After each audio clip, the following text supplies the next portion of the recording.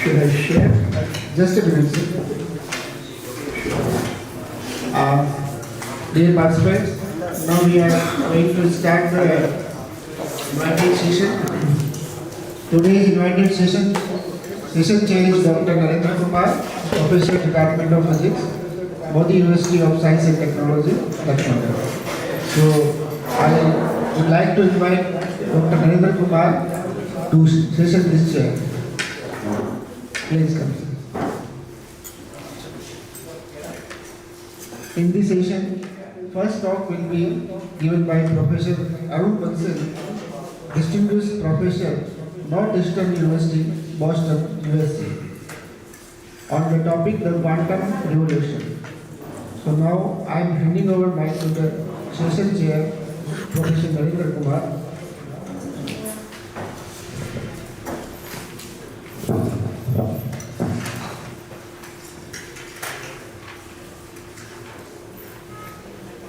So about Professor Arun Bansal. Bansal is a university distinguished professor of physics and founding director of quantum material sensing institute. In 2024 at Northeastern University, he served over 2 years at US Department of Energy. Managing the flagship theoretical condensed matter physics program 2008 to 10, and for 30 years as academic editor of International Journal of Physics and Chemistry of Solids. Bansal has made several contributions to the theory of electronic and magnetic properties and momentum density of many classes of ordered and disordered materials, and to the modeling of matrix element of effects, linking theory and advanced experimental spectroscopy for the discovery and deeper understanding of quantum materials. His contributions include atomic scale modeling of novel qubits and Jobson Johnson's at AI machine learning for first to demonstrate the use of high energy inelastic X-ray scattering as the spectroscopic tool for imaging lithium concentration in working batteries for rational design for battery materials. He has co-authored 500 technical articles and edited 19 volumes of conference proceeding covering the wide range of topics of condensed matter and material physics, and a major book on X-ray quantum scattering at Ford University Press, published by Ford University Press in 2004. Bansal is a highly cited researcher, Web of Science, Climate Analytics 2017 onwards, all the years.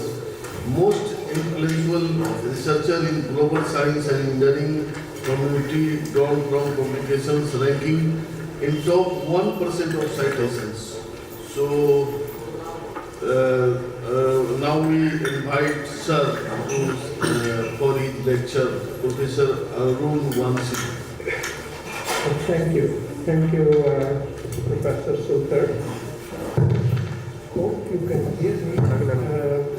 I will try to share my presentation now, and hopefully it will work. So just hang on for a second.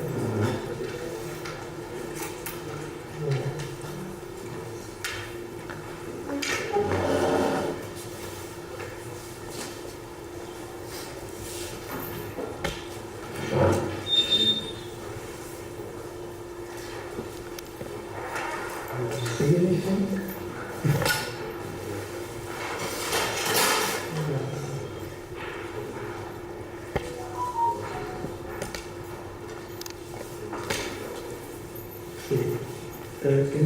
Can you see anything now? Welcome you, sir. Welcome you, sir. For the lecture. But can you see anything on the screen? Yes, sir. We are saying the quantum. Okay, good. So then I think you should be all right. So thank you, first all the organizers. And I particularly want to call out Professor Manoj Shekhar, with whom I interacted a fair bit in the recent weeks, and for his patience with me in the scheduling and so on. Of course, also I have interaction earlier with Professor Bhagwat as well as Professor Suthar. So thank you. Now, what I want to do is give you some sense of what is the quantum revolution and where it is going and where we are with it. And my hope is that at least the younger people will learn something, and perhaps also others. Despite all the stuff that you hear in the news, it turns out actually not too many people understand what quantum is. So let me try and help a little bit.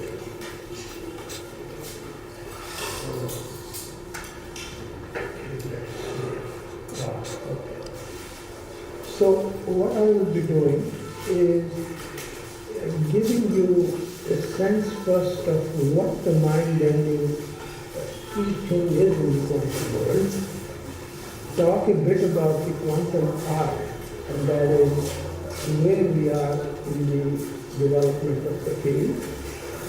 I want to say a few words about QUIC, which is the only thing around which the quantum will evolve really. I want to then give you some sense of where we are in the three major directions in the quantum world. That is quantum computing, quantum communication, and quantum sequencing. And also say a few words about what may be going on. And when it's time for this, I might say a few words about the quantum materials and sensing institute that I founded here. So with those few words, hello, Venkatesh. Hello, 1, 2, 3, hello. Historically, the science has always been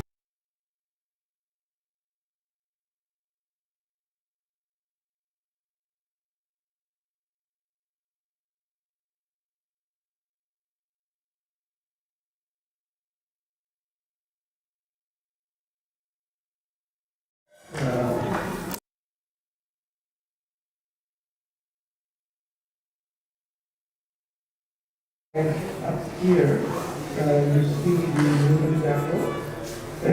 Now you can see that in this rendition, you have to be hit by many apples before you run. And what he realized then was that the same force of gravity that brings the apple down from the tree also leads to the earth rotation of the sun, which is a tactile thing. Another famous example that I think you all recognize is that Archimedes jumping out of his realizing that the force of buoyancy comes and flows, and that idea of we have these big ships sailing in the high seas and so on. But this comeback, this fundamental aspect of the scientific enterprise, which has held for centuries, has finally broken down when it comes to the quantum world. And perhaps the most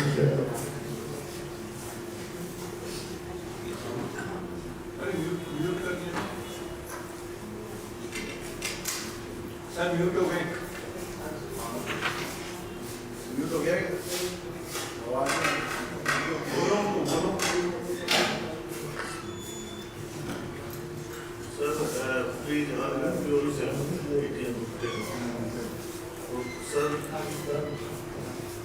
Have you heard nothing so far? Oh dear. Well, I guess you get the drift of much of these things, so let me kind of repeat the key thing here again. So the science has historically been rooted, as you see here, in daily experiences, like we saw with the example of the Newton's apple and Archimedes buoyancy experiment experience. But this basic contact does not apply to the quantum world. We no longer have a situation in which in the quantum world we see, we experience what we are going to do. Many objects the obvious example. It's so bizarre that even the famous Einstein could not comprehend it, and he expressed it by saying, God doesn't take that stuff, it was a coefficient that he has. With that, let me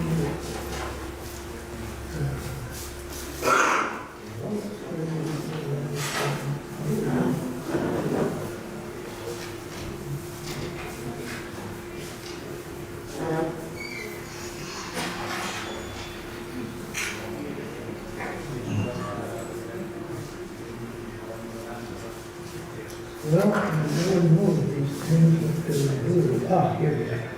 Okay.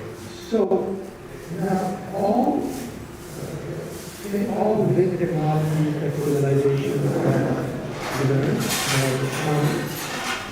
they all have a superpower. That's what gives them the ability to do automated things. And the quantum world has many such elements. And I want to highlight the one one of them is superposition. Now, in this little picture that you see on the left side, you see the person going down, and then you see a skater going down the other way. Well, you don't have two skaters in the quantum. This is all of course. It's the same skater. You can both be going up and down at the same time. Now without getting hit. And in some sense, in the quantum world, you can do everything that like that. That is, you could simultaneously be present in three different geometrical uses. You so wish. Making a point here. So this is not anything that we see in daily life, not even close. Another very famous problem is the uncertainty of Heisenberg. Now, what that means is that they know perfect knowledge of Heisenberg, not just that things and roughly for instance, if you went to Heisenberg opera, if you have a ticket, the ticket person might say, well, you can know where the opera is, but then you won't know the time. But if you want to know the time, then you want to know the opera. Now, that never happens in daily life. Nothing in daily life really happens. Then we have entanglement. That is strictly invisible for us for infinite distances. This is a huge problem. Once two quantum states are entangled, they will remain connected no matter how far apart it is. So if you tie one of these quantum oxygens or that, what we're not, we will never be able to get rid of it. The wave particle in reality, we have just seen that the picture of the particle at the same time. You have different things at the same thing that can both be wave and particle. So imagine you have a wave going through a couple of slits. And the only way you can direct to all of them is by using the wave. But when it gets to the other side and when you measure it, it's not a particle. So this wave, this particle is going to simultaneously come out of all these slits and even starts interfering with it. Then we have the tunneling, which of course was the subject of the Nobel Prize this year. And this is again very mind-bending. Normally, if you are sitting, you try to throw a ball over the hill, and the hill is very high, the ball can't be thrown unless you give it more than enough energy. But that's not the case in the quantum world. The ball, even if it doesn't have enough energy to overcome the barrier, it can critics will have negative which is not possible. Or if you like to make so what happened the old-fashioned Superman who has to a lot of energy and battle through the wall with cash. But the wondrous Superman has to be in such a way he can just quietly walk through it. And finally, something that is really desired. What that means is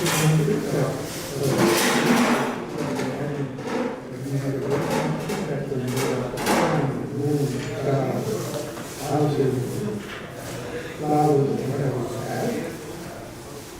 And they're all swirling around, but once you measure it, it will suddenly, everything else will disappear, and you'll just gradually the flowers or whatever. And what happens is absolutely such. So, in the very construct of quantum mechanics, there is this fundamental thing that makes no sense when we were full experience. It is so bizarre that in fact there are serious things going on other ways of looking at quantum world.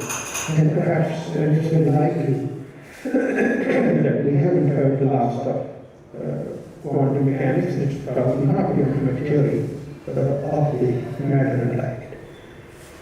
In simple terms, the quantum world is a casino. You can think of it that way. Nothing is certain, everything is possible, and it's inherently probabilistic, because basically we measure probabilities of finding something. We cannot talk of a quantum law being somewhere. We can only say the probability of it being somewhere. This is very different from the ordinary balls, and ordinary objects they follow trajectories, well-defined trajectories, but that is not the case in the quantum world. You can know that a quantum ball is at a certain point at a certain time when you measure it, but then you don't know if you see it at some other point at some other time. You don't know which path it took. It can take any of the paths to go from here to there, and that again is tied in fact to this uncertainty principle eventually. These profound questions about the meaning of reality itself are very much the subject of active research now. And there are many, please remember, there is no disagreement that when you do the measurement, you find what you find. That before you have done the measurement, there is a wave function, and it's a superposition, all the rest of it.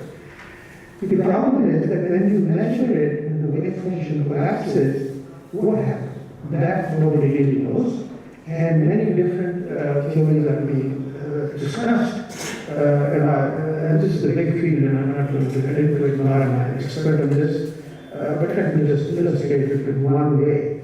So one way in which this dilemma, this strange thing is reconciled, is by saying that when we measure the wave function, then the parts of the wave function that we do not see, so if you have, say, a quantum ball with 3 different colors, it's running around, and you catch it, and you catch it with one color, but then what happens with the other 2 colored balls, if you like, they just spin off into a parallel multi-world in which they appear. So in some sense they are there, but it's just that we have no sense.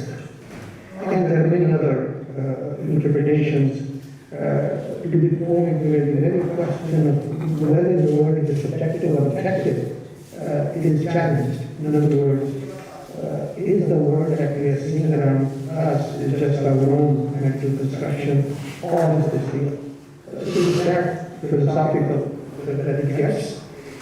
Now, this philosophy, of course, isn't something we can solve now, but it is still useful to be thinking deeply, because that is how the great leaps in science have taken place historically.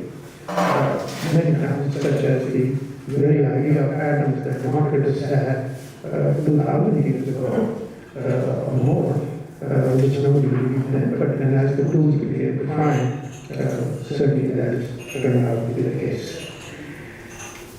Let me speak a few words on the arc of the quantum revolution. And these first quantum revolution, second quantum revolution, and so on, although one associates certain periods of time with it, of course, these are all approximate. So the first quantum revolution is generally considered the part where the basic discovery of the theory of light and matter was more or less sorted out in 1900 to about 1970s. And this already led to many transformative technologies such as transistors, lasers, superconductors, nuclear power, MRI, and so on. These are all fruits of the first quantum revolution. The key thing about all of these technologies, all of these phenomena, is that they are essentially involving bulk states, large number of states that are being controlled through quantum principles, but there is no individual quantum control. So the focus is on the word individual. The second quantum revolution that kind of one thinks of from 1980s to the present time, the key word there is control. That is, we are now during this period, beginning to control or manipulate quantum states of a few atoms, a few photons, a few ions. So this is the entirely new type of possibilities that come about as a result of this. And that has led to quantum computers, communication, sensors, as we'll see in a moment. So, in another way, we can say that the second quantum revolution more and more turns from just observing quantum phenomenon to engineering individual quantum states. And third quantum revolution, if we may call it that, is that now we are in a position to go from proof of principle in the lab to the deployment of the quantum technologies. And that is where the practical quantum computers, and someday quantum internet, ubiquitous sensors and all of that kind of stuff will come to be realized. And in some way we now have come to accept the exotic nature of quantum world, whereas it's taken more than 100 years to do so. Let me say a few words about the mighty qubit. And I want you to understand this clearly. So qubit is a combination of quantum and bit. Q comes from quantum, and bit is the bit that makes all our current computers run. And these are the key building blocks of quantum information systems. So the quantum world is in essence controlled by these tiny qubits eventually. Now, to see how powerful it is, despite it being incredibly simple, as you'll see, look at a classical bit. A classical bit is as simple as you could get. It is something that can have two states. You could call them 0 or 1. But they can only be one of these two states. They can be either 0 or 1, they can't be both.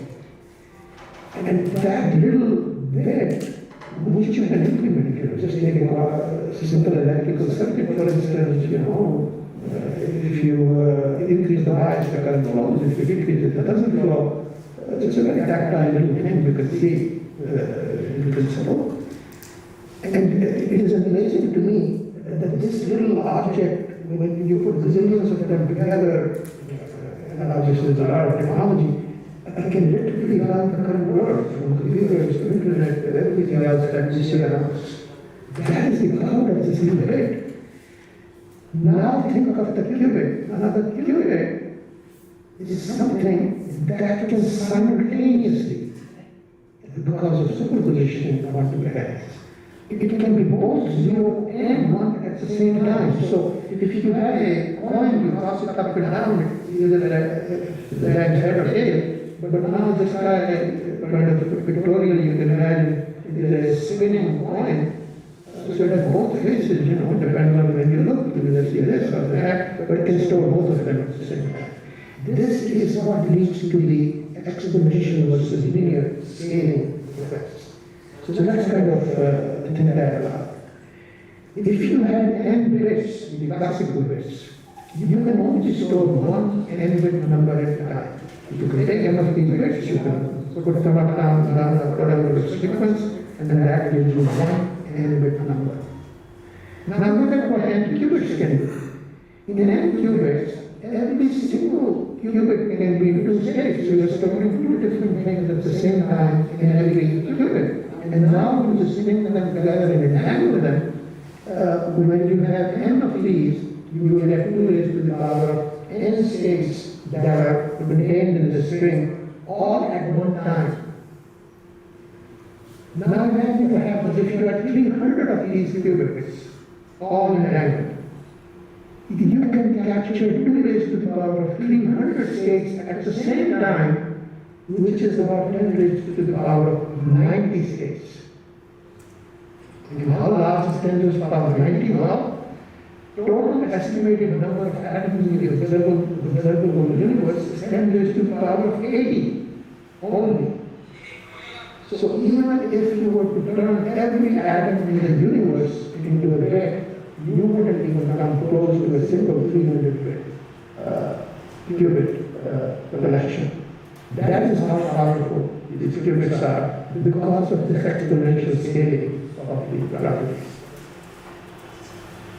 You may say, look, why would we just get up these qubits and solve all problems in the universe? Well, there's a catch. And the catch is that these qubits are very finite quantities. They very quickly lose their entanglement, their coherence. You make them in one state, before you know it, they have lost that state. If they lose that state, how are you going to be using them? So if you do quantum computing, doing these guys, the errors accumulate pretty quickly, and so then everything falls apart. It's not only that, the scaling challenge. And engineering many qubits to work together is an engineering challenge. And beyond that, there are many environmental factors in order for the qubits not to lose their robustness. You have to maintain very low temperatures, very high shielding from external fields, vibrations, and so on. So that's why it's not easy to make these things, but obviously people are working hard on making these qubit assemblies. So, let me with that say a few words. Now, Manoj, tell me about 10 minutes or so, which should finish so that I can leave some time for discussion. So, quantum advantage. So when it comes to quantum computing, the quantum advantage comes from several superpowers that I alluded to earlier. The superposition, which means that in essence you can test many solutions at the same time rather than sequentially. So instead of having 10 to the power of 90 tries, you can do that at the same time. Entanglement allows us to encode complex correlations. And with interference, you can actually amplify correct solutions and suppress wrong solutions in certain types of problems. Now, quantum computing leads to dramatic speed-ups, but only for certain types of problems. It can't solve all problems because it's just not designed, and it's inherently probabilistic as I discussed it. There are many game-changing applications of quantum computing that you should keep in mind. For instance, it should be possible to design new types of medicines much faster than we can do now. Batteries that are far more robust, catalysts, catalysts, the world revolves around catalysts, modern technologies. And you can do all this by atomistic simulations, which are impossible with the current computers. I mean, even if you have all the computers working together on certain problems, because the number of degrees of freedom grows so quickly that you wouldn't be able to solve them in lifetime of the universe. One can optimize traffic flows, supply chain and delivery routes. These are all very, very large number of possibilities to which one must select the right solution, and that quantum algorithms are particularly well suited for these things in principle. And the acceleration of the AI, use of AI and machine learning, to accelerate all kinds of things, including the quantum activities of various kind, is emerging, and I will say a few words on that momentarily. So all in all, where are we on the quantum computing trajectory? It's relatively early. Despite this very large amount of effort that has gone into quantum computing, we still largely have relatively small systems with high error rates and races toward fault-tolerant systems that are practical to solve interesting problems. In the same spirit, let me say a few words on the quantum communications field. Here the threat and the solution, you want to think of it this way. Quantum computers can break many current encryptions using the Shor's algorithm, for example. Not only they can break all encryptions, but the most common encryptions are by taking a large number, which is a product of two primes, and then it turns out it's very easy to multiply two primes to get a large number, but to actually know what to go backwards turns out to be a very large problem. And most of the current encryption is based on this type of a basic idea, but it's a well-known algorithm called Shor's algorithm, which shows that you can break a prime factor problem using a quantum computer relatively quickly, so that all the current encryption will become useless with a quantum computer. Now, there are of course other types of encryption which will not be breakable by quantum computers. Shor's algorithm only talks about this particular type of encryption. Now, quantum cryptography, and I want to clarify clearly what is underlying this. This is not a way to ensure that you cannot break encryption. It is really that you can pass a quantum key distribution that you can pass in an unbreakable way using quantum circuits, quantum networks. And I'll say a moment that that's actually reality as of now. So the point is that, basically if you go in the old-fashioned things like the Enigma machine and so on, what you had was some complicated mapping from input to output.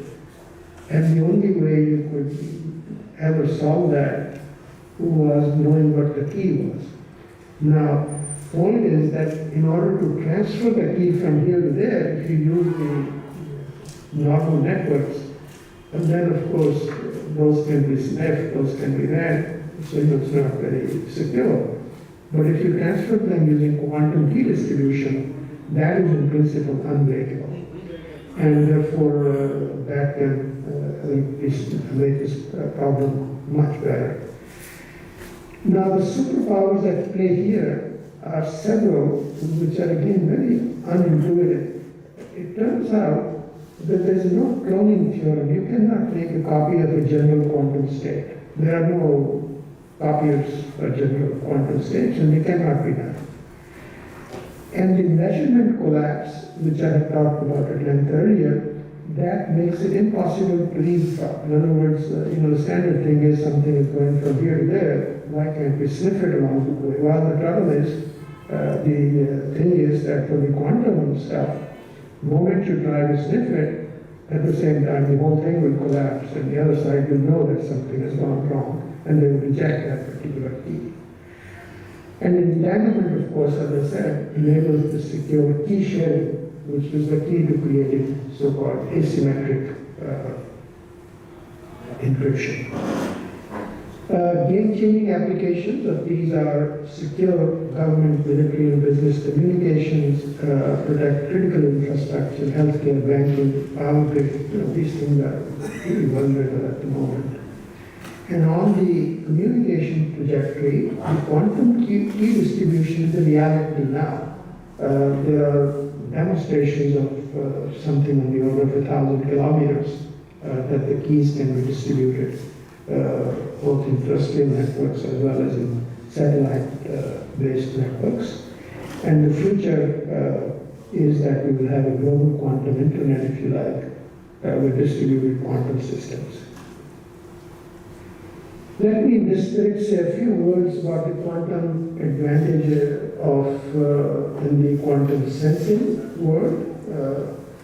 Now here, the superpowers that really make it all possible are that you have superposition, because if you have superposed states that you are sensing, you are then able to simultaneously sense many properties at the same time. And because these are intrinsic properties, you don't need any calibration. So typically when you measure a current or a magnetic field or what have you have to calibrate things carefully, frequently, and then you use one measurement for magnetic field, one for electric field. But in principle, if you have a real superposed state, you could do many measurements at the same time. So you can do multi-parameter sensing. The entanglement, of course, allows reading of classical measurement limits. Because of entanglement, you can, in fact, read classical limits. The classical limits can be read with classical equipment by definition. And the interference of the wave-like properties, and we'll see more of that in a moment, that enables a new level of precision of the measurements. Basically, if you have any kind of a wave, you can measure phase changes in waves very easily with much more accuracy by interfering them. So that is at the base of a lot of these applications. Many game-changing applications which have been demonstrated, some have been demonstrated, some not at various levels, are GPS-free navigation. Almost all of the current navigation systems are based on GPS. Not all, but many, overwhelming majority of them. But you can run into all kinds of problems with GPS denied situations, failures of various kinds. So GPS-free navigation can be realistically done with the quantum sensing approaches. Ultra-sensitive, by ultra, one means thousands of times or maybe millions of times more sensitive for medical imaging, brain and heart activity, mapping underground resources. So very sensitive measurements would allow seeing buried treasures, buried things, water, and so on, without having to dig. So you don't have to dig anything, you just sort of sense them without any digging. Now the quantum sensing actually is perhaps the most mature of the three areas that I have talked about. In some sense, it's furthest along in the deployment. Quantum gravimeters and magnetometers are currently in commercial use, and they are now more into the phase of transitioning from lab to the field deployment. So then I think with these few slides I've given you an overview of where we are in the quantum world. Now I want to say a few words about something that you hear all day long, and I just wanted to give my perspective on it. The two most consequential transformative technologies we currently have are the quantum and the AI. And you hear all the time worries about this, of course. Remember, this is not, currently nobody has demonstrated convincingly that quantum can speed up anything in the AI machine learning, but my guess is it's only a matter of time before it happens. So the question is, when these two technologies get together and eventually are able to do things even a lot faster, where does that go? And the fear among many is that we may end up with a superintelligent system. You know, all these movies that you see about Terminators and so on. Now, my take on these is very simple, and that is this: that any technology throughout history has been a double-edged sword. Splitting of the atoms, it has led to enormous power sources, chaos and whatnot, but it has also led to bombs, atom bombs. We cannot uninvent these technologies. They will march forward, but I think the scientific community has been responsible in the past, and my hope is, my guess is that will be the case in the future. Let me, with those few words, conclude by saying in just a few words about the Quantum Materials and Sensing Institute that I have built here at my university. It's a fairly large effort. We currently have about 35 faculty research groups, and once you add the students, postdocs, and visitors and so on, there are 150 plus in-house scientists. There is a broad material focus. I just list a few things: topological 2D materials, defects, qubits, various kinds, nanomaterials, magnetic and superconducting materials, and a variety of application focuses, rational design of materials, room temperature quantum technologies, performance, scaling, integrability of quantum technologies, and self-driving laboratories of tomorrow. This is something that you want to keep your eye on. The technology exists right now, robotics, machine learning, and so on, that we can pretty much take a current lab in a university or anywhere else and make it more or less autonomous or self-driving. By that I mean that just like kids can work at home, most experimenters could also probably work from home, and you could connect these labs across the world in principle so that they can talk to each other and make advances pretty much on their own. That's a staggering vision, but I don't think that vision is that far away. It will, of course, evolve and grow like all these things, but the initial steps I don't think are that far away. We also have a lot of partnerships at national and international levels and so on. But the key here is that the scope of the institute goes from concept to commercialization. So it's a pretty wide scope, which is sort of unusual for institutes. And the last slide on this, to just add another word or two, is that my university is a global research and education network.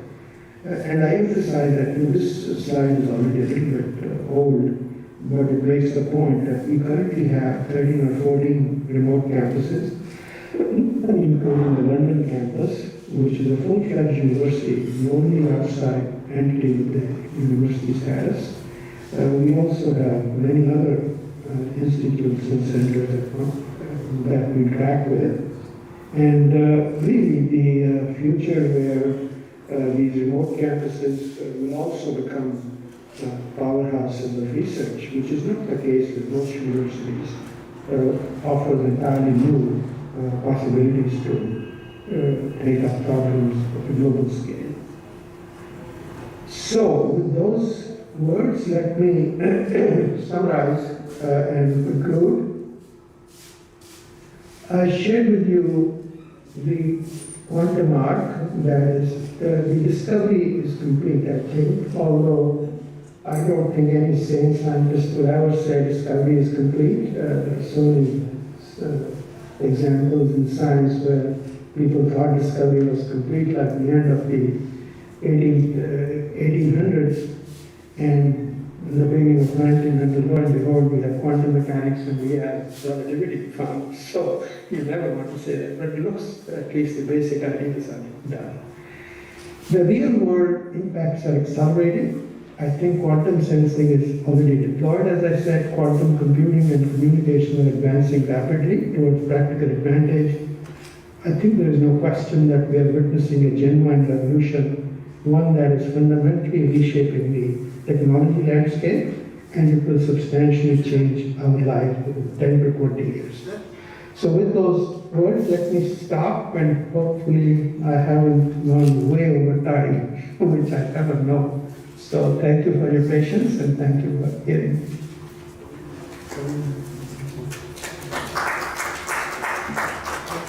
Thank you.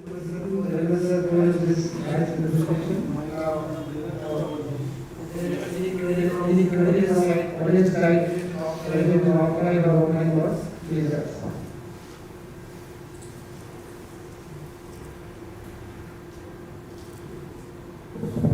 Guys, ask a question. Anybody?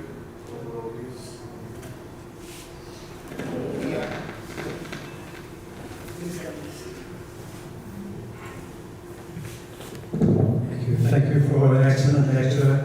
I was wondering what you think is, at the present time, the most promising technology for quantum qubits.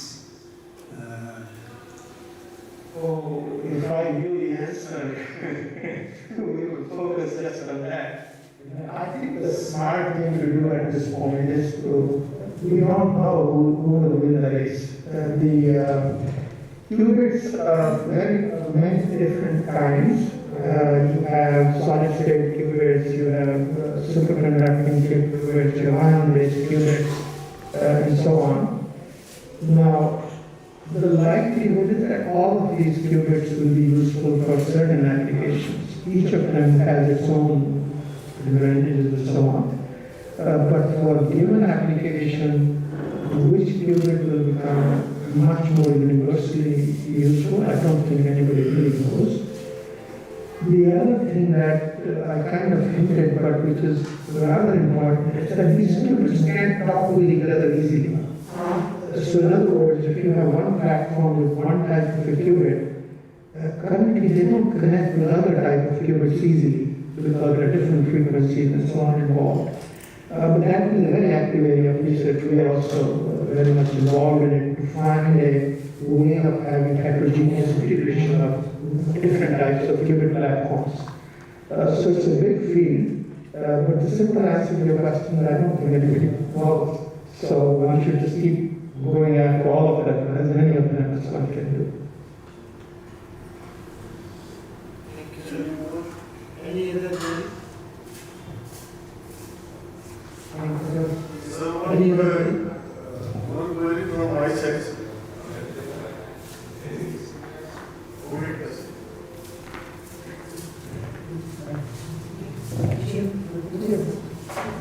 Sir, one query from my side.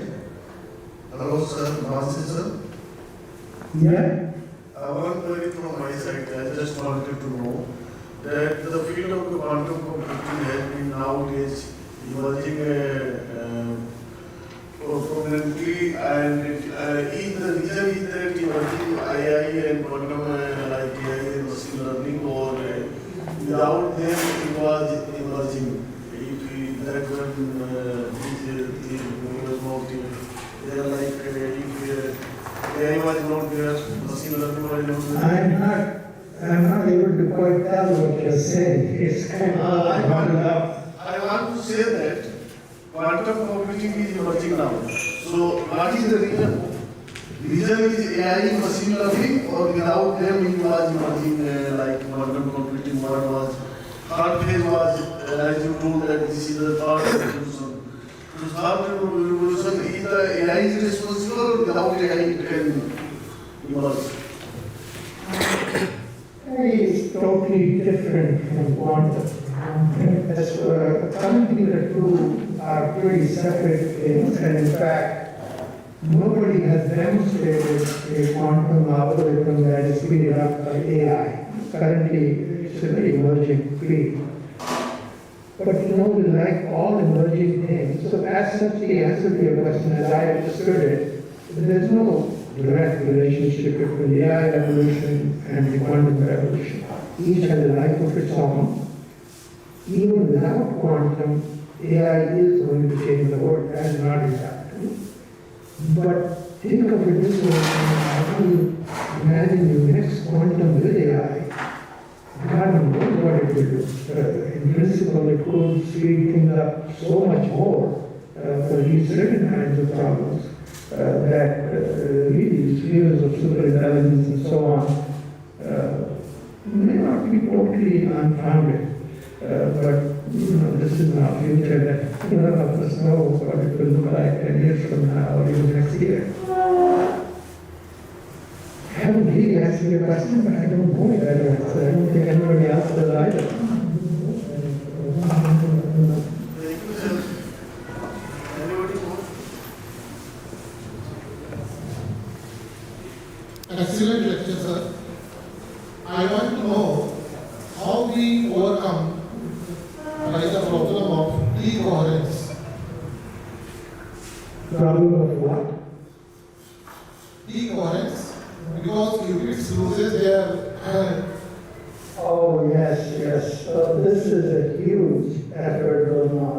In other words, see, bits are very easy to keep in their state, right? And as I said, you make a little circuit, you can imagine, you make one yourself today if you want, in which you can bias it in some potential, and then if you exceed the bias, the current will flow. If you decrease it below the bias, it will not flow. So it's very easy to construct a zero line, and you can keep it stable forever, in principle.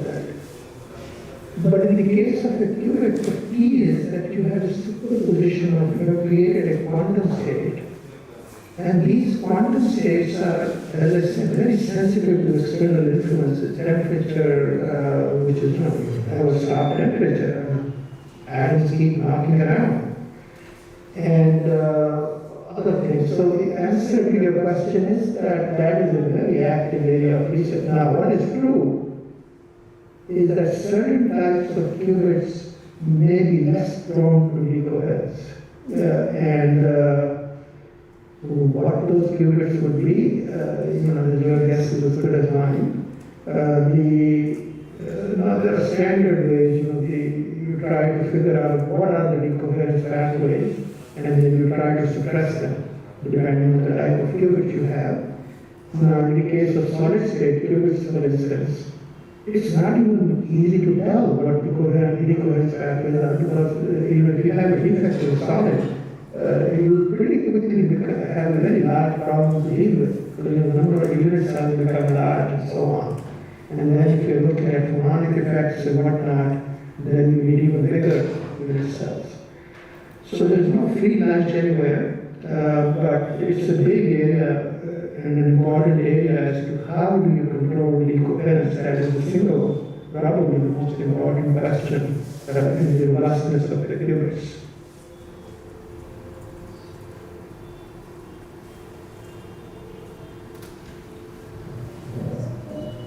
Thank you, sir.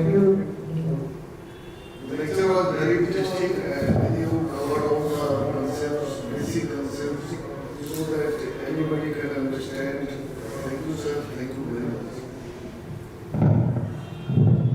Thank you, sir, for giving time very late night. Thank you. I know, it's okay. Very benefited for Thanks again. Thank you very much. Bye-bye. So our next speaker is Professor of Government Leaders Mrs. Professor IMS Bordeaux, France. Good morning, madam. Please unmute your mic. Yeah. Corinne has received the electronics engineer degree from the French Grand École in 1991 and the PhD degree in electronics from the University of Bordeaux, France in 1994. In 1996, she has been appointed assistant professor at the University of Bordeaux and promoted in 2009 to full professor at SCRB Mathematica Bordeaux IMB. Friends, when she teaches electronic systems and instrumentation, chemical sensors and microsystems, she has been director of the Department of Integrated Electronic Systems from 2013 to 2018. She leads research at IMS Laboratory, Bordeaux, in acoustic wave, biochemical microsensors, and more generally, wave-based resonant sensors. Her research activities also include wireless, micro devices, major fields of application and living health, environment and structural health monitoring purposes. She has been the head of the research group WAVES from 2011 to 2018. She is deeply committed in actions towards sustainable development goals such as local delegate of gender equality track and as deputy director of international community on low impact electronics co-founded in 2024. She co-authored over 100 publications of international journals or book chapters, 300 communications. She delivered many invited talks and supervised 27 PhD students. 35 research projects. She has been invited as member of the International Advisory Board and of the organizing committees of several conferences. She is also involved in the French chapter of the IEEE Sensor Council. So, Professor Corinne, it is very important enough. Now I would like Professor Corinne to share the screen and start her presentation.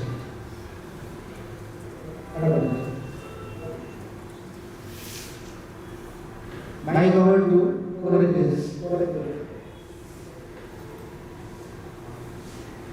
Are you able to listen to me? Yeah, good morning, ladies and gentlemen, and good morning, Mr. Chairman.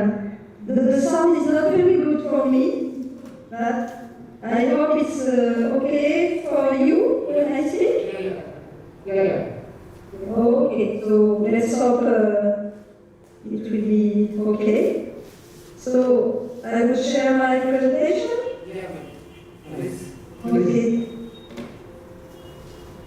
So maybe I can share the screen and go to the presentation that is there. Okay. Can you tell me if you can see properly? Yes, ma'am. Right? Yeah, we can see. Okay, thank you. So, thank you, Mr. Chairman. Good morning, so ladies and gentlemen. It's very early for me from France, so please I apologize for not being able to be with you. I would have been delighted to come, but I finally could not. So thank you also to the organizers for this very kind invitation, especially to Dr. Manoche.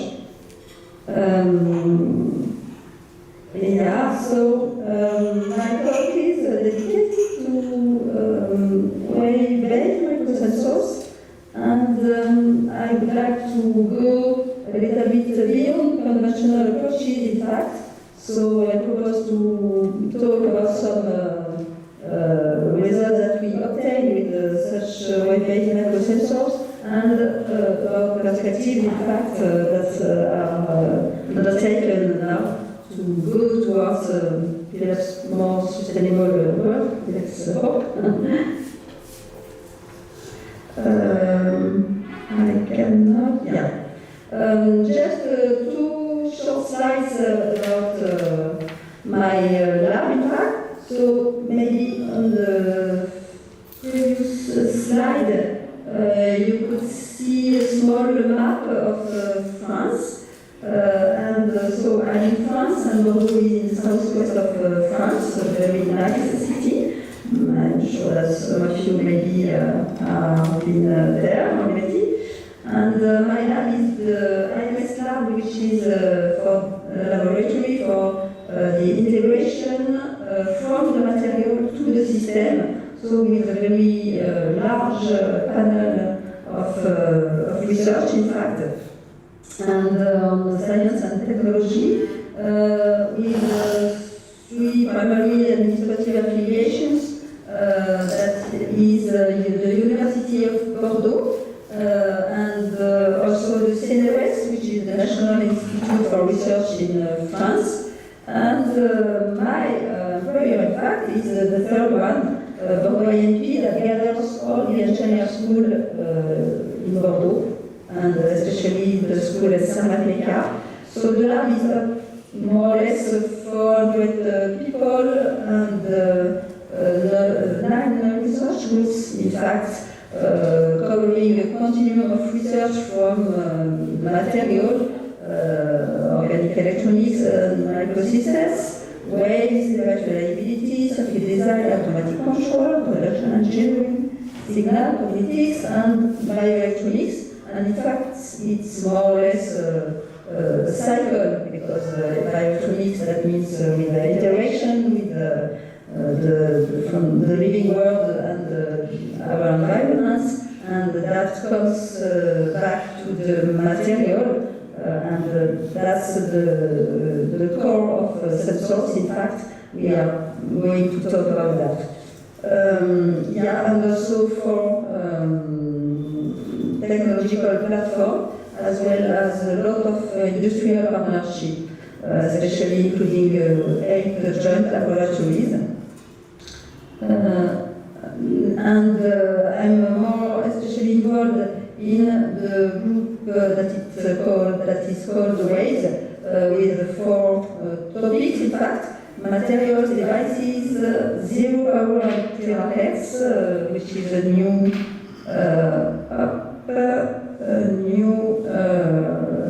team that has joined our group recently, this year, in fact. Materials with advanced materials for acoustic, electronic, microwave, and photonic components and functions. Device about multifunctional, multimode, physical, and biochemical transducers. Also, a very new topic, which is called zero power, led by my colleagues Simon Emo, about batteryless, zero power wireless sensors and remote sensing. And we have been joined by this terahertz group recently. So more or less 45 people. So now let's go to the core topic, in fact, about wave-based microsensors. I will talk about a short Condensed, in fact, introduction. I will focus on a kind of sensor that is called the surface acoustic wave sensor principle. I will tell you why I focus on this one, and some applications, and then towards beyond conventional approaches, in fact. So, as I'm sure all of you know already, sensors, that means a lot of application fields, especially if we talk about chemical and biological sensors. So chemical industry, food industry, biological medical field, environment, fine chemistry, cosmetic, military and security, and so on. So a great variety. And if we are undertaking some research activity about sensors, focusing on interaction mechanisms to be sensitive to specific target molecules, for example, the transducing components, then going towards the sensing platform and even to the detection system as a whole, as we are doing. To do that, from the beginning, we have to take into account the application areas. I talked about many various applications. It is very important to know what we have to detect, the concentration levels, which would be the interference, and many constraints about that. So it's very important to know that from the beginning, and then go back to the interaction mechanism. Indeed, I showed there picture of a very typical, in fact, sensing platform that gathers two main parts. That means here a transducer and an active layer. The active layer is dedicated to interact more or less specifically with some targets, chemical targets, biological targets. It has also to take into account the sensitivity to some physical parameters that maybe we want to detect or maybe not. The integration, sometimes immobilization or chemical integration anyway, this induces on the active layer some coupling mechanisms, such as mechanical one. For example, the mass is a very classical type of coupling mechanisms.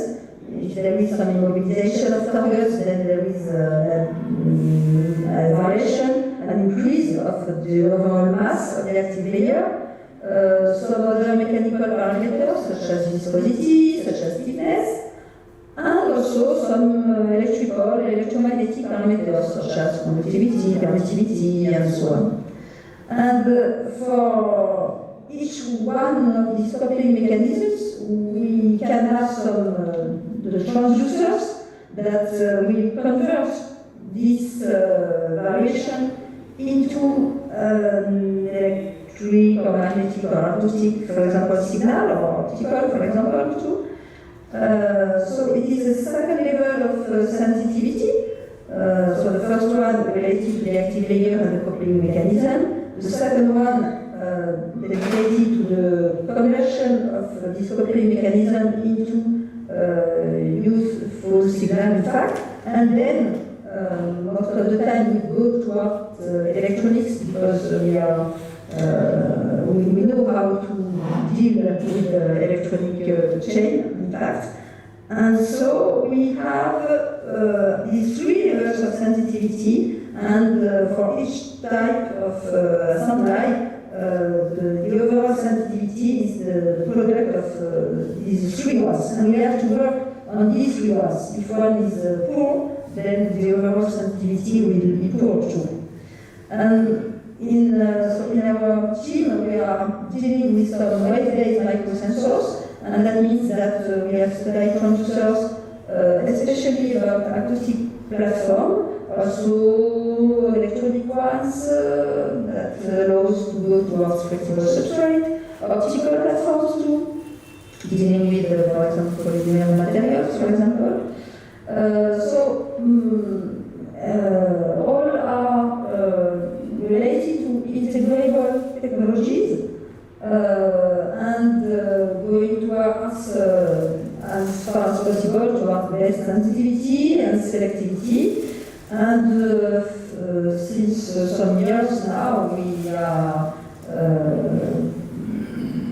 want to go towards more sustainable devices, and also to devices that can be useful for the society, in fact, of course.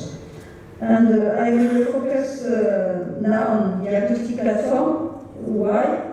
Not only because we have been using it for many years, in fact, but also because it's a very versatile device and sensor, because it is based on a mechanical effect.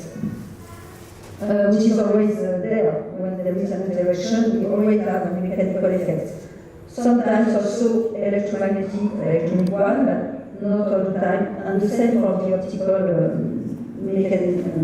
signal. So let's focus on the SAW sensor principle.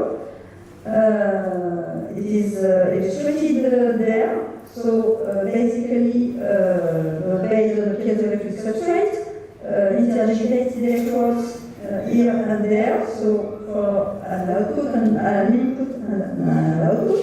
So like a box with electrical signal, but inside we have the propagation of mechanical vibration.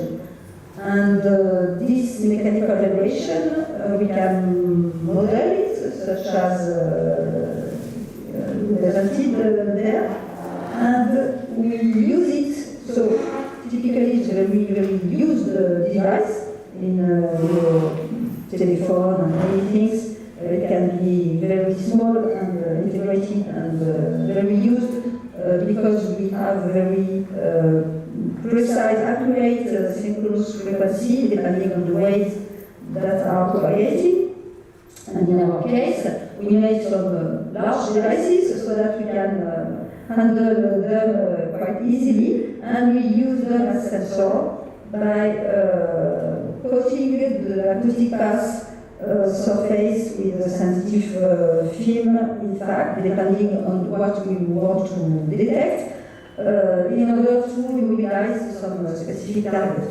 And this coating, depositing, and the immobilization of some molecules will induce a variation of the synchronous frequency of the propagating wave and or a variation of the magnitude of the signal from the input to the output, so of the propagation losses, in fact. This is an example of some SAW devices that we are using that have been made in Toulouse, so 200 kilometers from Bordeaux in France. So we modelize the devices. For example, here it's the modelization of the mass loading sensitivity of a specific way that is called the log wave device, which is based on a piezoelectric substrate, guiding layer to confine the wave near the surface with specific propagation of the wave that is transverse horizontal propagation, and polymer dedicated for some specific sensing and air. And we can see that with the specific guiding layer thickness and the crystallographic angle of the quartz, we have a maximum of sensitivity. So by doing that, here a picture of the device, a classical one. The spatial periodicity of the electrodes, interdigitated electrodes, is about 40 micrometers, and that allows us to obtain a frequency of about 100 megahertz. We can see the synchronous frequency here. This is the frequency spectrum, and we can see representation of what happens when we add a coating film on the device, and if we detect something with it, so we can have a shift in the magnitude and also in the phase. And this shift in the phase, in the velocity of the propagating wave, can also be translated into this point from this one. So an equiphase point that is also used in electronics, in fact, when we are using an oscillating configuration. In this case, the phase should be constant to control the frequency, and it is the frequency that is shifted from this point to this one. So we can either measure a variation of the phase or a variation of the frequency depending on on the electronic mounting, in fact. So these are two images of these two types of electronic configuration, either an oscillator, and we have managed some circuits dedicated for doing that, or in an open loop, in fact, instead of a closed loop like that. And we have also developed circuits doing that. So, some example of applications, many ones. We have something like 30 years of expertise of such sensors, in fact, and it was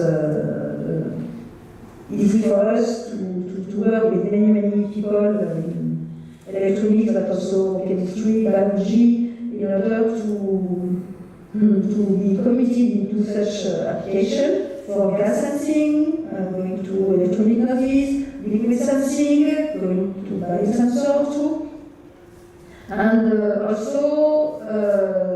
for the characterization of thin film and complex fluid, in fact. And the results of such sensors, depending on the sensitive coating, on the application. So the sensitive coating, it depends on the material, but it also depends on the deposition method, in the structuration of the material. And this will control, in fact, all the parameters of the resulting device in terms of sensitivity, selectivity, also reversibility, which is sometimes important and sometimes not, the response and recovery time, and of course also the reproducibility and reliability of the sensor. So, few examples about the results, some results that we have obtained in some of these cases. These are quite old studies, among the first ones for toxic gases detection. And we can see some responses with such a sensor with a very typical Rayleigh wave, surface acoustic wave, and coated with some specifically grafted polysiloxane polymers dedicated to emphasize some hydrogen interactions, which is a compromise between sensitivity and reversibility, in fact. With also a low glass transition temperature and high effective surface due to a spray coating of this PLG. And we can see some very interesting results, in fact, down to less than 1 ppm and with quite good reproducibility. This is another completely different topic.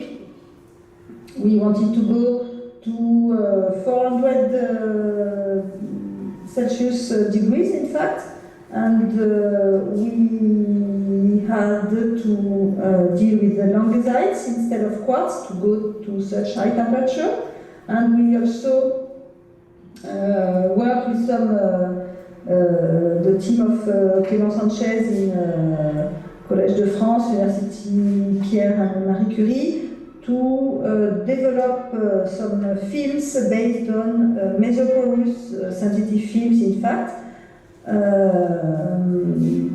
thanks to the very high specific surface and the good stability of such material, in fact. And so we had to develop also the vehicle test dedicated for such application at very high temperature. So I will not give more example about that. Just about gas sensing examples. This third one is again another one, still still the same device, acoustic device in fact, solo device, but a third type of material as sensitive coating, very, very different as it is based on graphene oxide. In this case, we have some detection also with carbon nanotubes, but in any case, the great interest of such materials is, of course, the great sensitivity due to the large number of attachment possibilities, in fact, for some molecules, and it has also a second great effect and interest for acoustic wave devices due to the mechanical behavior, elastic mechanical behavior, in fact, of such film of graphene-based material or carbon-based material. So this is very interesting for the wave propagation. It's very interesting for that. And this is an example of a way to compare some different materials, all deposited on the same platform, and we can see the response, for example, towards ethanol vapors into a carrier gas, depending on the concentration, and so the sensitivity with the graphene oxide that we could find to be very, very high compared to mesoporous silica, and here compared also to some molecularly imprinted polymers or some titania, for example, sensitive coating. So for us, the acoustic platform is also a way not only to be a sensor for chemical or biological sensor, but it is also a way to compare some different materials at sensitive coating and their specific sensitivity towards a lot of target molecule, in fact. Now going to liquid applications, we had to develop something to confine the liquids compared to the electronics, especially for salty liquids or some conductive liquids that can be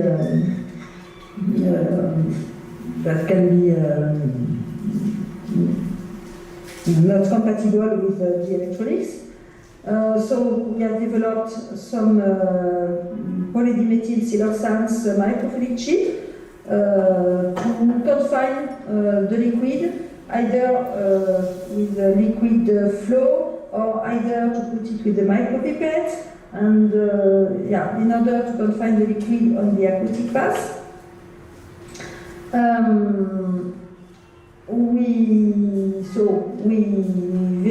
demonstrated that, we verified that as the quartz has a very low electromechanical coefficient, we were very sensitive to mechanical parameters such as viscosity, and not so much sensitive to electrical parameters such as the conductivity, so the predominance of mechanical perturbation. And then we go towards, again, as in gas sensing, again towards a lot of application in liquid media, in fact. And so the first application was dedicated to sensors with antigen-antibody interaction, in fact. So this is the sensitive coating with antibodies and a saturating agent, and we could detect some target compounds such as bacteriophage. So this induces a shift in the propagating acoustic wave, and this allows us to go towards a lot of application. Here, for example, we can see in real time. It is another advantage of such a sensor that we have some real-time responses with the shift due to the deposition of the antibody, then the deposition of the saturating agent, and finally the detection in red of Escherichia coli bacteria, for example, and compared to reference detection, so as a control. So this is an example of detection. We also went to the detection of heavy metal, for example, again with another very different material, and in this case we used bacteria as the sensitive coating, in fact, so that they could be in a good shape on the acoustic sensor. We put them on a multi-layer polyelectrolyte film, in fact, and we can see in real time the deposition of all these multi-layer, in fact. And so, in real time, we could state that each layer was properly deposited and stable. In fact, we had the plateau for each part, so we could stop and go to the next layer, and then the deposition of the bacteria, and then the detection finally of a very, very low level of heavy metal concentration. Here we have a show about the cadmium at 10 to minus 12 molar concentration, in fact, so very, very low level of detection. Yeah, and so we can we could verify that not the mobilization of heavy metal, but the impact of heavy metal on the bacteria for very, very low concentration, and at high concentration the bacteria die, and then we lose the sensor efficiency, in fact. Finally, about liquid sensing, we used similar things as just before, but instead of using bacteria or microalgae, we have also used microalgae. Here we have used some biopolymer excreted by algae.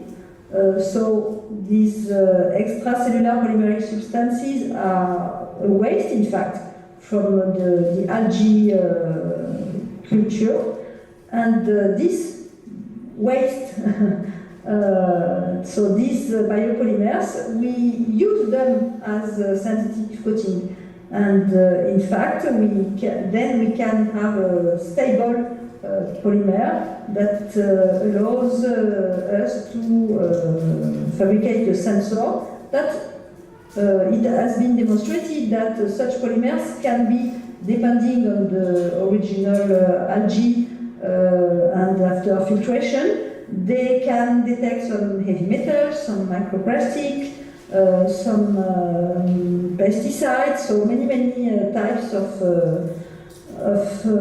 target compounds, in fact, and making some mix of several ones, we can have an overall signature, in fact, of the medium, the liquid medium that we are analyzing. So it's the very beginning of such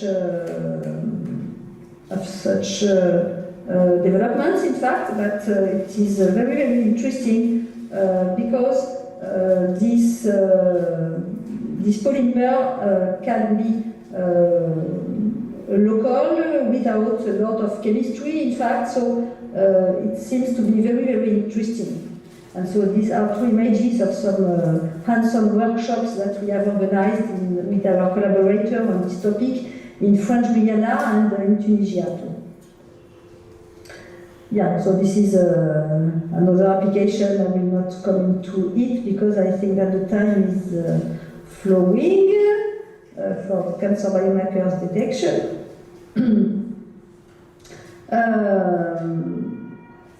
Okay, maybe I can go through the beyond conventional approach. Yeah, so as you have seen, many applications with a lot of types of sensitive coating, very different. And so using such sensor, we can go deeper into the knowledge of interaction mechanisms between some new materials and some target compounds, in fact. And what we wanted to do is to go beyond such finally conventional approaches in the field of chemical and biosensors, and dealing with the three propositions, in fact, that we are undertaken now. The first one is based on the objective to use one sensor, sensor, as we have shown, but instead of looking at just one frequency, we wanted to know if we could have more information by looking at the full spectrum. So we will see about that. Of course, also the second way is by using a multi-sensor with machine learning or artificial intelligence enhancement. I will show you a few results, and also going towards zero power devices. So again, so it will not be on sensor, but we will see this way of going beyond conventional approaches too. So let's enter in the first one. So the first one is one that we have started to develop a few years ago now, in collaboration with the University of French Guiana. And it is based on the fact that so the conventional approach, as you saw, the acoustic wave, the mechanical vibration, is propagating from the input to the output. And we localize the liquid just between these two IDTs, in fact, in order to avoid any electromagnetic coupling if we have a conductive layer, conductive liquid, above these electrodes, even if they are protected by the covering guiding layer. We have some capacitive effect, and we will see that it is very difficult to see something in this information. So what we have thought is to say, okay, we can have some electromagnetic coupling due to some conductive layer above these IDTs. But maybe we can use it too. Is it possible to separate this electromagnetic coupling from the acoustic wave? And we can see the side view there. So the acoustic wave is propagating from there to there, from the input to the output. And we can have an electromagnetic coupling that is propagating directly. But, so here is a response of the device with the conductive liquid above all the surface, in green with air, and there the same response in frequency with the conductive solution. It's difficult to see something. Okay. But what we can do is to go towards the temporal response after inverse fast Fourier transform. And by doing that, we can see here, so here, the response of the electromagnetic coupling, because the electromagnetic wave is propagating very, very fast compared, and so we can put a window on this peak and get a response associated to the blue electromagnetic coupling, and then the window on the acoustic wave that is propagating very slowly, so arriving after the electromagnetic peak, and separate this acoustic wave to see just the red acoustic vibration. And if we go back now towards the frequency response, we can differentiate the electromagnetic peak here and the acoustic one with a good response compared to this one at the beginning.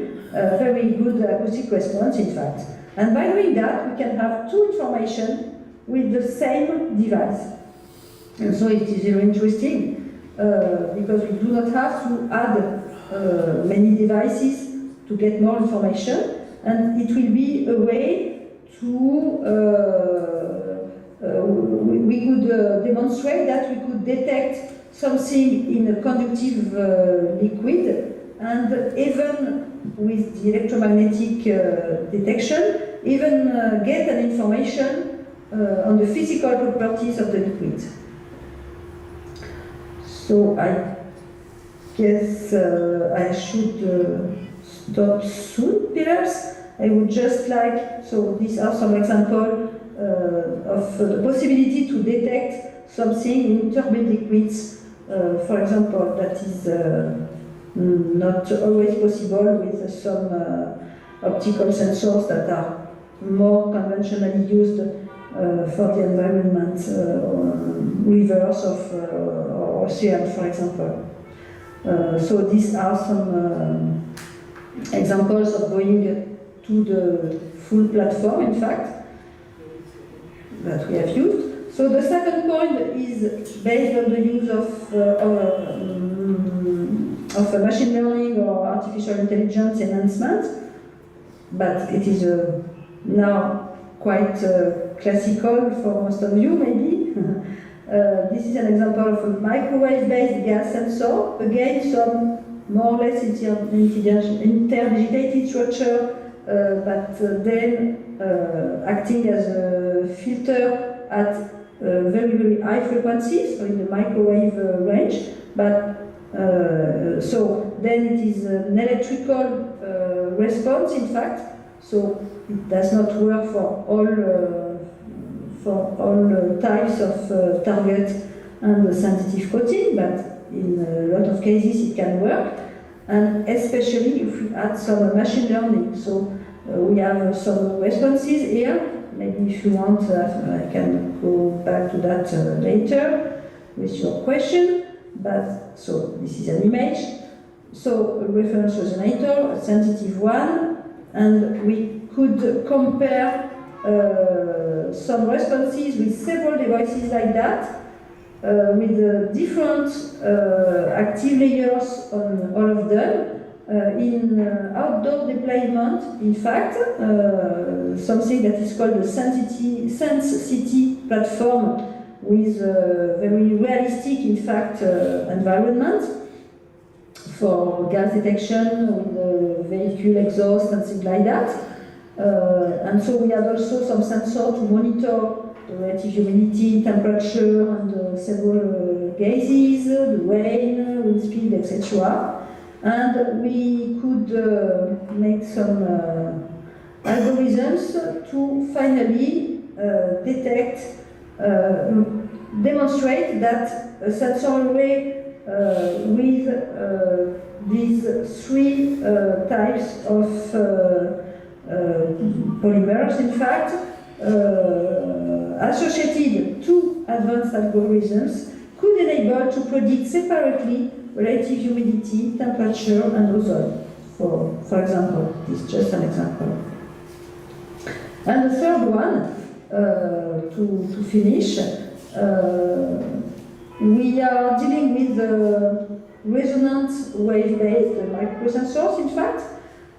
So it's quite easy to think of using this resonance for wireless transmission. So it's one point, and still trying to think of more information with less sensor, more sustainability, less power, even towards zero power. An example that has been demonstrated was based on in Bordeaux, as in many places, some people are working with biofuel cells, in fact, for the detection of glucose especially. And we have, for example, demonstrated that with the biofuel cell we have two electrodes, and typically they are just straight electrodes, in fact, two wires. If we think of shaping each of these electrodes in something like a spiral is a good way to transmit some information due to electromagnetic transmission. And so we have demonstrated in a recently published paper, for example, that we could shape these two anode and cathode electrodes in a spiral like that and communicate wireless with an external spiral, in fact, again, so coil.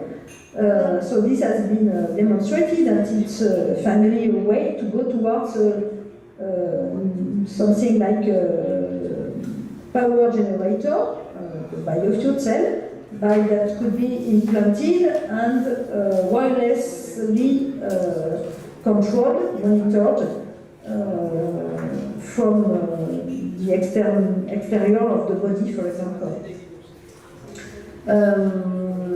And another way of going towards zero power radio frequency devices for wireless transmission is associated to the backscattering approach. If you think of a mirror and you send a ray of light and looking at the reflected rays, the mirror is completely fully passive, but if this mirror is moved, then the light reflection is moved too. And so this light emitter and detector, this reader of light, in fact, can detect the moving of the mirror without any energy coming from the mirror itself. And so we can do the same in electronics. Instead of a mirror, we talk about impedance. If we change the impedance of a circuit due to the sensing of anything, then radio frequency wave targeting this impedance is reflected, and the reflection depends on the electrical impedance of this device, and so of these passive sensors. And so this opens a great way to go towards passive sensors, in fact, and we are really working about that for a lot of application, and at this time especially for structural health monitoring application. That's it. So it was just a few ideas about resonance wave-based sensors, in fact, and so an example of very, very interdisciplinary type of research. I focused on the SOW platform because of the very versatile behavior due to the mechanical signal, mechanical interaction mechanism. Also the possibility to go toward wireless, batteryless devices, which could be important for all the IoT network and things like that. It's a great thing to have great networks for IoT and things like that, but if we think that we have to have a battery in each sensor node, it's really a pity, in fact, and so we would really want to go toward fully passive and a large range of application. I think I have been a little bit long. I want to thank you very much.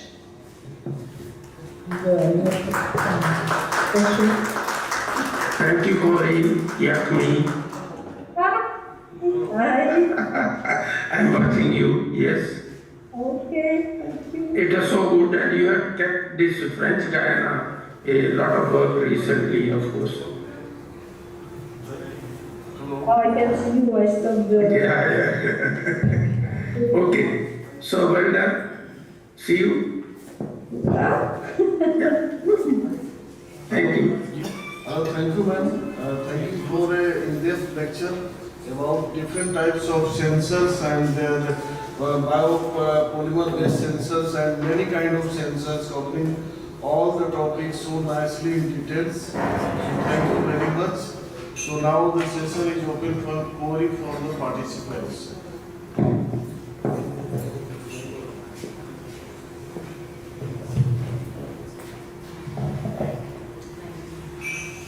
Thanks, madam, for a very much informative lecture on the wave-based sensors. I am audible, madam? Oui? I am audible?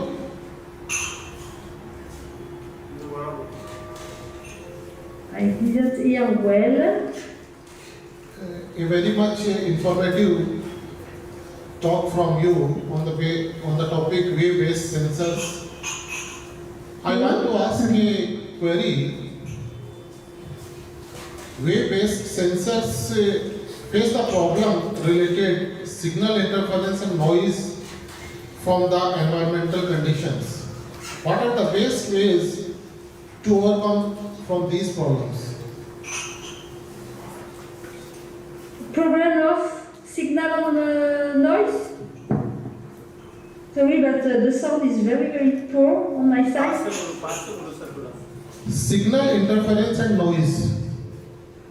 Signal interference. In case of wireless, or even with the sensor itself, the wide sensor.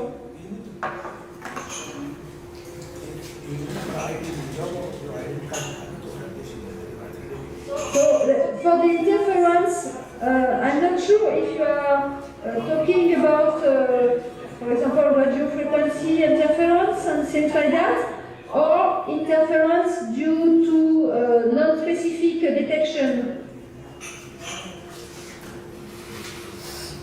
Related to non-specific interaction, we try to have some dual delay line, for example, with the reference line, or we can have multi-information, either multi-sensor or some sensor with several information, and dealing with good advanced algorithm, in fact. And if your question was more related to radio frequency interferences, for example,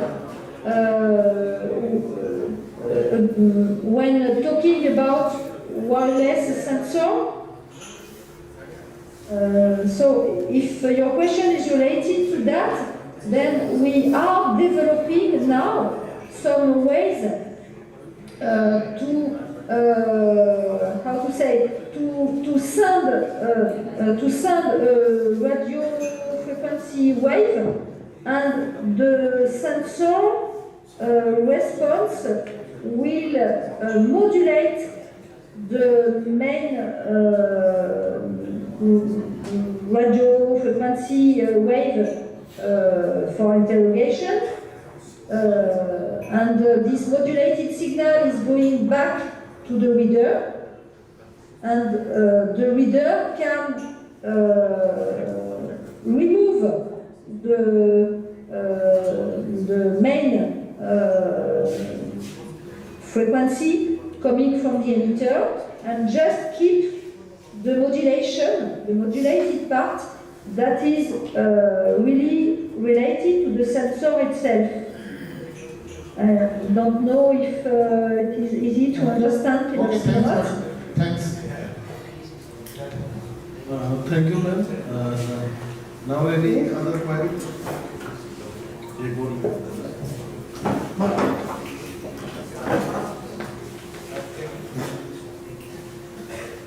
Hello, Manoj. Hello. Good morning. Yeah, ma'am, I have a query. So, it was a very magnificent talk delivered by you because I am studying physics specialization in electronics. So, I literally enjoyed your talk very much. So, first question is that you are detecting by sensors microwave. So, what is the frequency regime or window you are detecting or dealing with? Second question is, after the detection of frequency, so how do you analyze that signals and estimate the different parameters like permittivity, conductivity, all sorts of electronic stuff? So how do you deal? There are instruments like vector network analyzer you are using, or LCR meter, or you are saying that reflection of wave and detecting the waves and measuring the parameters. So it's time domain reflectometry you are using for estimation of parameters, or what you are dealing with? Are you talking about the SAW devices, or more the electromagnetic one, for example? Yeah, detection of electromagnetic waves and focused on microwaves. So you are detecting by sensors. So how do you analyze that detected waves through sensors? You have an instrument additional like time domain reflectometry or vector network analyzer, and you are analyzing and getting the parameters out of that instrument. That's At this time, the electromagnetic devices that we are studying, the frequency is something like a few gigahertz, with sensor surfaces a few square centimeters, and the classical way is by using VNA, because what is interesting for us is to try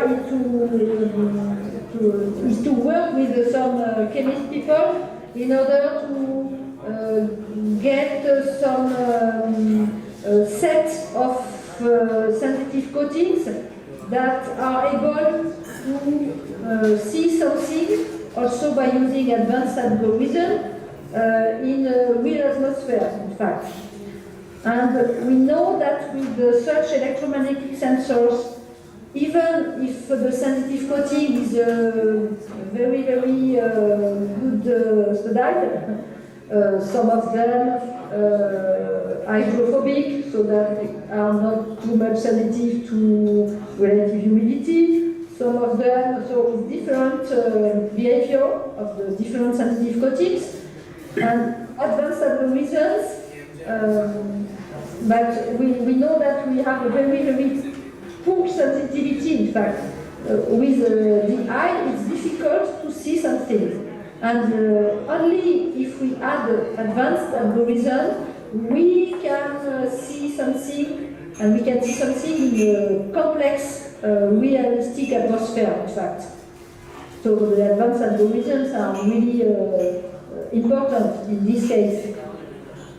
And It is yeah, most of the time more sensitive when we use some SAW devices, and it is due to the fact that we are using the mechanical response, in fact, which most of the time is more sensitive, in fact, from our experience.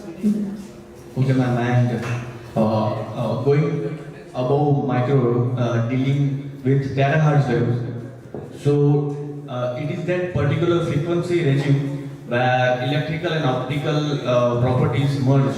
So while detecting the terahertz waves through your sensors, so you are like filtering out the optical properties and dealing with electrical properties, or sorts of any compilation going on the terahertz direction, or it's easy to detect terahertz waves without interfering the optical properties, because it's the merging of both electrical as well as optical property in the terahertz regime. So you are dealing with electrical only, or you consider yourself to study the optical property as well? Yeah, the optical property, I'm not much used dealing to that, but we have a little bit work with some micro-ring resonators, and some guys in my group are going deeper into such a type of devices, in fact, optical devices. The difficulty with optics is to integrate the optics with the full device, in fact, and also with the good compatibility if we want to go with the liquid applications. So this mechanical point of view is not easy to handle, but some people in our lab are still working on that. On my side, I just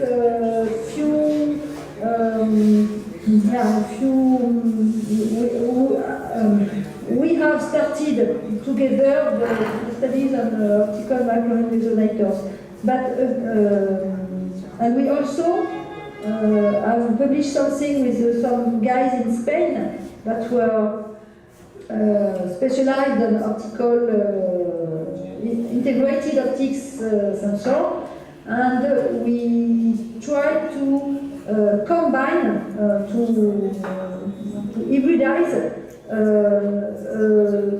an optical guiding layer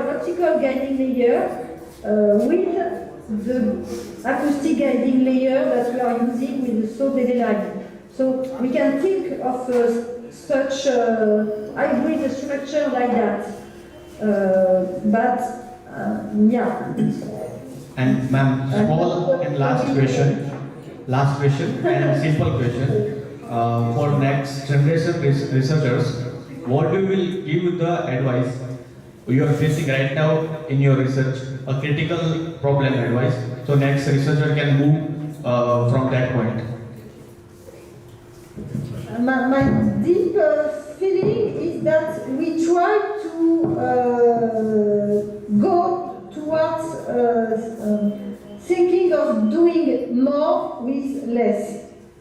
And in fact, what I try to show is, so for example, the same sensor that we were using, we have been using SAW sensor for 30 years. We were still focusing on the acoustic peak. We tried to avoid to put liquids above the whole device because we wanted to remove the electromagnetic peak. And now, finally, we think that maybe this electromagnetic can add an information without adding a sensor. Just by opening the eyes and looking at the full spectrum. And so for me it is, what I want to do is to try to obtain the maximum from the same things.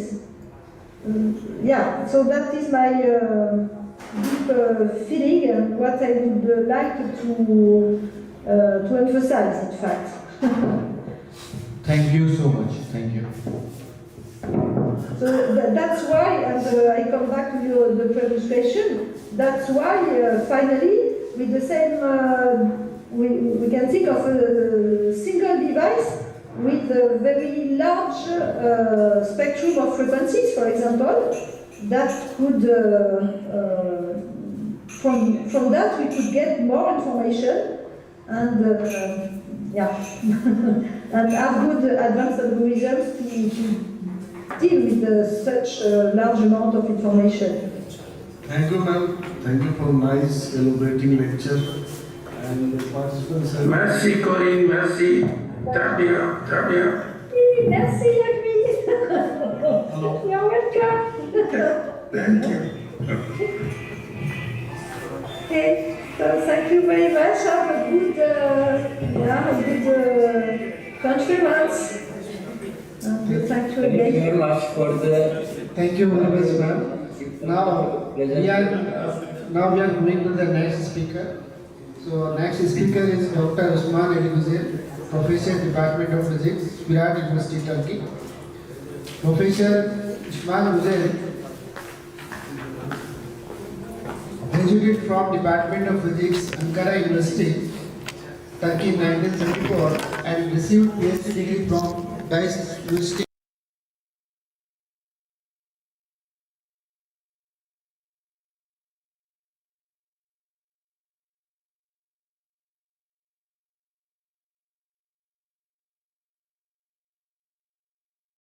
Assistant 1975 to 80 and shifted at Virat University in 1980. He became professor in 1996 and he has been retired with the age limit of 67 following academic life of 45 years.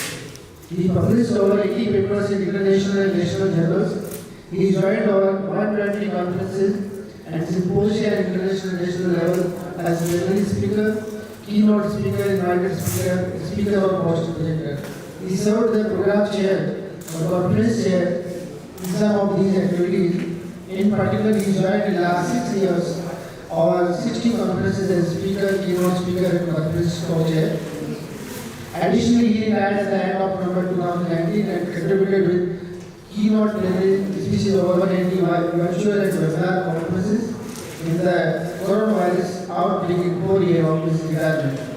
Dr. Ali Hussein served as Director of Graduate School of Natural and Applied Sciences, Virat University, 1999 to 2004.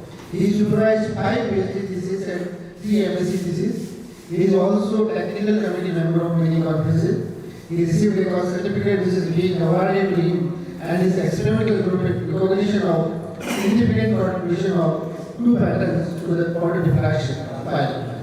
The ICC also appreciate cooperation of his group and interest in powder diffraction file.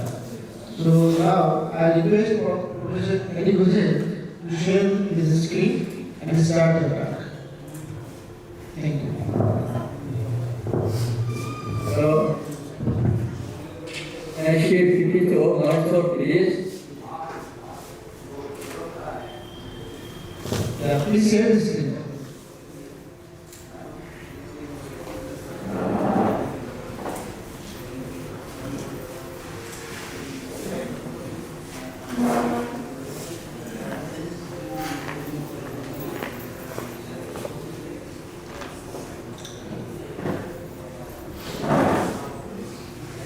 Yes, sir. Screen is visible. Is it okay? Yeah, it's okay. Very much. Hello and good day, distinguished scholars, colleagues, participants, delegates, orators, and listeners. So, I would like to introduce my sincere thanks to the conference company and conference management to provide me a facility to deliver my talk at this important conference.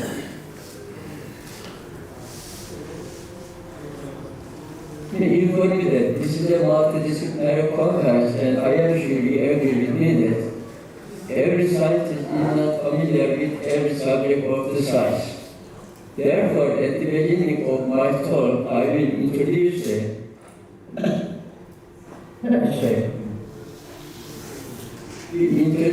basic terms and definition related to the topics of my talk, and I will introduce the experimental results performed on two population of Homer alves. Homer alves are thermoresponsive and adaptive structural materials and exhibit dual numeric characteristics, shape Homer effect and superelasticity, with the requirement to shape this at the different conditions. Shape Homer effect is integrated with thermomechanical processes on cooling and deformation and perform thermal on heating and cooling, with which shape of the material cycle between original and different shape irreversibly.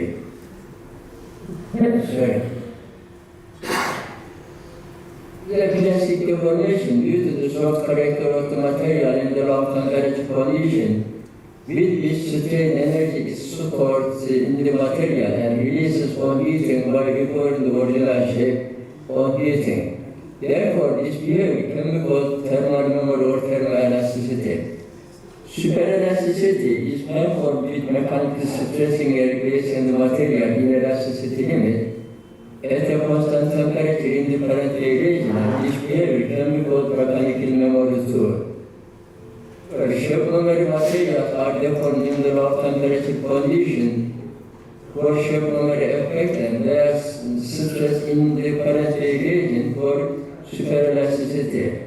Moreover, deformation at the different temperatures exhibit different characteristics where shape memory effect and superelasticity. These are main processes for shape memory effect and superelasticity in the part level.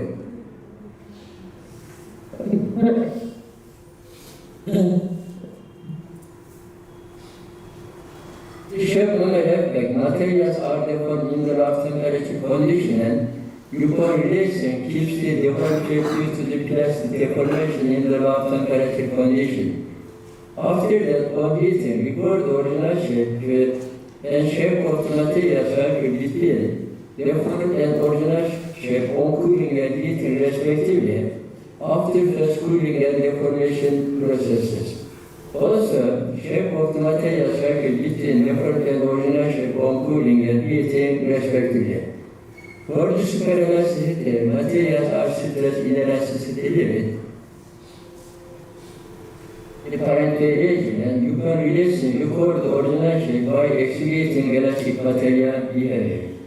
Also, shape of the material cycle between the stress and original shape on stressing and releasing in the current region.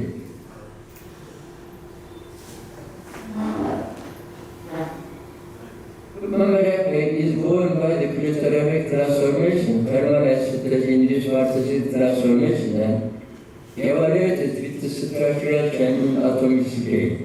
Shape memory effect is performed thermally in a temperature interval depending on the forward obstinate martensite and reverse martensite obstinate transformation on cooling and heating respectively, after first cooling and deformation processes.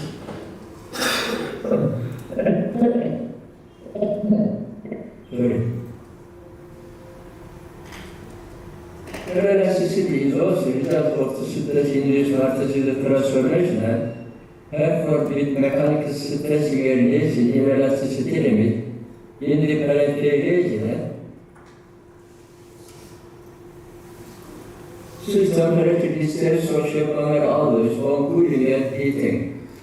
Thermal induced vortices transformation occurs on cooling and transformation start at MS and completed at MF temperatures.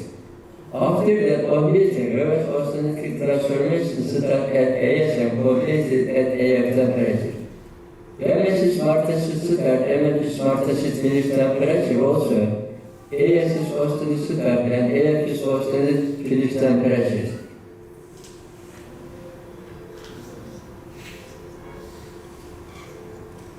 Stress strain characteristic for shape memory effect and superelasticity. As I mentioned, for the effect, materials are deformed in the low temperature condition and stress-induced martial transformations occur at the plateau level for effect and superelasticity. Also, for the superelasticity, materials are stress inelasticity in the periphery region and there is a low frequency of energy dissipation. It is important that stressing and releasing paths are different and this is a low frequency of energy dissipation. This is another stress diagram between MF and ASC temperature. As you can see, this profile exhibits different characteristics beyond Schopenhauer effect and superelasticity.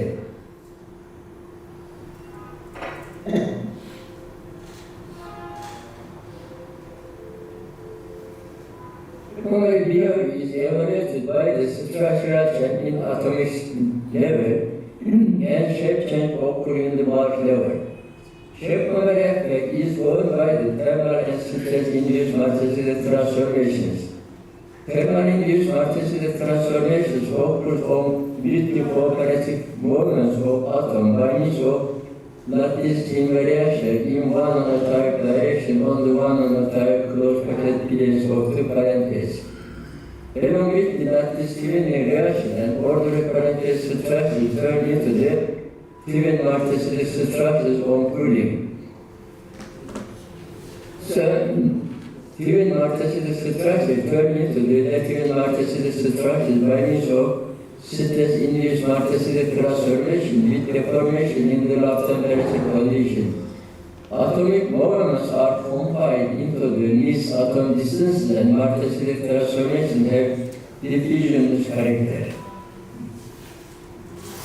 This twinning and left twinning reaction play important role in multi-state transformation and they are driven by the internal and external forces by means of inhomogeneous lattice invariations. Superelasticity is also caused by the stress-induced multi-state transformation and orderly parental structure turn into the different multi-state structures with stress in the material in the periphery region. The schematic of Schopenhauer cycle for Schopenhauer effects. I mentioned for the Schopenhauer effect, first step is cooling and on cooling, the parental structure turn into the twin multi-state structure by means of thermal-induced multi-state transformation. Informed that Schopenhauer effect and superelasticity is ordered in the periphery region and ordered parental structure is essential for the quality of Schopenhauer effect.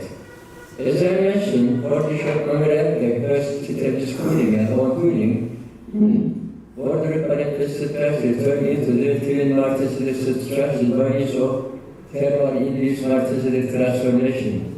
After that, with deformation in the low temperature condition, twin multi-state structure turn into the twin multi-state structure by means of stress-induced multi-state transformations.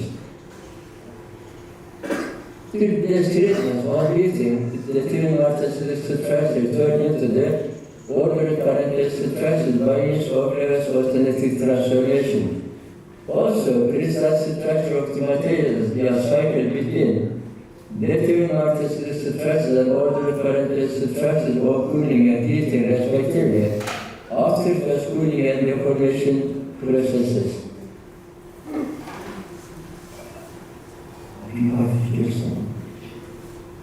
This is also schematic of superelasticity in the crystallographic level.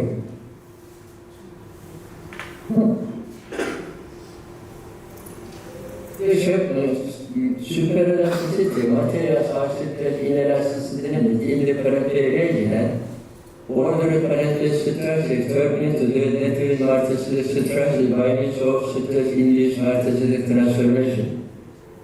Further, you can release the material record ordination in the bulk level and the twin multi-state structure turn into the ordered parental structure by means of reverse alternative transformation.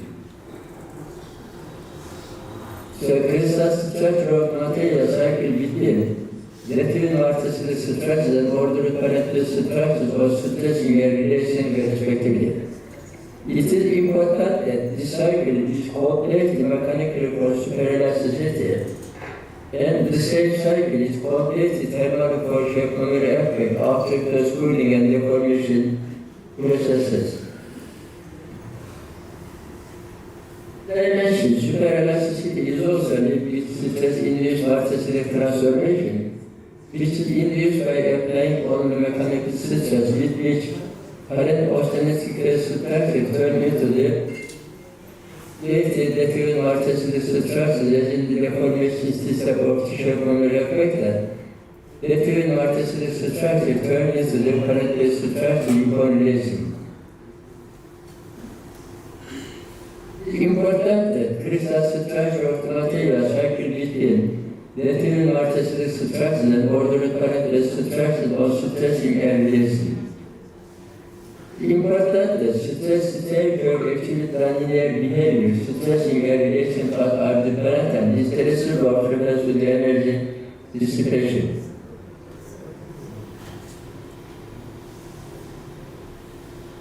Stress is the for superelasticity by stressing the material in the current region. As you can see, stressing and relation paths are different also.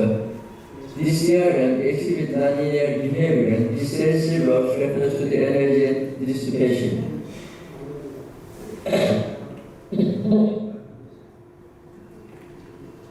It is important that her shock is very few, releasing is very slow and with less properties. Shock almost are mainly used in the building industry as an energy absorber. Tesla transformation is a first order solid-state fast transformation and occurs in a few step with the cooperative movements of atoms in this specific manner. Therefore, this transformation has diffusion character and product multiplicity inherits the order of current austenitic structures. Transformations mainly occur into basic step in the metaphor region of the material. These are being distortion and not this invariation.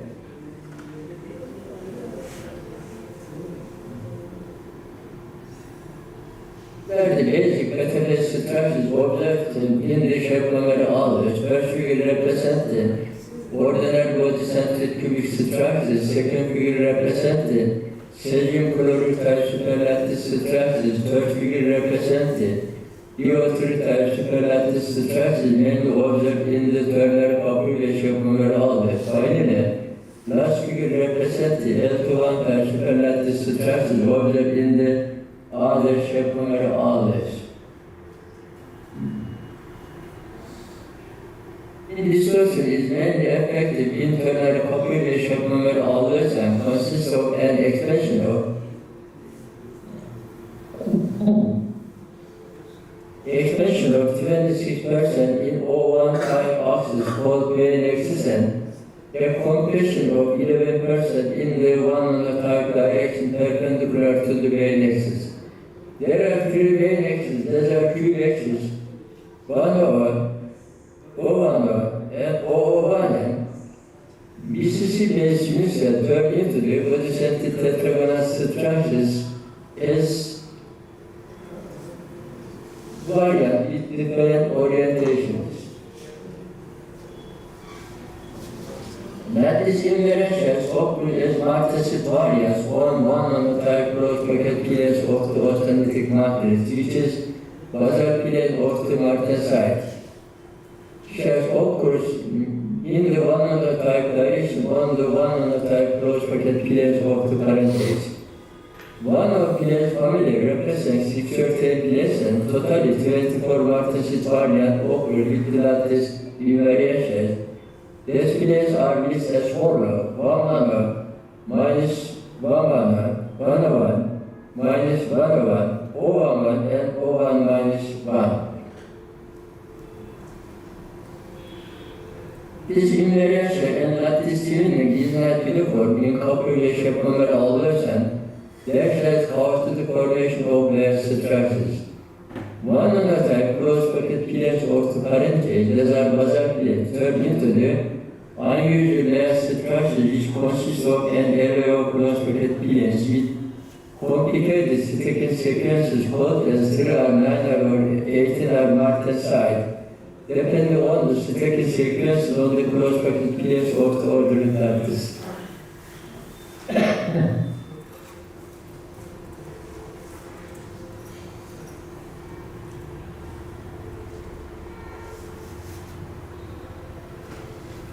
Periodicity and therefore the unit cell is completed through 18 layer in directions that in case of 18 armaticity structures in ternary copper yaşapanları alır.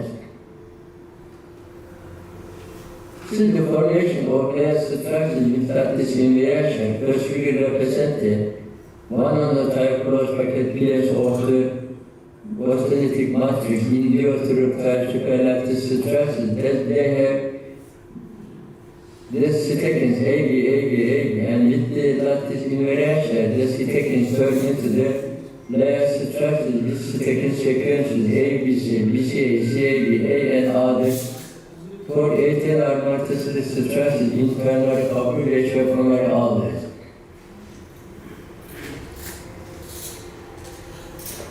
The basic term and definition related to yaşapanları affect and superelasticity. As you can see, experimental studies were performed on two copper yaşapanları alır. These are copper zinc aluminium and copper aluminium mangan alloys. You can see alloy compositions, and these compositions were selected in the beta region of the material. You can see it is important that martensit start and finish temperatures are over the room temperature, and both of the alloys are completely martensitated at the room temperature. Specimens obtained from the alloys were solution treated for homogenization in the beta phase. It as follows, they quench in as gradient at the room temperatures. These temperatures are 830 and 700 degrees for copper zinc aluminium and copper aluminium mangan alloys, and these temperatures were selected in the beta region of the materials. Also, of the specimens for X-ray examination were prepared by filling the alloys, and the specimens were shipped in evacuated quartz tubes and given the beta phase homogenization treatment in order to release the strain effects.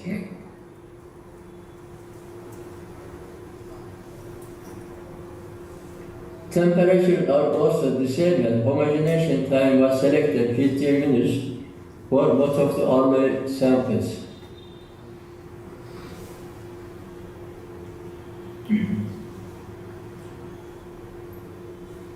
So, object diffractors were obtained for all the specimens at the different stage of agent in a long time interval. This is an X-ray diffractor taken from copper zinc aluminium alloy samples after long-term agent at the room temperature for about 15 years after quenching. As you can see, this diffractor exhibits superlattice reflection. Also, as you can see, peak intensities and peak characteristics are different, and this diffractor exhibits superlattice reflection. Let me inform that these parameters are important for shape memory effect and superelasticity. They are 122, 202, 128, 208, 110, 210, and others.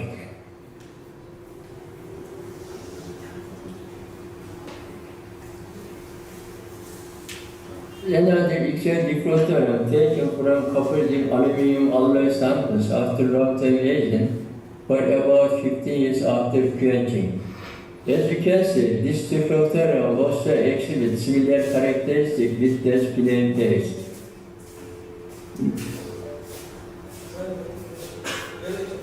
Series or X-ray diffractor have been taken from both of the alloy samples in a long time interval, and some changes have been observed in the diffraction angles, peak intensities, and peak characteristics with duration. Particular, some of the successive peak space have shown toward each other, and let's provide the following relation between mid-level indices for 18'ler multi-slice structures in ternary configuration primary alders. This plane here can be listed as follows for 18'ler multi-slice structures, as I mentioned on the diffractora. 1 to 2, 202, 1 to 8, 208, 1 to 10, 210, over 3, 208, and others. The long-term investigation, it is objected that peak space come close each other with age and duration, and their changes reveal the changes in the crystal structure of the materials. Also, their changes reflect the rearrangement of atom in disordered manner in the martensitic state. The basal plane of the martensite, one non-entire close packet planes, are subjected to the hexagonal distortion with martensite formation, on which atom sizes have important effect.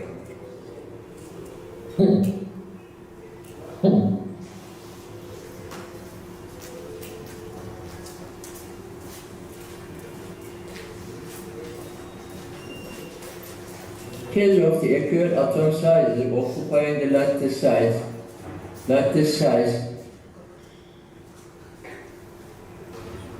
other plane of the martensite becomes regular hexagon. Otherwise, deviations occur from the hexagonal arrangement of the atoms in the different atomic sizes. In the disordered case, all lattice sizes are occupied randomly, and atomic sizes can be taken approximately equal each other. In the ordered case, lattice sizes are occupied regularly by certain atoms which have different atomic sizes, and basal plane deviates from the regular hexagonal arrangement of the atom due to the atom size differences. Sir, This is the one of the basal plane, one on the type closed packet planes. hello. Then rectangular shape of the basal plane turned into the hexagonal shape by means of Sir, transformation. sorry to interrupt. Please. In disordered case, we don't know which atom occupies with lattice size, and we can take atomic sizes approximately equal each other. You are requested to. Hello. Sorry to disturb you, sir. Please summarize within 5 minutes due to time constraint. The ordered case, atomic distribution is regular and never atom sizes are different, and deviations occur from the regular hexagonal arrangement of atoms due to the atom size differences. Hello, Professor sir. Can you please summarize in 5 minutes? Actually, our session is very late. Experimental studies were performed on electron microscope by taking electron diffraction patterns and image of certain Professor Usman sir. Hello, Professor Usman sir. 2 minutes, please. Okay, sir. Okay, sir. Studies focus on the crystalline shape effect and superelasticity, and as you can see, electron diffraction patterns also exhibit superlattice reflections. Collision shape effect is evaluated by the structural change in microscopic scale by means of multi-slice transformation. The fundamental structure of the metatype martensite are orthorhombic closed-packet structures which consist of an array of closed-packet planes in couple-shape primary alders. The metatype martensites have derived structures. They are characterized by the stacking sequences depending on the order in the current variation. The eternal alders have the orthotype superlattice structures in the parent variation, and the following stacking sequences occur with the martensite peak transformation. The statements are A, B, C, B, C, A, C, A, B, A, B, A, B, C, B, C, A, C, and A for 18 are martensite structures. Based on the austenitic martensite relation, the basal plane of the martensite related from the one on the type closed packet planes or to parentheses on which lattice immersions occur in the one on the type direction during the martensite transformation. There are the references. Thank you very much for your attention. If anybody has question, I will try to answer. Thank you, sir. Thank you for nice lecture about the safe memory. This is a basic scientific statement. I will write it. The way Safe we memory. see it, physics has too many areas already. So you have to listen my talk, and I wish you great success at the next part of the conference.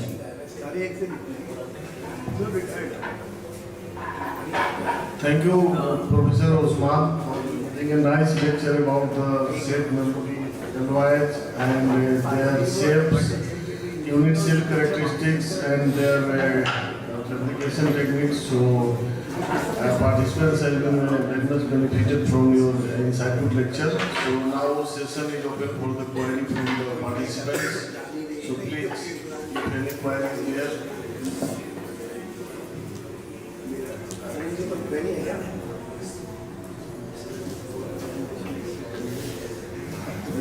So I think there is no query. So thank you, sir. Thank you very much. Now we are concluding this invited session. Just after this session, we are going to start the oral session second. Thank you all of you for joining us.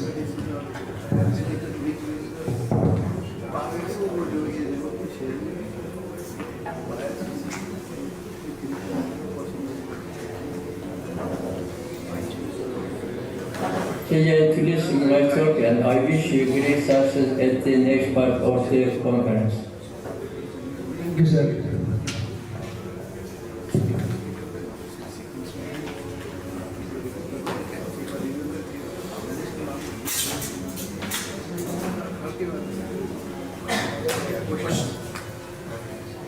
Thank you, Dr. Narendra Kumar sir, or Shekhawat sir, for their discussion. Now I would like to invite Professor G.P. Singh to give a memento to session chair, Dr. Adan Kumar.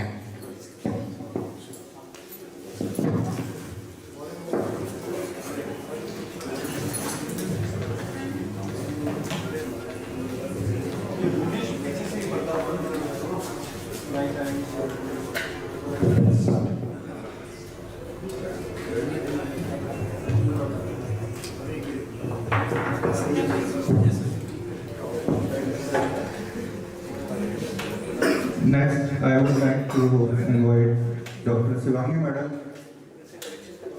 to give a memento to Shekhawat sir.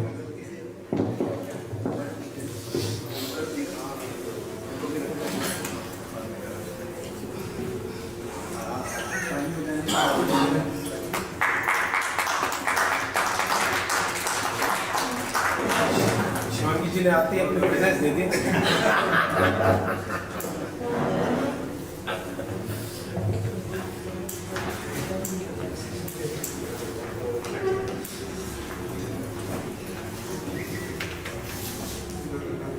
So, next we are moving to the oral session second. For this oral session second, I would like to invite Professor M.D. Sharma sir, Government Degree College Bikaner, to session this chair, and Dr. Shivangi Bisa, Assistant Professor Degree College Bikaner, session co-chair.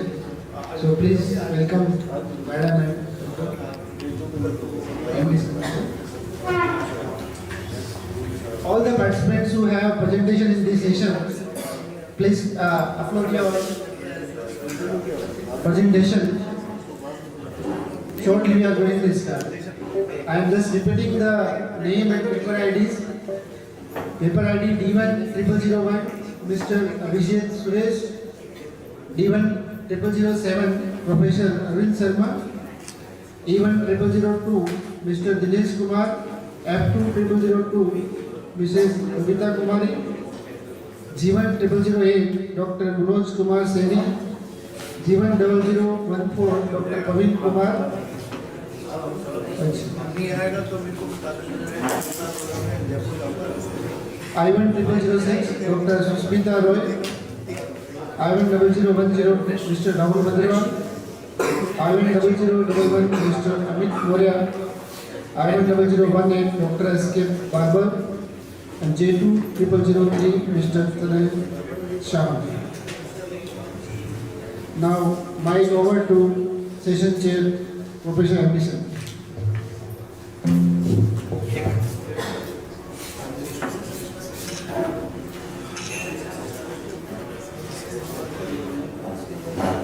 Thank you. Thank you, Dr. Manoj Shekhawat, the convener of this fantastic conference. We are about to start the second oral session. The first one was concluded yesterday, and after the ending of the first invited talk session, we are going to start it. The list has already been announced by Shekhawatji. Me and my colleague, Professor Dr. Shivangi Vissa. All the speakers are advised to keep in notice that they are allowed to have 8 minutes for their oral presentation, and then 2 minutes will be there for discussion and question answering session. So I first invite Dr. Preeti Naruka.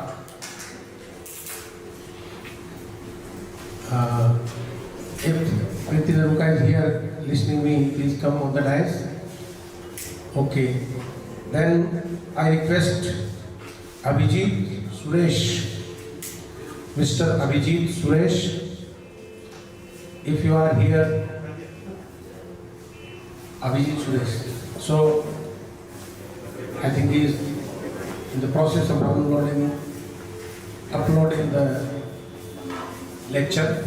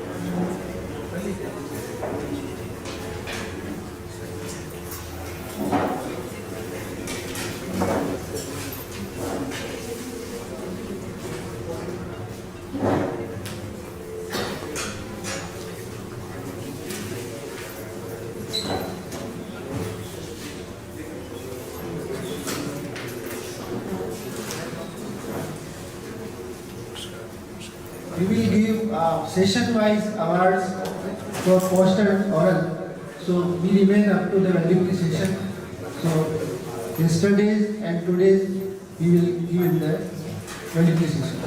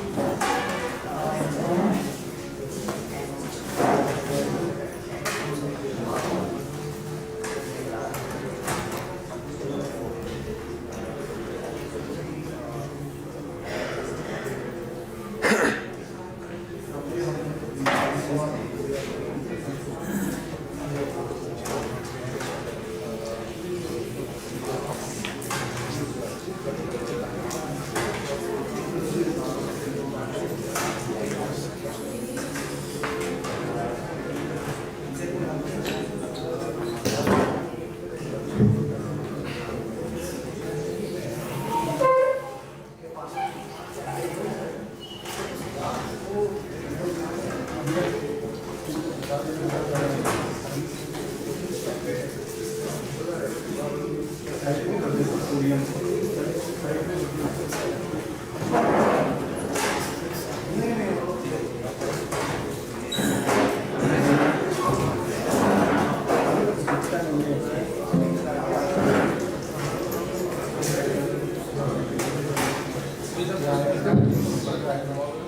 think Vijit Suresh is going to present his talk. I again remind that 8 minutes are allocated for the oral presentation and 2 minutes are there for the discussion and questions. Good afternoon. Today I am going to present about the topology edge propagation in a honeycomb photonic lattice. So before going to the topic, the two main concerns is the execution of photonics with the area of topology. So as you know, photonic crystals are a dynamic arrangement of periodic arrangement of dynamic materials that are in 1 dimension, 2 dimension, or 3 dimensional based on the periodicity in which dimension is classified as 1 dimensional, 2 dimensional, and 3 dimensional photonic crystals. So the main interest is the photonic band structures or the photonic band gaps rising within the photonic structures. So here I am going to take the 2-dimensional honeycomb lattice and explain it. Next is topology. So topology is a branch of mathematics that deals with the shapes rather than the geometric measurements. So what topology describes in photology is the global features that remains invariant even if we are changing we are deforming the structures. So we can see that the stuff is deformed into a donut, the classic example from topology. So here what remains invariant is the whole that is invariant throughout the deformation. So integrating this into topology ensures a certain topological protection. So topology protection that ensures certain topology protection to edge modes. So what I am actually trying to do is quantum spin effect, that's the electronic counterpart of this photonic spin, photonic quantum spin effect. So there we have spin traveling in upspin and downspin. So we can classify both helical and states as upspin and downspin. So here we have no spin. Instead, we are actively breaking the time reversal, zero time reversal symmetry in ferromagnetic photonic crystal. And here, in all dielectric photonic crystal, we are trying to break the inversion symmetry. So by breaking the inversion symmetry, we are introducing a PQSC. That's a photonic quantum spin effect, and the characteristics of it is a band crossing at the gamma band. So we here take a trivial, we open a non-trivial band gap by tuning the geometry of the unit cell, and that non-trivial band gap opens a way for supporting the edge states. So first of all, the trivial and non-trivial modes are classified, or the phases are classified based on the modes at the gamma point. So gamma point is a high symmetry point. So here this is the p-type and d-type mode. In a photonic crystal, its electric profile can be compared to the p-type and d-type modes in electronics. So the p-like modes are anti-symmetric, which means that if we exchange the charges between the lobes, it's not symmetric. Whereas d-type modes are symmetric. So based on these modes at the gamma point, we are classifying between trivial phases and the non-trivial phases. So in my work, I took a quantum crystal with the 6 dialectric concentric holocylinder, where this is the silicon and this is hollow, means it's air. So it's placed in an air bag. So while calculating the band structure, I got a band crossing at the gamma point. So it's a WD7 Dirac mode. In the high symmetry, the high symmetry path that I calculated. And I am trying to do a perturbation, that is shifting this position of the inner circle to left and right. That's a perturbation I am giving to bring about a topological change. So this is a mode image graph, and omega p is the band gap of this P and D type modes. and while shifting the radius, position of the inner circle, we can see that it's from trivial, non-trivial phase. So these are the trivial and non-trivial phases selected for the planet setup. So here we can see that the P and the D type modes are inverted while going from the non-trivial phase to trivial phase, and it is separate from the electric field plot at the gamma function. And looking for the XC, we construct a ribbon supercell. So ribbon supercell is this trivial and non-trivial phases jammed together. This is periodic in the x direction and finite in the y direction, like 16 or 15 units in each. And it is went from minus pi by 8 to pi by 8 in the x direction. So what we find is the emergence of H states. These are called H states. These are highly localized in the boundary. That's if we are taking whatever type of boundary we are taking, here I took as exact interference. So it is highly localized within the interference. We can see that the Poynting vector shows a pseudo-spin dependent H modes. These are helical H modes, and the phase plot also supports the amount. And we can see that there is no gap between the H modes. They are transferring from the lower to the upper pulse bands. So these blue and red are the H states. And I plotted the electric field of A and B. These are opposite H modes. Now, so we can selectively excite this H modes using a circularly polarized. So I am varying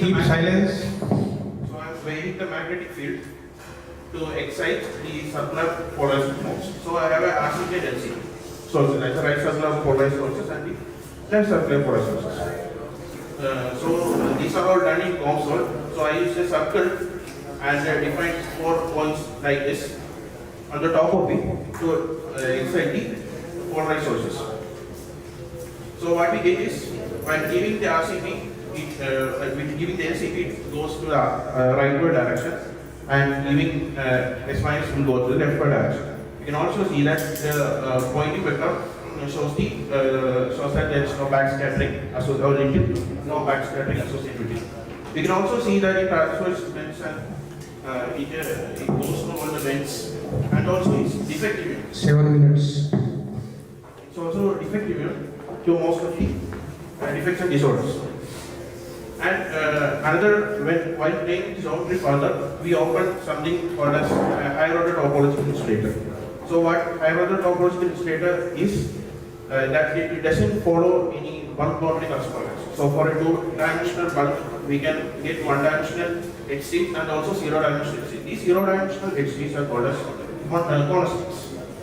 So if a band structure, I increase the inner circle radius and I got a gap HCs. So here the HCs is a gap, rather than band.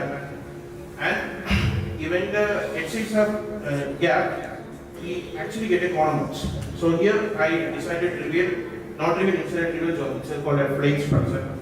So what I got is a corner modes isolated within the bulk. So these are the corner modes. These are electric, these are square rod, and we can see that it is even more localized inside the bulk than the edge.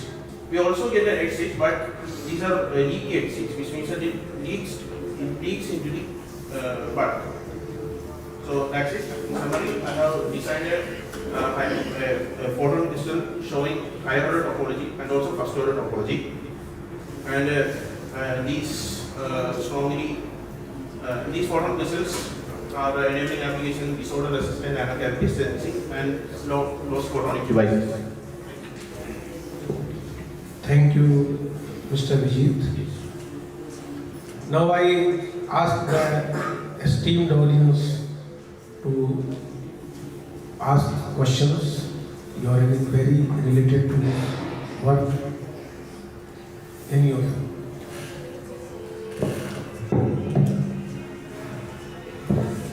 I think photonic crystals, since your work is related to photonic crystals, I think it was a theoretical work which you have performed. You have shown some theater, I think. Can you give some idea about the river zone, etc.? River zone, what information? So we are actually working on the relation system, but the isolated part is always there. So we are taking a part that is.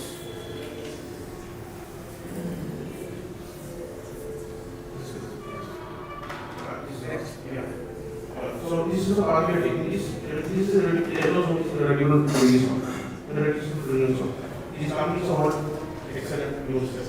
So this part actually gives us an idea about the plant structure of it.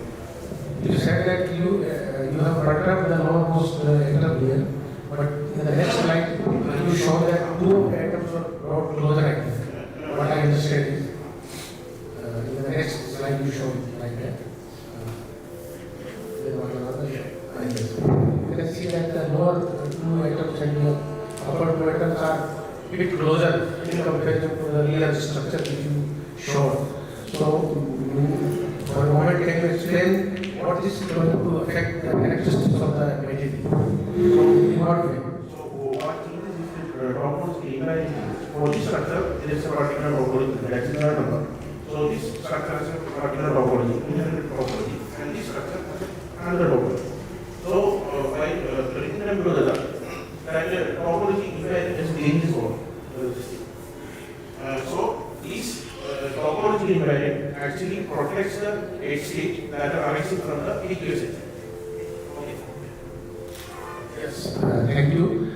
You can see from the band structure also because hardly there is a change in the band structure. There are minor changes, like the frequency changes a bit, and the frequency. There it was intersecting, curve was intersecting at the gamma point. This is because The same is happening next curve also. So, thank you very much for the nice presentation. Any other questions?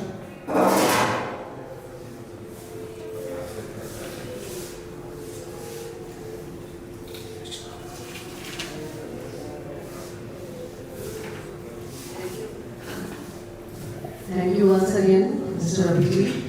Now I would like to request Professor Abhi Sharma to please come forward for his presentation. Sir is currently Professor in Department of Physics, Government Women College, Bikaner. Churu, I'm sorry, Churu. Loya College, Churu.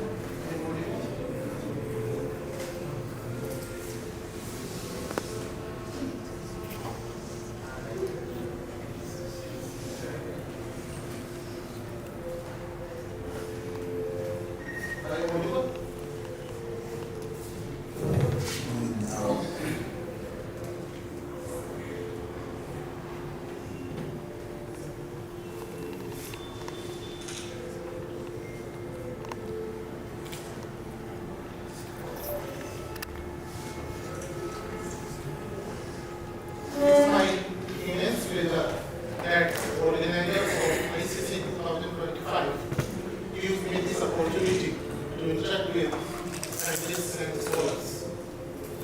Today's my talk on the topic cancer cell sensor using indium arsenide and silica-based photonic crystal.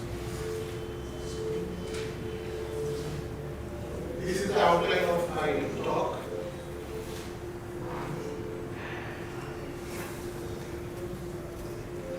Photonic crystal is a device of alternate thin films of two or multi-layers, two or multi-layers. Here I am using binary multi-photonic crystal, and this structure shows there are two materials A and B of different dielectric properties. And at the center, there is a different layer. If some light incident on the structure from reference side, suppose मत करो भाई.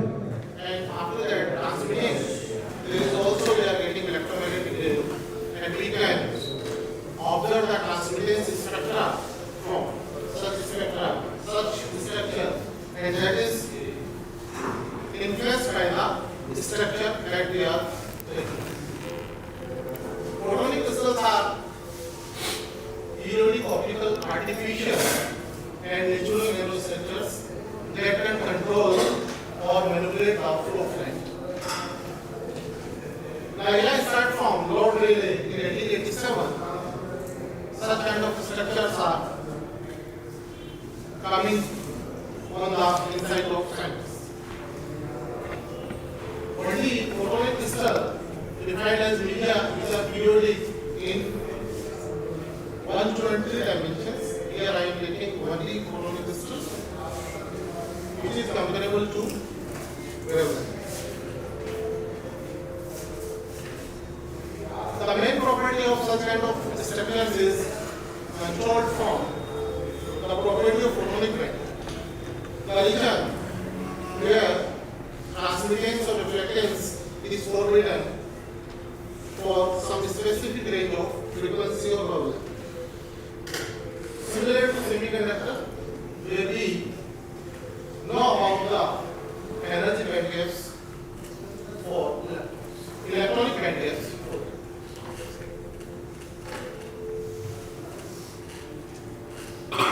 In this talk, I am using material indium arsenide and silica for such a structure, and I am using it as a sensor or detector for cancer cells. As we know, there are 8 kinds of contaminated cells possible for cancers, and I am using air as a reference medium. The transmittance spectrum is observed for different kinds of cells, and in our this investigation, we found that the localization, if it is created by the defect on different cells, then the localized peak is shifted from 1200 to 4049 nanometer for AR2 cancerous cells, and average sensitivity of such structure is 541 nm per RM. And such kind of device can be used for cancer detection and other biochemical sensing also. Here few slides for the classification of cancers in human being by SCFM. There are 5 major categories and some different kinds of categories also shown here. I am using few data that is available in references, and the categorization of cancer cells is shown there. First is Zucard cell, second one HeLa, EC12, MEMD231, MCF7. White matter, low-grade glioma, and glioblastoma.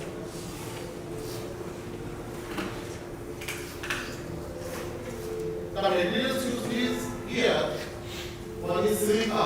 Silica is a white metal, this is dielectric material, and it is also a high temperature stability. Second one is indium arsenide. It has direct band gap, narrow gap, and high electron mobility. Modification from my collaborator A.H. Haley from Egypt presented the paper,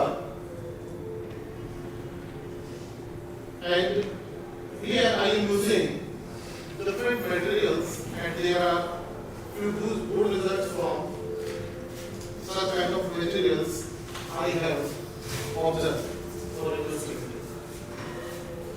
The structure of this following crystals like incident air or ambient medium is air.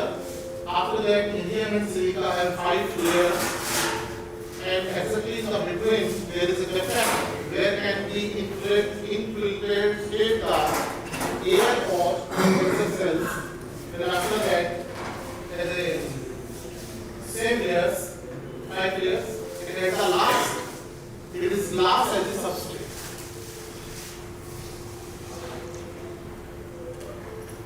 This is the sheet for data I am using in this paper, where reflectivenesses and thicknesses of the layers are shown.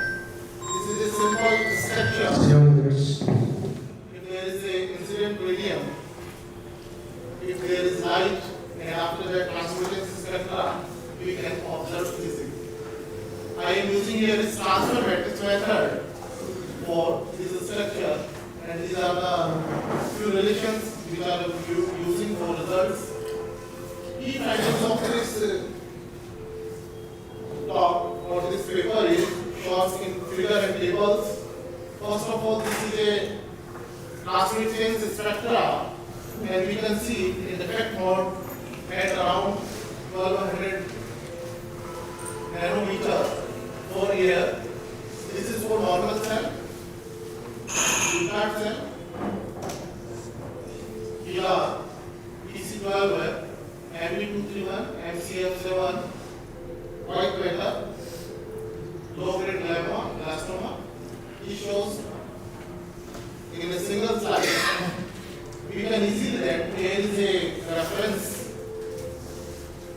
peak, and each peak can be easily observed. And if we calculate the sensitivity, other factors can also be observed. Performance parameters, there are 7 or 8 kinds of performance parameters. We can easily detect from that. Sensitivity is calculated here. That is, average sensitivity is 541 nanometer per RU is observed for this structure.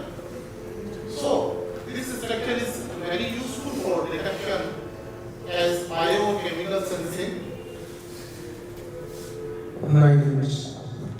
These are the references. Thanks to all of you.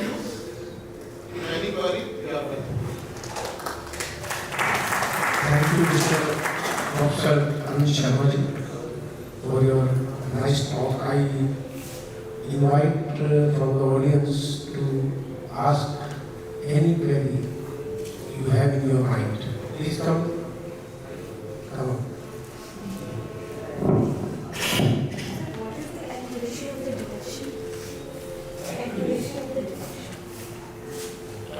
The detection accuracy is shown by the performance parameters.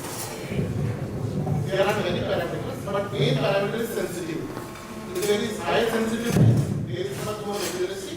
We can easily detect the detection limit for such kind of research roles. There are 8 to 10 parameters, easily can be detected. I am showing only one parameter. How is this different from the other technologies which are almost everywhere? There is a difference in many technologies, but main is how we can perform the better results, and that depends upon the performance parameters. And there are main performance parameters: sensitivity, detection, quality factor, from which we can see that the investigated structure is much more better than other devices or not.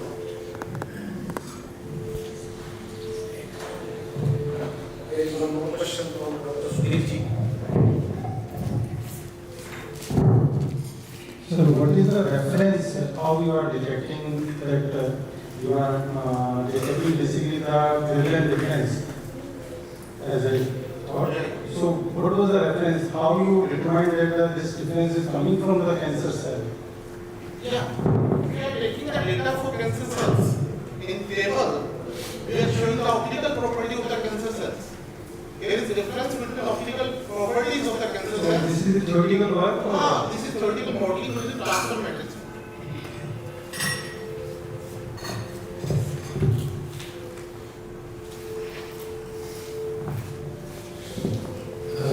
Professor Arvind Sharma is famous for asking questions. And today, I think it is the time to take revenge from him. So I would like to ask one or two questions here.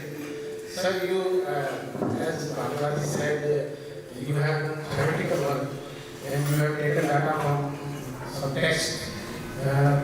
See, it is a very sensitive topic because when one says that I am able to sense cancer cells, then it is a big task for the medical scenario. I would like to ask one or two questions that theoretically, okay, you are right. But suppose I ask you to design an experiment based on this, then what we require, one thing you said, that more is the sensitivity and more, you said, more is accuracy. I disagree with it because sensitivity and accuracy are two different criteria. I have worked so many times on nuclear detectors in my PhD days. Now I not engaged in research, but in those days, sometimes the sensitivity was poor, but accuracy was quite high. So I think you should give some light on this particular the question asked by that fellow. That why the sensitivity is large here and how does it increase the efficiency? Here we can calculate 8 to 10 parameters where sensitivity, detection of limit. You just want to know about the accuracy that can be detected from detection, limit, quality factor. But if there is a good sensitivity of some structure, then that structure also show good detection limit and quality factor. Meaning you are comparing, I am not showing these results in here. you are comparing the quality factors of the different peaks which you showed here. One the reference was taken for air and then you displayed some peaks regarding the different type of cancers cells, I think. I just explained that in this structure, I can make quality factor for infinite. Personally, I feel that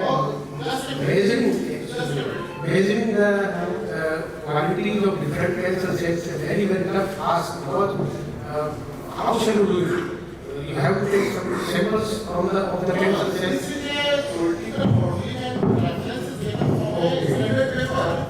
And I am again answering that in such kind of structure, if we are trying, we can take quality for infinite also and detection limit is very large. That is not factor because it can be done easily. And I can show easily here that I can as much high quality factor can be possible. So, quality factor depends on the detection limit. Detection limit. You want the accuracy. Accuracy is 1/20Q. Quality factor. Inversely proportional to quality factor. That can be, detection limit can be increased very high. That is about, if in such kind of structure, sensitivity is the main parameter that can show the performance of such kind of structure. Thank you very much. As far as the quality factor is concerned, I think whatever you showed here, they all had fantastic quality factor because the bandwidth was I can increase quality factor also from that. But after that sensitivity Because several sensors have been reported, and I am proud to say that first sensor was reported by student of Shivangiji, Ankita Goyal. She did her job, her work on malaria sensor, I think. Malaria sensor. She did it 7 years back. Such kind of sensors are given from 2005, 20 years before. Thank you very much. Still there is working. Thank you for updating me. And it is very interesting. To the audience, I would like to tell you that one or two speakers are absent, Mr. Anthony. So Mr. Sharma had fulfilled that particular time. Now we are running, it is almost 15 minutes now. So he has fulfilled one competent fellow. Thank you very much, Sharma ji. Now I invite Mr. Dinesh Kumar.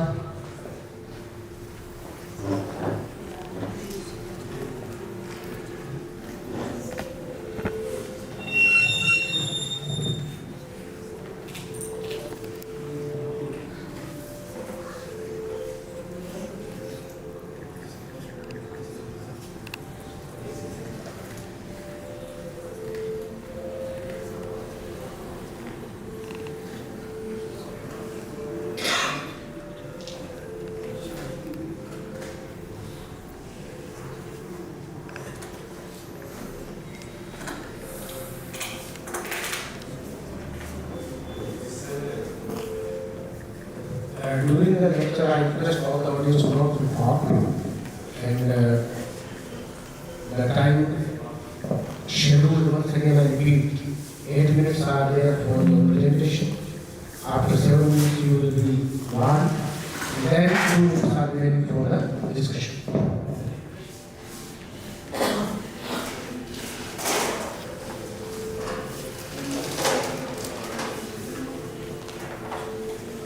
Hello, good afternoon everyone. First of all, I will thank you to the organized members to giving me opportunity to present my talk on here.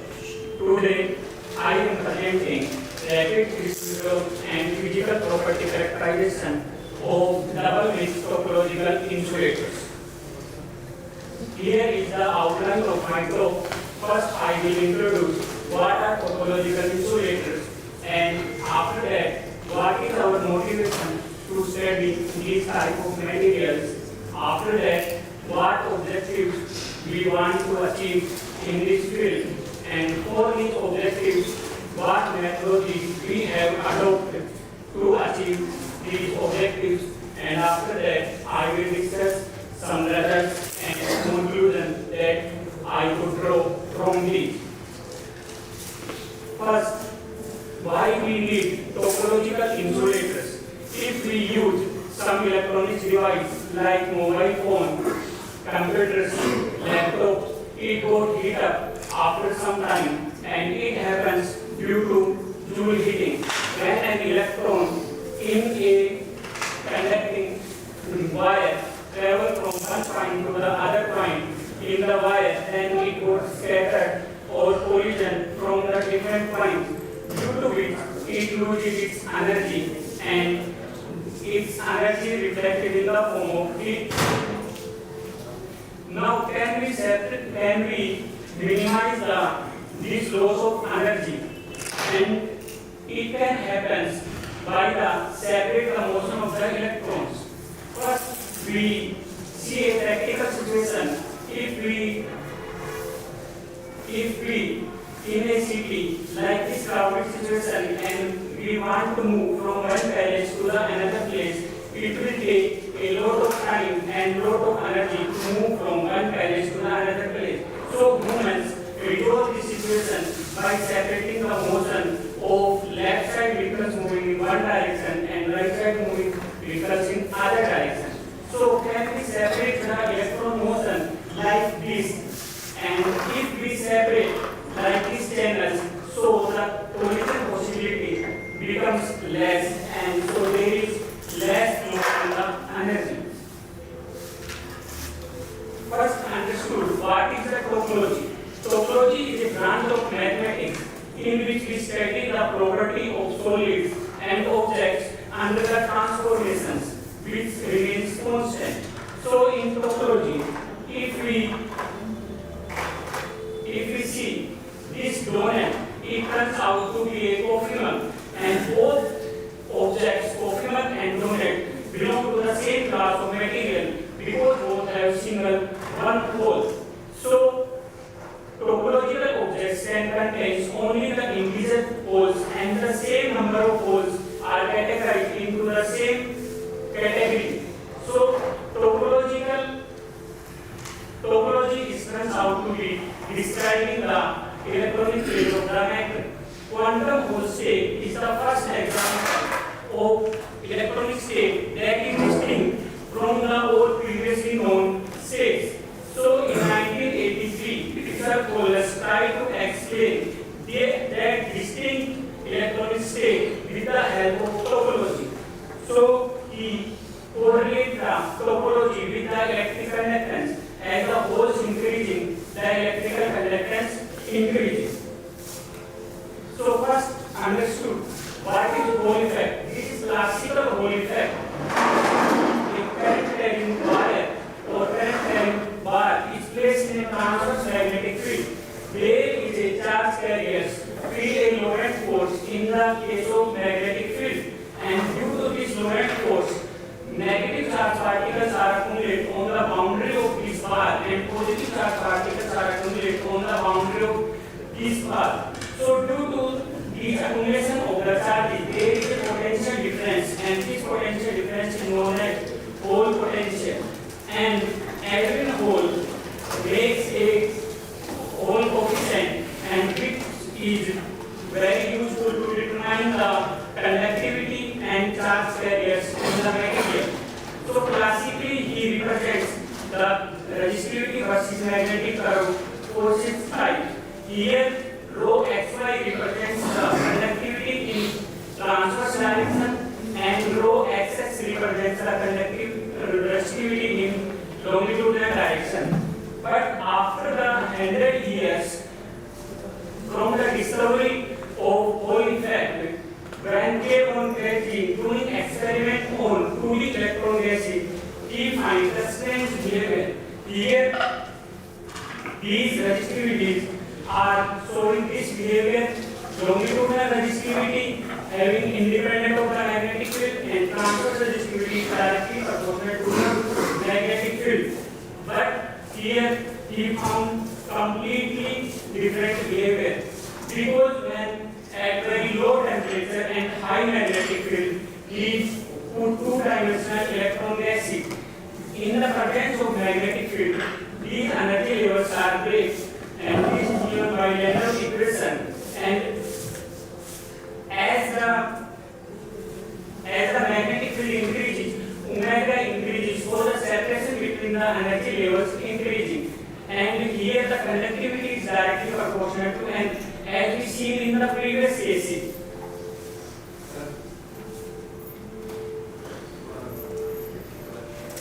So Wallace tries to explain, and this is the first example of the quantum state that is topologically distinct from the whole previous known state. Here he introduced the topology. In topology, there is a winding number if there is a singularity, and we move around the singularity in anti-clockwise direction with one round, then winding number is 1. And if we take 2 turns, then winding number is 2. And if we outside the impurity, then we move, then winding number is 0. In same way, Wallace tries to explain and say that 7 minutes.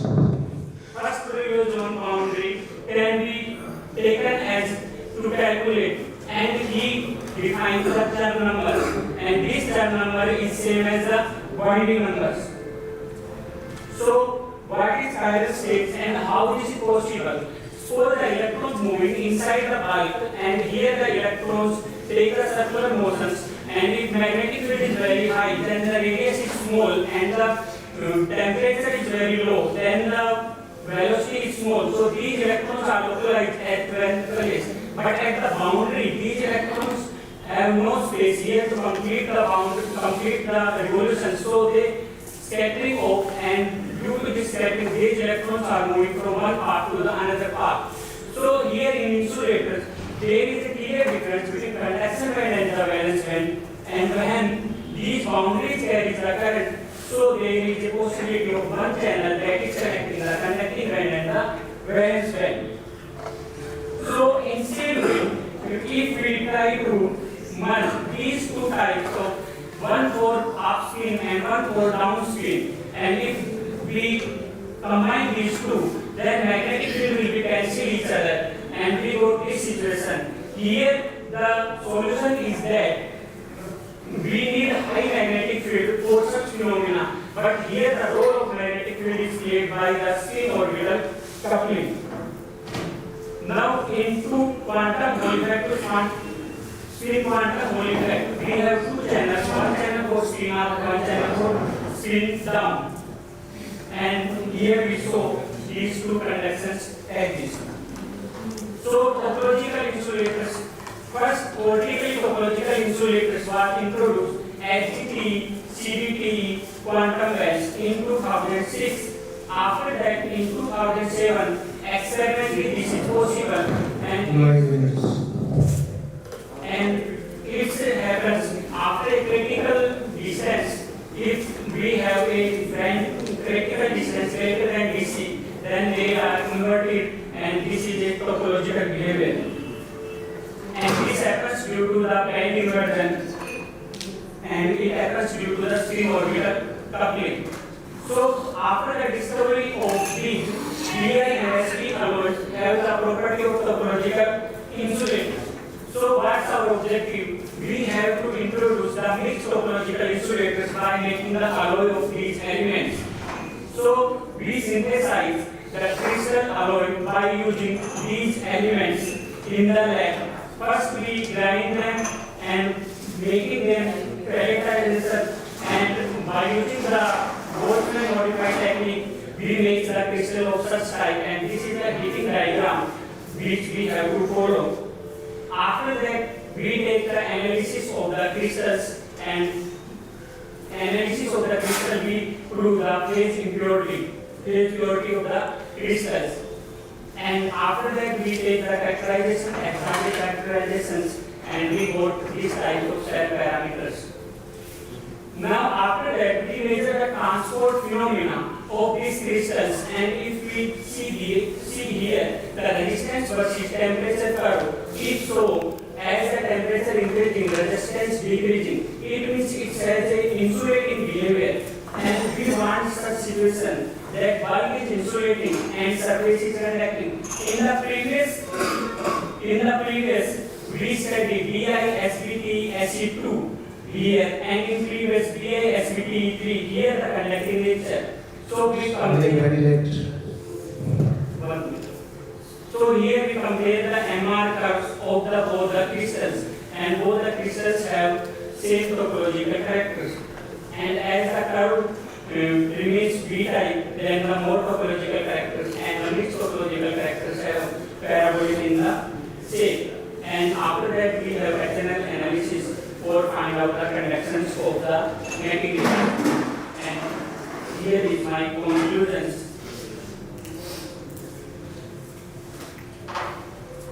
This is my enclosement. These are some references.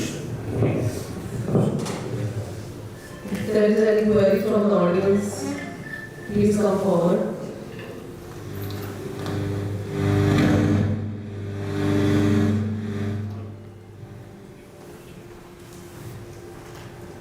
Sir, is there any limitation of this theory also?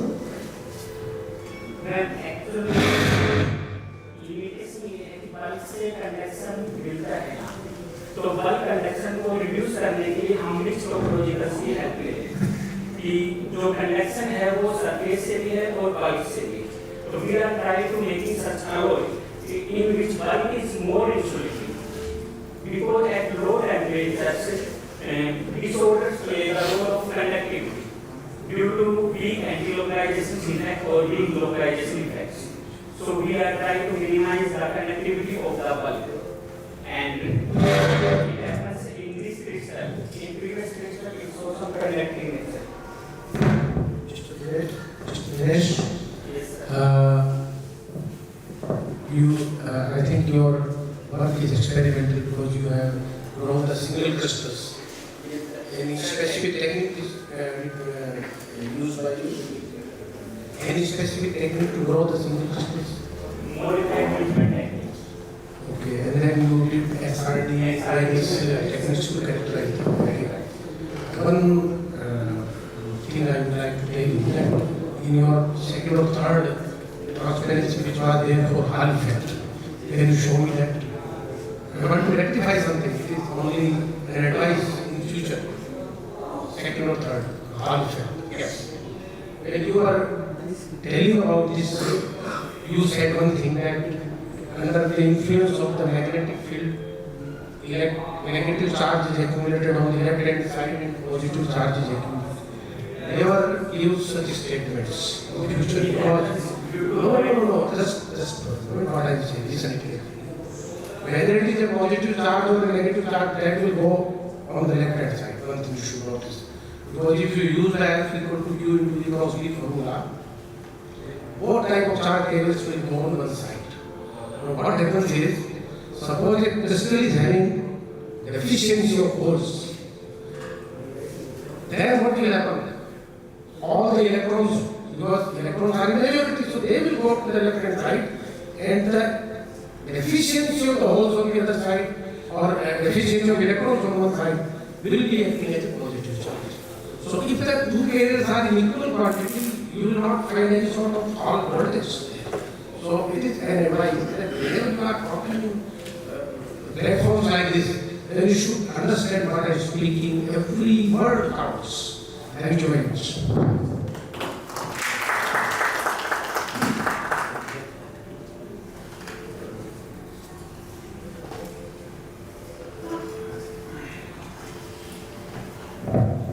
Now I would like to call Mrs. Babita Kumari.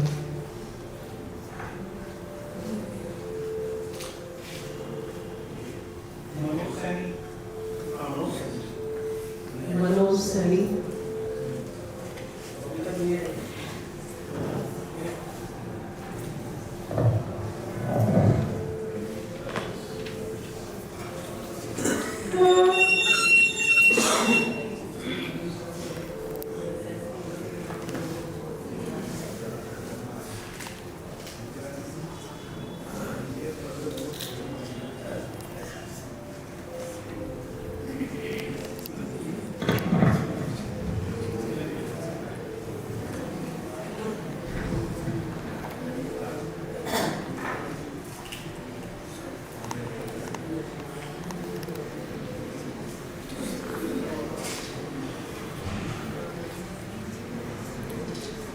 Good afternoon, everyone. Title of my talk is Anomalies in Dynamic Parameters of Supercooled Trialkyl Phosphates. So, anomalies in dynamic parameters by means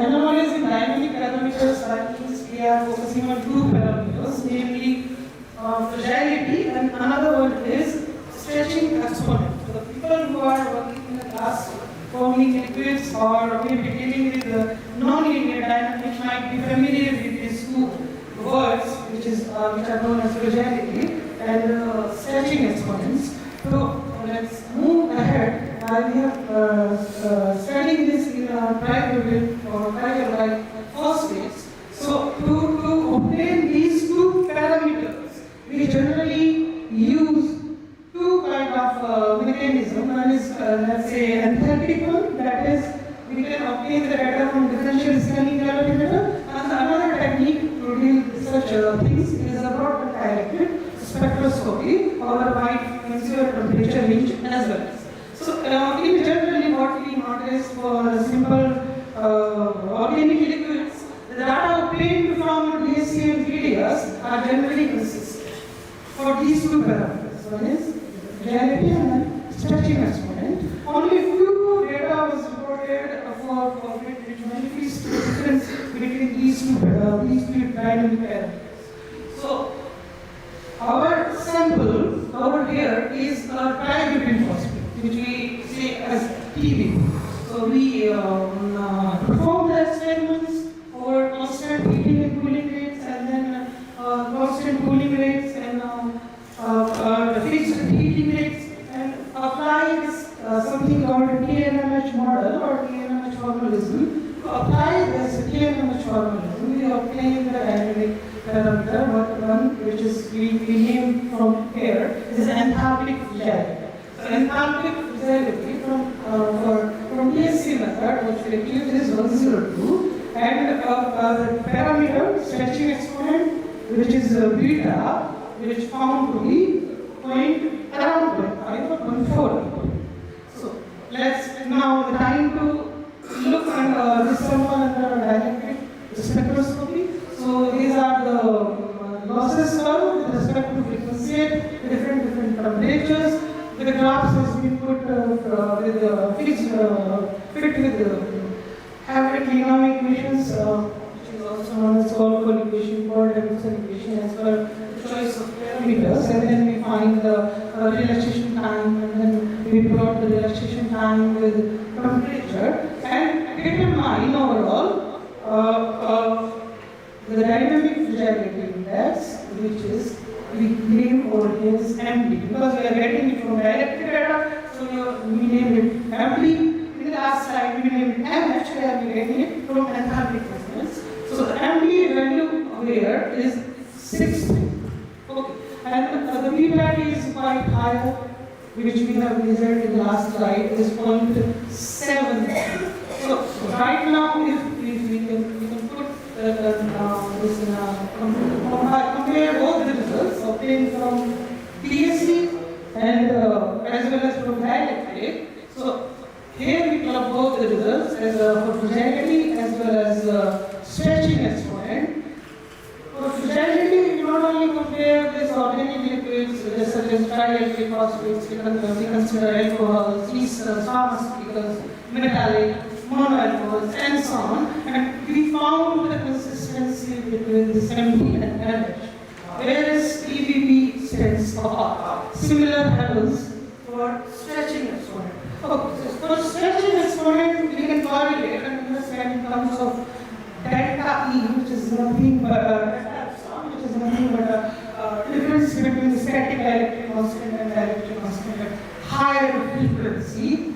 So, which is quite found to be higher in general for those organic compounds which have high dipole moments as well as they have double bond kind of structure, which is already published somewhere in this journal, which is here.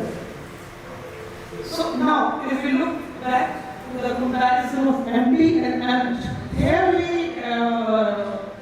encounter with an query, which is if we deal with the ESC results or enthalpic results, or we can say with the VDS results, which relaxation is more fundamental in regards to the portion of entire molecule. Okay, so that we need to dig out, and to figure out that we compare this data with the viscosity data. So the viscosity data what says, if this one is viscosity data, and if we fit it through the TG from literature, class condition from literature, the viscosity and enthalpic data is not consistent with the dielectric ones. The relaxation time is quite slower in the dielectric data, which is not the case in general for many liquids, such as if you compare the case for polypropylene, carbonate, and so on. So, why the relaxation time is quite slow for this TBP? So why?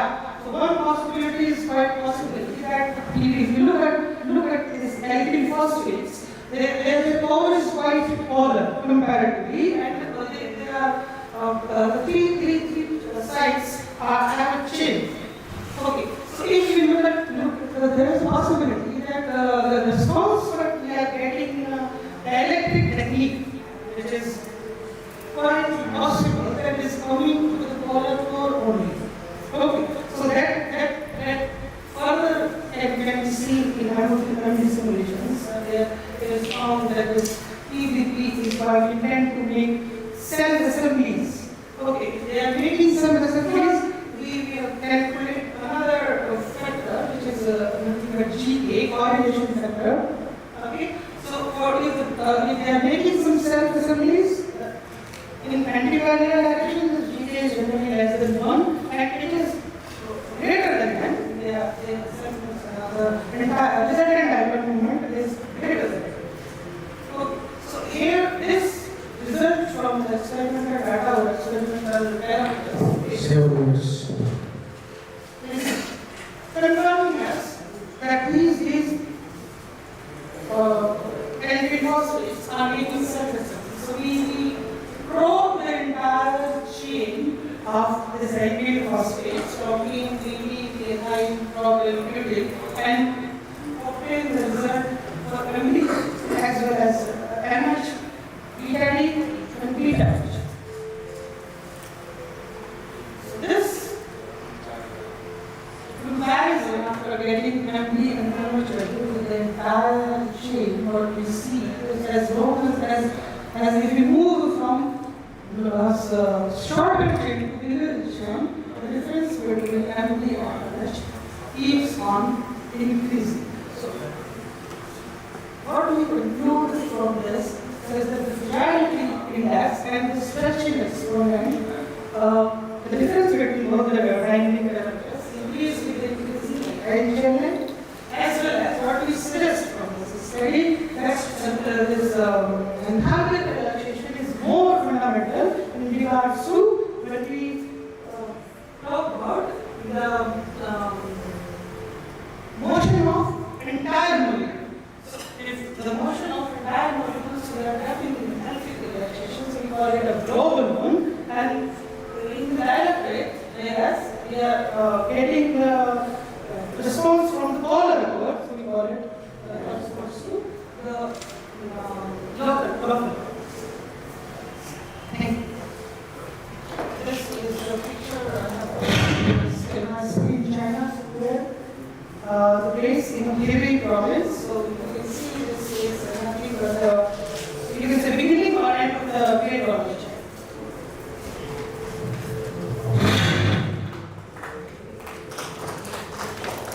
Thank you so much. Any questions?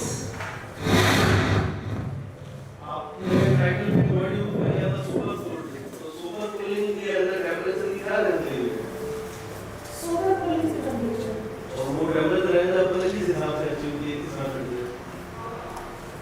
We can go to 140 element to maybe some data has been calculated, but this we can use from broadband diameter spectroscopy, where we give the sample in a higher state, so liquid hydrogen will help us to share the sample. Any other query? So, thank you, Mr. Manoj Kumar Singh, for a nice lecture, for a very typical topic, I think. Thank you so much. Now I invite Mr. Saikat. Please come.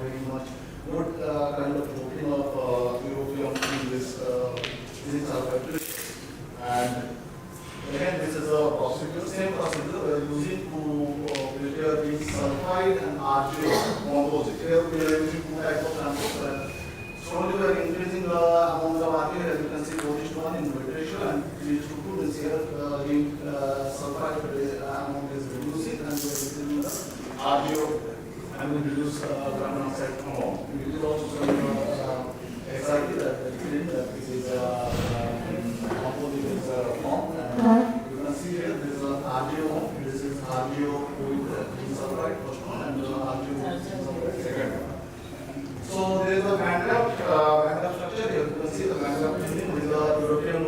particle size as well as random how it is changing. Similarly, in case of RGO, if you are putting RGO in your sulfur samples, then the bandgap is changing. RGO has a lesser bandgap, 2.4. So whenever you are introducing RGO in your zinc sulfide, it is basically reducing your zinc sulfide bandgap. So it is an morphological analysis using FASM. Here you can see the particle, average particle size is near about 7 nanometer. Similarly, here if you are using the RGO modified zinc oxide, here the RGO structure, and here you can see that how the zinc sulfide nanoparticles are growing. Considering this as a platform, and the particle is slowly growing. Here you can see here the zinc sulfide amount is greater, so the particle size is clearly visible. Here you can see the particles are slowly growing.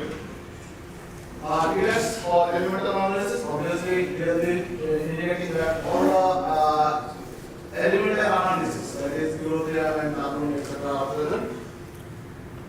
So applications means in this particular conference, if you can remember that in the inaugural session, all the chairs, co-chairs and the guest has already informed or indicated that we should look into the matter where we can introduce or we can link up our research with the environment and the pollution, sustainability, etc. These are the words which already discussed, and we already know this kind of words. So I was trying to link my particular research with this particular dimension of this particular domain. And basically I am coming from Manipal University, Jaipur, which is situated in Bauru, which is near Jaipur, which is a very popular in terms of printing, or you can say that textile industry. So textile search or textile outputs which has a groundwater contamination. You can see there are lots of reports, there are lots of pictures is available, and it is a true fact in our region. So I am trying to use my samples if it is useful for this kind of cleanup or this kind of remediation, etc. So initially we are trying with a cadmium remediation, which is a very available groundwater contamination heavy metal element, and we tried out sample which is European look zinc sulfide, and you can see that European look zinc sulfide it is 1, 3, 5 and 7% of European, which is showing a very good amount of remediation of cadmium from your ground wastewater. Similarly, using the RGO and ZNS nanocomposite, and we are trying to use that particular sample through photoanalytic process, so that we can reduce or we can disintegrate the organic dyes, and we are using the methylene blue dye in our laboratory, and the percentage difference is also showing sufficient amount, near about 70 plus, using the particular sample. Okay, so this is the mechanism how this photoanalytic activity is going on, and this is a conclusion what we can draw from our results: successful synthesis of European look and zinc sulfide RGO and nanocomposites, excited on conforming unit structure as well as binary nanocomposite. And application can be visible from this visible analysis. The structure also give you an idea how the agglomeration is going plus. Its EDAX is showing you the basic elements are present, that is the proper coating and the proper formation of the binary nanocomposite is going on. And finally, obviously we can claim that we are in starting point obviously, but still the cadmium detection and the photoanalytic activity is properly shown and sufficiently active in our sample. This is my group who helped me to do this particular experiment, and it is open for any questions.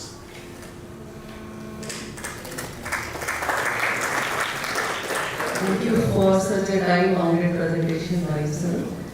Any queries? Yes, sir.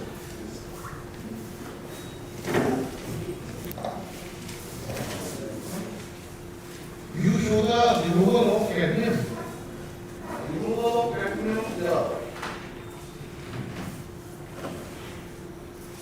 I want to know which experimental setup you used, and which physical basically chemical parameters or property that apparatus or experiment is sensing. Basically, it is not sensing. You are removing film or some other. Basically, we are preparing our sample and we are taking a experimental sample with the cadmium particular percentage. Okay, then we are keeping it for a particular time with my sample in a aqua solution. Okay, so after that we are taking its luminosity and considering the intensity, we are calculating the efficiency. So from that point, we are considering that how much removal efficiency is possible, how much removal is possible. Initially, we are at this particular stage. And the calculation is from this particular formula. This is the initial concentration, divided by the initial concentration, and there are many other contamination of then how it can only accept such kind of we work in some different way. We are thinking about. I am saying that we are not considering the particular what we are taking from any textile waste. We are preparing our sample as a lab sample. Okay, we are in lab only. We are not taking any real-time sample from the textile waste. We will go for that one, but before that we have to fix this particular thing, which particular material and which particular doping is giving you the highest or sufficient efficiency. Then we will go for that. So here, when we are taking my sample, there is only cadmium. So there is no other element available. So when we are getting the result, it is only cadmium. Is there a possibility that we are taking wastewater and such kind of things is possible? Which kind of experiment we can use? Yeah, you can go for UV visible only or AAS is also there, atomic absorption spectroscopy. Both will assume this one. Okay, sir. Thank you very much. One more query is there.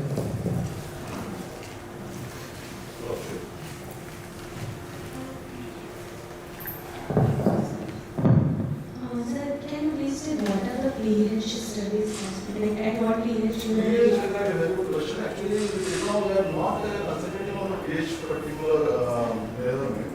Before starting, we are considering it as a neutral. And pH 7 we are starting the experiment. After the experiment, we have not studied it because initially we are interested to fix the efficiency. Okay, so what is the effect of pH in this particular study? Till now, we are not on that particular. But generally wastewaters are considered at an acidic pH. So when your material is performing at neutral pH, then how can you tell that this material is working for wastewater? It is a lab. Yeah, it's in the water position at a when you are using it in your lab, so we are making it to pH. So that we can start. Because everything if you are varying, it is very difficult to compute. So this efficiency you are getting only at pH 7. Starting point. We don't know what is the final.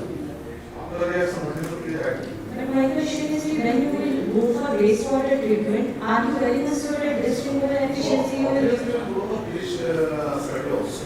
After fixing the efficiency of which particular sample is suitable, we will definitely see the pH. Then we will go for particular sample. Okay, what was the doses taken for this renewable efficiency?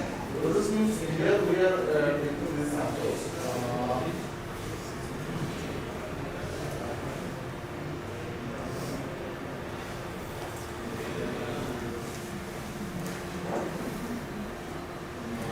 You are talking about doping efficiency, doping percentage? Doses, like how much adsorbent has been taken?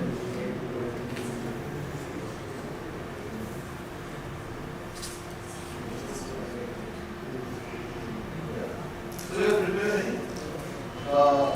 concentration of nitrogen sample. Okay. On that particular one. We are having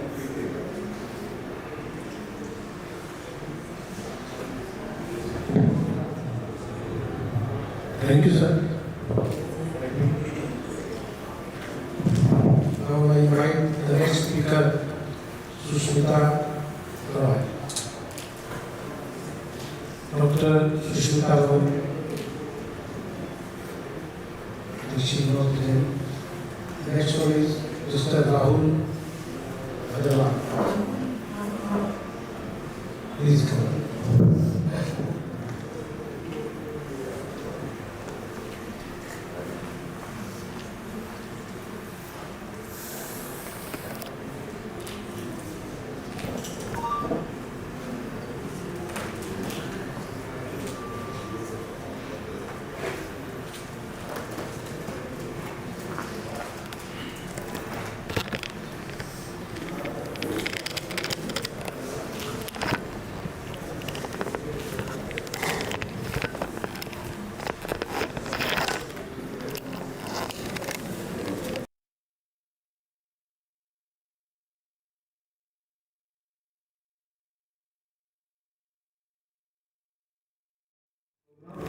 This is my first conference attending and as well as presenting.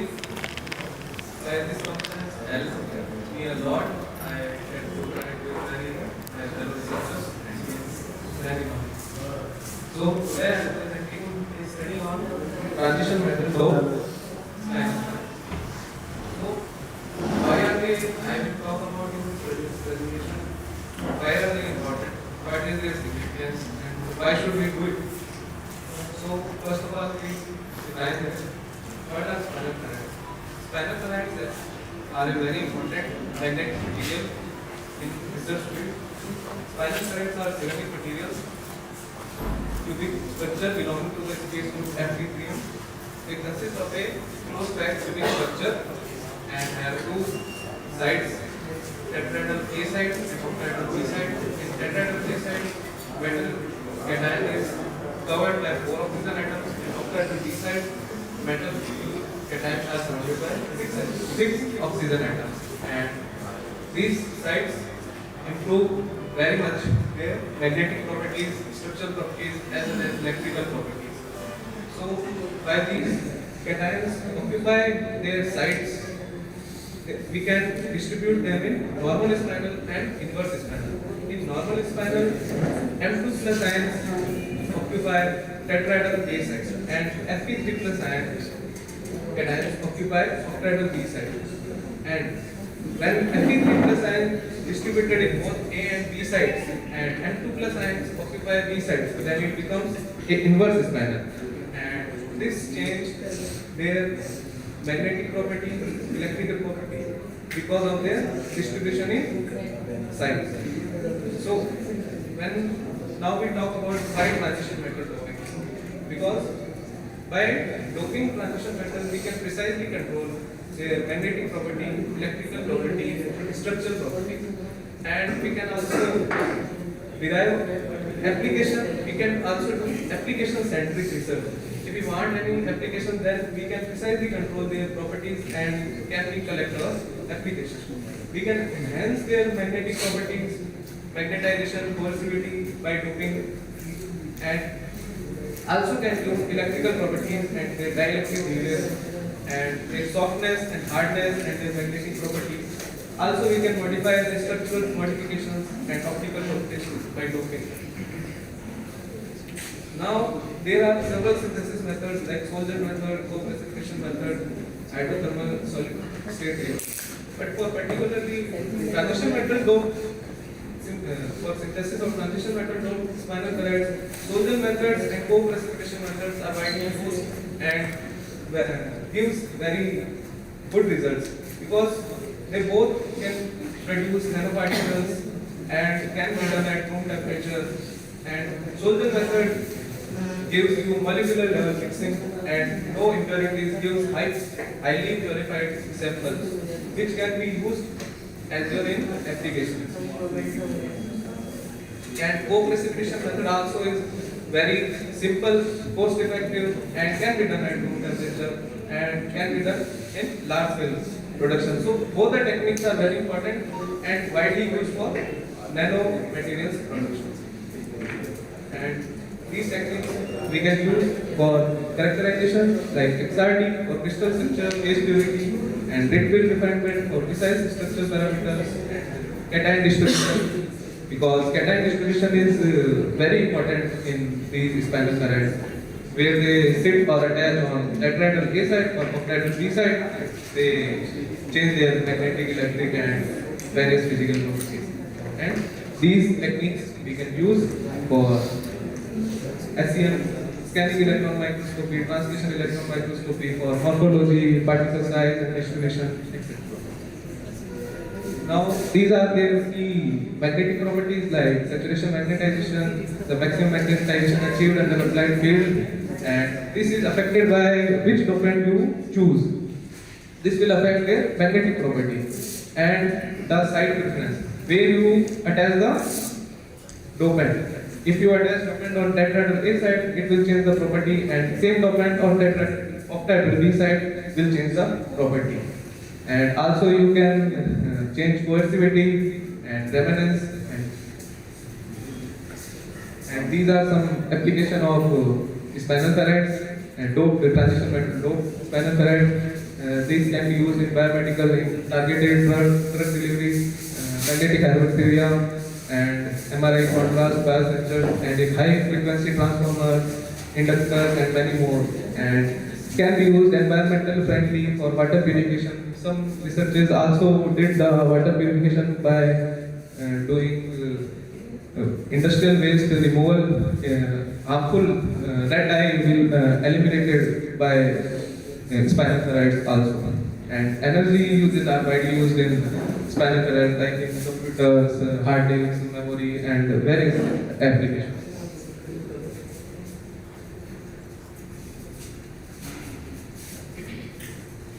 So these are recently going researches. I saw the multi-dopant system, site selective, and emerging. The third one is emerging very highly in recent times. Rare earth cobalt doping, and rare earth doping is good.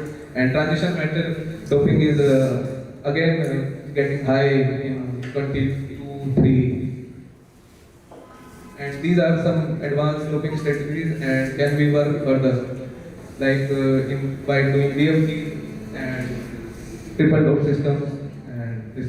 So overall, I want to say that spinal ferrites are a very important material in magnetic materials in research field because they have various applications, and by doing doping you can do application centered research. Thank you. Any query from the audience?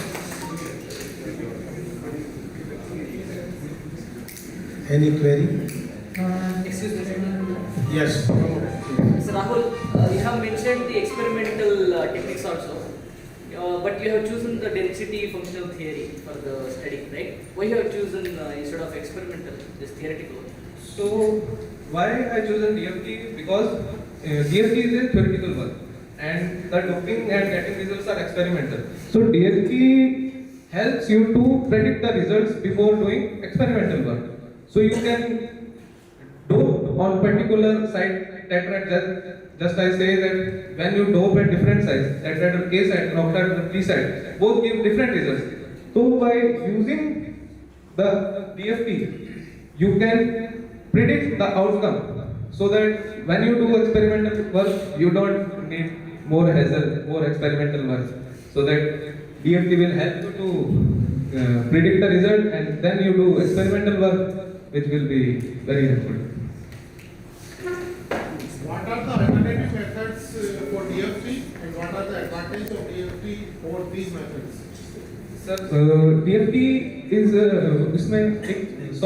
there was a software named as Purai, then where you can edit atoms and dope particular atom in that, and then you run the software, then it gives result about magnetic property, electrical resistivity. Then what will happen if you do experimental? It gives before result theoretically.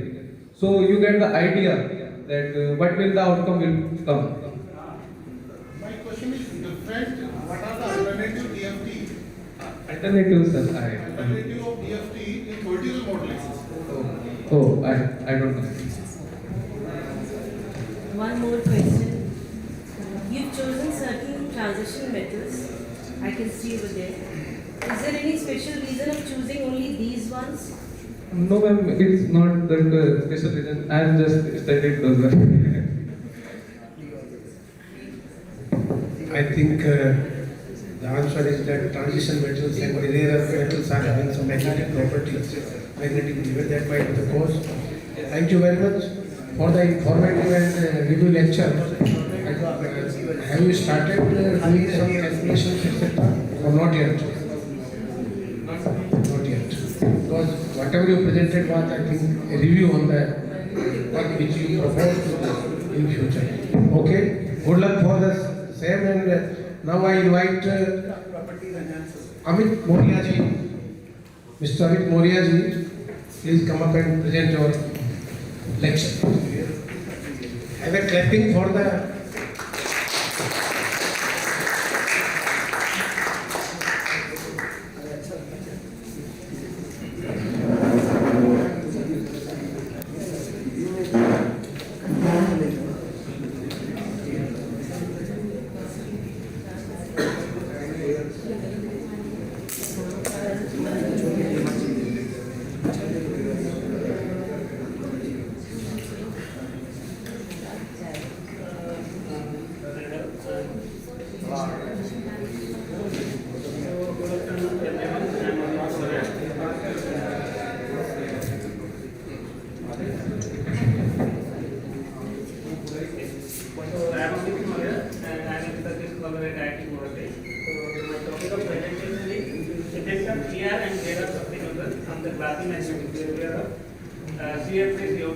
So my work is basically based on the experiment of things only.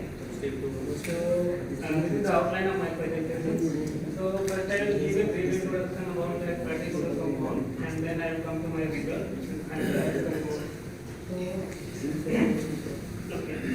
So we are currently working on these particular compounds, CH3CO2O6.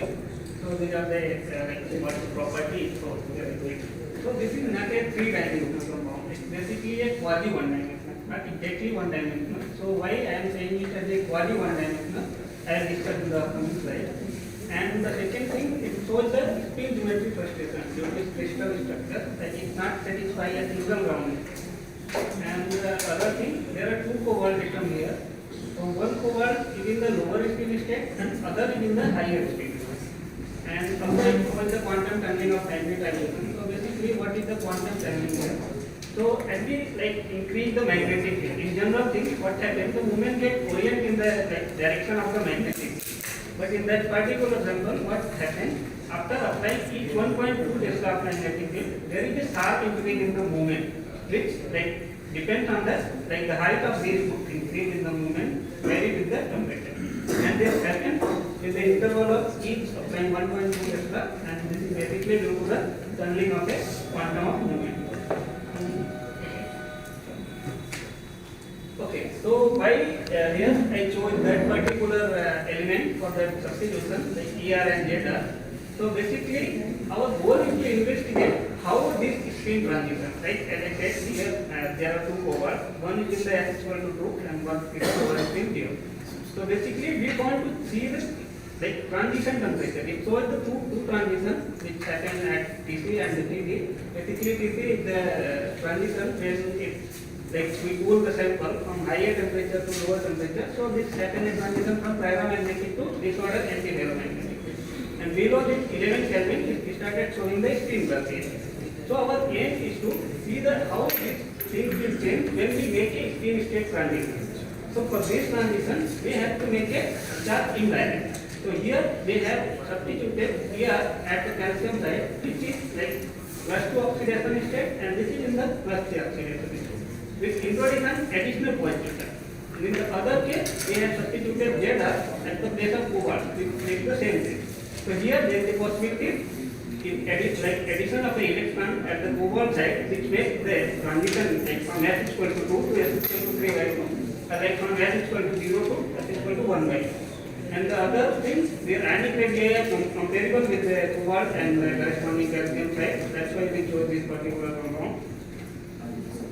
So here is the result. So basically, we prepare our sample using the solid state reaction method, and after that they perform the refill refinement of the XRD data to check the phase formation and impurity. So here we did not get any kind of extra phase, which actually confirms the single phase formation without any phase of impurity. So when we extract the crystal structure from this liquid refinement, then what we observe that the crystal is made of slightly different chains. Like this is the chain which are interacting with each other along the chain and in between the chain. So their crystal structure is three-dimensional.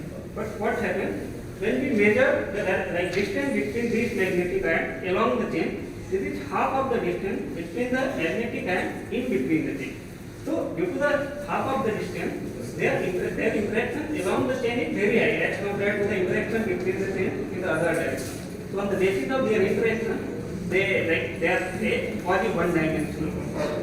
And also when we look at the top of this crystal structure, this is the projected view. So here we can see that these chains are arranged in a triangular lattice. Which actually, why I am saying this is a showing the geometry perspective. When these two are interacting like anti-ferromagnetic field, but the orientation of the third string can be like up or down. So if there is more than one ground state. So I started showing the extreme geometry perspective. And okay, so coming to the magnetic property, as I discussed, right here. So our aim is to investigate how these transition temperature vary. Like for that, we have taken the magnetic measurement in the zero kilopole and kilopole method. So basically, the zero kilopole is the process where we cool our sample from a higher temperature to below the ordinary temperature without applying any magnetic field. And when we reach below the ordinary temperature, then we start the measurement at the time of burning. So we will get the zero kilopole. And in the field cool measurement, we basically apply a field and then we cool from higher temperature to the lower temperature and we start the measurement at the time of burning. So there is a difference between zero kilopole and field cool. So what we observe that, okay, so this TC, which is the transition from paramagnetic to this order anti-ferromagnetic, this transition temperature is almost independent from the substitution of AR and JR, but this glassy temperature. So why this is glassy temperature? Basically, here we can see that this portion, like below this temperature, what happens? The magnetic moment gets like freeze. It is independent from the cooling and with the applied field. So this is the nature of the spin glass behavior. So what we observe that this glass temperature in one case decreases from the 11.1 to 9.2 or the ER substitution. But in the other case, when we do the ZR substitution, it increases. Even though our spin transition is same, like from 2 is equal to 2 to S equal to 3 by 2, but like glassy temperature is different. And the other thing, when we calculated the magnetic moment using the Curie wire state, this is the Curie wire state, then what we observed that the experimental moment is higher than the theoretical, like when we consider only the spin moment. So it gives an idea that there is a non-zero movement of the orbital constitution, which basically contribute in the anisotropic energy of this magnetic material, which is useful for magnetic memory and other application purpose. So as I said here, like the glassy temperature varies in the substitution. So further to confirm this behavior, we have performed the magnetic relaxation measure. So for the magnetic relaxation, what we did, we just cool our sample below the glassy temperature, and we applied the 9 Tesla magnetic field for 2 to 3 minutes. Then we removed the field and we measured the relaxation with the time for the 10,000. And what we got, we can see that with the substitution, as we have observed that our glassy temperature decreases with the ER substitution. In the same way, we got the relaxation time is 160, like it decreases from the apparent. And in the other case, as the glassy temperature increases, we got a higher relaxation time. It supports that as we have substituted ER and zeta, the relaxation time is changed accordingly. And okay, so here relaxation can be at two ways. Like there can be relaxation with the spin field in an isolated phase. In the isolated phase, but and also in the second way, they can interact and relax in the form of cluster. So further to verify this, we have taken the measurements and different temperatures, and when we prepared it with the Vogel control model, then we have got that there is a non-zero value of P0, which confirms that the interaction is not due to the isolated spin field, rather than it is due to the intercluster interaction. And further it shows the memory effect, as I said, it is it shows the non-zero orbital contribution which further participates in the higher magnetic anisotropy and some memory curve. So for the memory effect measurement, we have done the interrupted field pooling. So in this case, we start the measurement from the higher magnetic field in a magnetic field of 100 volts, and we make the interrupt the field at this particular temperature, and we leave it for getting relaxed for 2 to 3 hours, and we stop the measurement. After reaching this 2 Kelvin at particular temperature, then at the time of warning, we do not interrupt the field. We just start the measurement from 2 Kelvin to 30 Kelvin. Then what we observe that our interrupt, like this black curve, where we are not interrupted the field, it tries to follow the path which has been taken during the interrupted field pooling, which is basically gives a clear signature about the magnetic memory. And with the conclusion, we have defined our sample with the spectrometer, and we have done the extra characteristics of the field, like H-theory information and what we got. Like even though the spin transition is in the similar way, but in one case there was a between and so in the other case it is between. And with the non-zero value of P naught, confirm that the interaction is not a single spin case, it is basically due to the interrupted interaction, and the interrupted field pool magnetization measurement shows the difference. Thank you. Already we are running late. But any question from the audience who is interested in the magnetic aspects of material? Yes, please come up.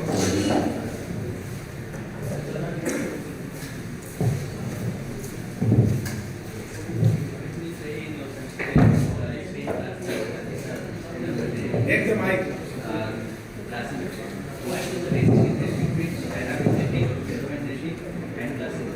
Okay, so the basic difference between the glassy magnet and the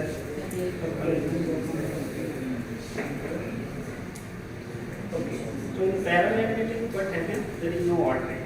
Like as we apply the fields, the elements are initially random oriented and then try to orient in the applied magnetic field, and it increases with the magnetic field. But in the spin glass, what happens? They are like fixed at a particular orientation, and they have some non-zero motion. Even though I just from random temperature and speed, which indication like here, you can see that the spin gets freeze. Even though we are decreasing the temperature and the field is like 1 Tesla, but this is not the case of like paramagnetic. The ferromagnetic basically is not for the reaction. They are completely like when we apply the field, they are oriented, and to remove the field, they put the vertical reaction on the constant. I think you have taken RBM in this particular. There are other rare metals also like dysprosium, etc. They do have good magnetic properties. So are you trying to replace the RBM with other? I have done with the DY, and Did you find some difference in that? actually, in all the cases, when we try to substitute with the plus 3, with the plus 4, we get a speed glass. But in all the cases, the glass temperature changes differently. One more query that all the data has been, since it is a case of magnetism, so you have taken very low range of the temperature. Do you think that very close to the in the higher temperature, it will what effect there may be? Because we have to work on the room temperature in most of the cases. So what is your opinion about that? My opinion is that we are giving an idea like how the substitution and the other things is different. Then it can be generalized in the other things, but how working on low temperature. Thank you, Moryaji, for traveling such a long distance from Assam to Bikaner to all the 2 edges of the country. Thank you very much for your nice presentation. Now, before our lunch and us, there is one more participant remaining. I invite Mr. Tanay Saha. Mr. Tanay Saha, please come.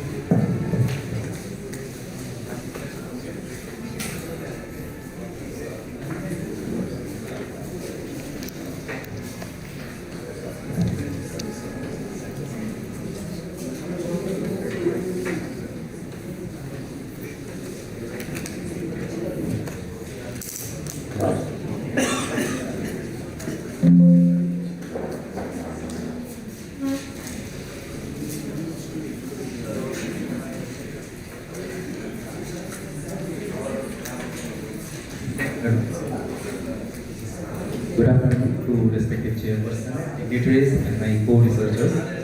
I'm Tanay Saha from Department of Physics, Sri Sathya Sai Institute of Higher Learning, Prashant Nilayam, Andhra Pradesh. Today I will be talking in the topic of enhanced humidity sensing area of soldier-derived ZNO C65 heterostructure sensor. So moving ahead, humidity, which the term as simple as it sounds, but it can affect more than the way which we can think of. Higher humidity can cause you allergic reaction, it can also damages the property and also entertain bacterial growth in food. So in the present scenario, it is an important factor to be measured. Precise monitoring of humidity is important in many of the fields, including healthcare, agriculture, food production, and their storage, and including construction also. So the question arises, which is the ideal range of humidity which can be maintained? Because in a country like India, we have so many seasons coming in. So during summer, where we face high humidity, we can face the risk of bacterial growth, asthma, chemical interaction, and many others. Similarly, during winter, where we feel low humidity, we can have the risk of respiratory infection, allergies, and asthma also. So in general, we quantify it to be in between 45 to 55%, which we call as a normal humidity. But attaining the same range may not be possible every time. So for monitoring the present humidity present in a specific environment, we generally use a hygrometer, which is again fitted with a humidity sensor inside. So the available sensors in the market are working on these three major principles, which is capacitive, resistive, or optical. At the same time, these sensors have their own pros and cons. So suppose if you are taking a high accuracy sensor, you will have the issue of sensitivity to contamination. And if you are taking a cost-effective sensor, you will have the problem of durability. And if you are going for precise measurement of humidity, you will have price issue because the price will go high.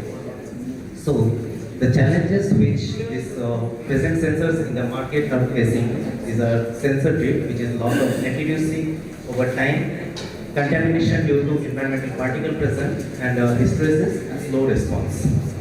So for meeting the demand of these challenges, we need a material which could be stable, lower cost fabrication, and which could be operated at room temperature. So going through literature surveys, we have came across ZNO, which has higher chemical stability, it is low cost fabrication method, and it has a higher electron mobility also. So ZNO, which is the N-type semiconductor, it also has a higher thermal stability, and it also have a resistive nature to chemical degradation. But at the same time, its intrinsic hydrophilic property can affect the repeatability data, but which can be solved by strategic doping. Thus, doping with carbon can help in enhancing their electrical conductivity by opening up the electrical path throughout the material. Specifically, C65 carbon, it enhances the surface area and also the lifespan of the material. And this heterostructure of ZNO and C65 was prepared by a well-known method of solvent synthesis due to its low cost, scalable method operational, and low temperature compared to other fabrication processes. So initially, both the salts were prepared independently, C65 salt and the ZNO salt, keeping the solvent same for both, which is 1 propanol. When both the salts were ready, this C65 salt was mixed in ZNO salt before gelation process. So after it was gelified, the sample was deposited on an interdigited electrode pattern over silicon substrate for further characterization. So this ZNO C65 heterostructure, it consists of ZNO nanoporous materials with uniformly distributed carbon C65. So this architecture, it also facilitates about robust absorption of water and also charge transfer, thus improving the electrical conductivity of the material. So adding the 365 also creates interfacial region with electron mobility increasing absorption capacity of the material. So the formation of ZNO and its heterostructure was confirmed by XRD, where the change in intensity of the diffracted peak can be visible, which thus suggests a growth of ZNO plane in a different polar direction. So, and these morphological studies also shows that addition of C65 carbon in ZNO has resulted in more porous structure and more spherical cluster, which enhances the surface active area for more water molecular interaction. So the humidity sensing of the heterostructure film was studied in a homemade setup. We have used a hygrometer for humidity monitoring and a Kelvin electrometer for recording the change in resistance. And for humidifier and dehumidifier, we have used the solution of potassium sulfate and potassium hydroxide. The change in resistance was recorded to K3 electrometer. So the humidity characteristics, as it is shown here, as humidity increased, the sample resistance has decreased rapidly. And due to this, we have calculated the sensitivity factor, which is RH0 on RH, in which RH0 is the resistance, initial resistance of the sample, and RH is the final resistance upon varying the humidity. So as we can see, by addition of C65 carbon in ZNO, we have achieved high sensitivity of the material. This graph is of high sensitivity material with the highest concentration of C65, and this black graph is of pure ZNO. So the sensing mechanism of this material, as initially when we expose it to humidity, so the sensing surface is it accumulates the water molecules.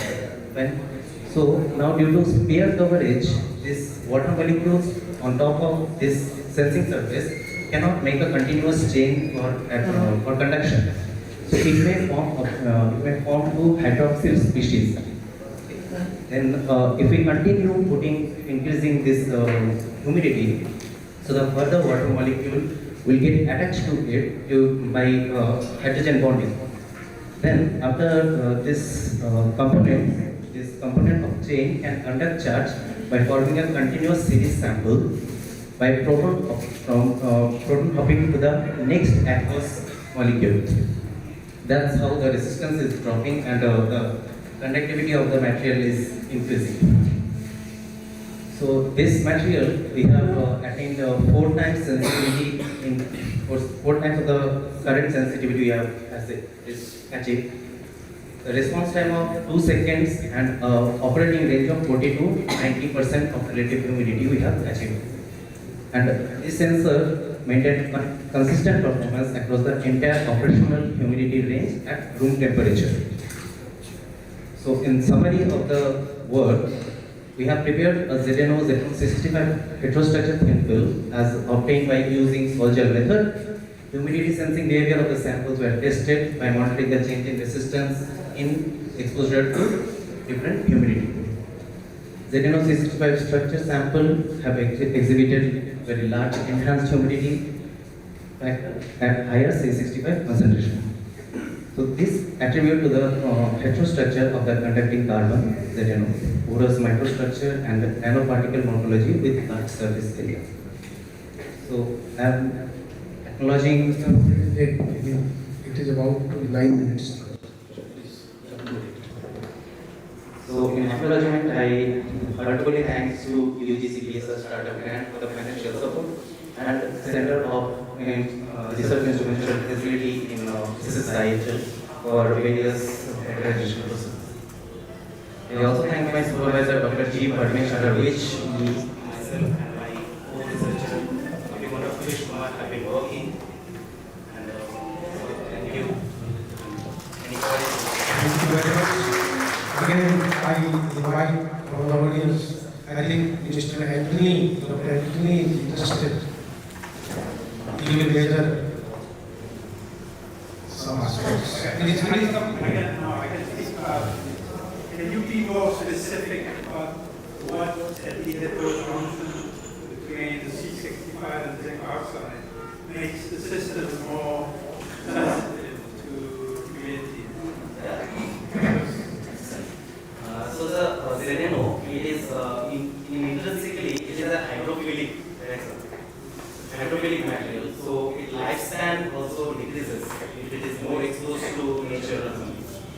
Adding this carbon C65, it forms a heterostructure which enhances its electrical conductivity by opening up the electrical pathways, and also it increases the lifespan of the material. That's how it helps in more longer period of operation. Do you understand the electronic structure of the ZNO6? So we have not studied the electrical structure of that. So you say that it opens up the conductivity. Sorry, sir, pardon? It increases the conductivity. Yes, sir. How does that work? Yes, I will show you, sir. So in this diagram, if you see, this was for pure xenon at the same humidity level. And when we have doped it with higher concentration of carbon C65, the resistance has increased, and also the stability of the graph is much slower.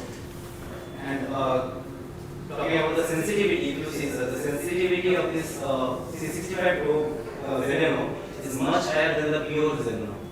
That's how we have concluded that the conductivity of the xenon have increased.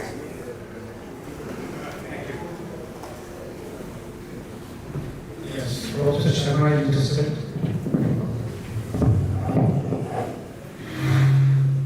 You are showing the humidity sensing by using the NOC65.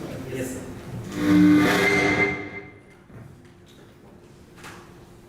My query is that when you are showing your sensing ability, okay, that depends upon some physical or chemical parameters. Is there some limitations on that parameters that are using your sensing purpose? So, so in this work, we have used electron hopping mechanism for this conductivity part, as shown in. So, as I said, this primarily when this water molecule is absorbed on the sensing surface, it forms into OH minus and OH plus minus. And further increasing the humidity, the water molecules get attached to the primarily Ame absorbed water molecule through hydrogen bonding, and through proton hopping system, the conduction increases.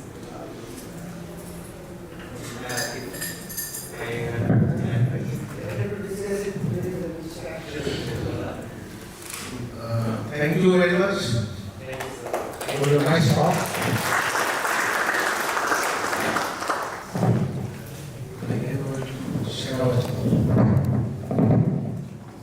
Yesterday we have poster session. The session was chaired by Professor and Dr. So I would like to invite them, guys. Please. If Professor Nagel is not there, then I would like to invite Dr. Omprakash sir to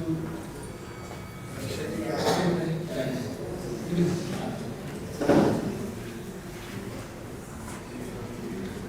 Now, I would like to invite Dr. Vijay Makar sir to present a comment of Dr. Anil Sharma sir for chairing this session. Chairing as well as chairing.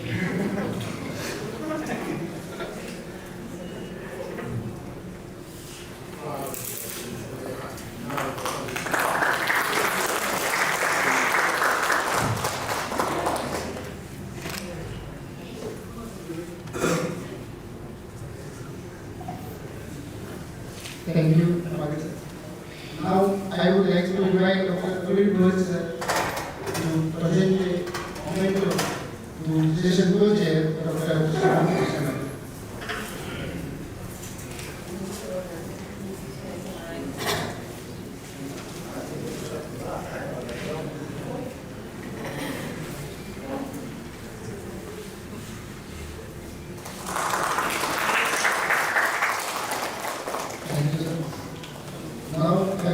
to Professor Anami Badlo sir to present a memento to Dr. Preeti Nugga ma'am for chairing the session. Please, sir.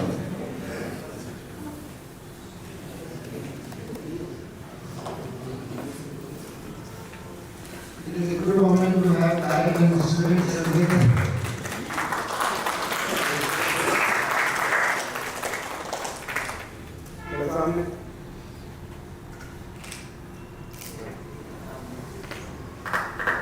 Now I would like to invite Dr. Akshay Joshi sir to present a memento to Dr. Omprakash as a representative of Professor Ajay sir.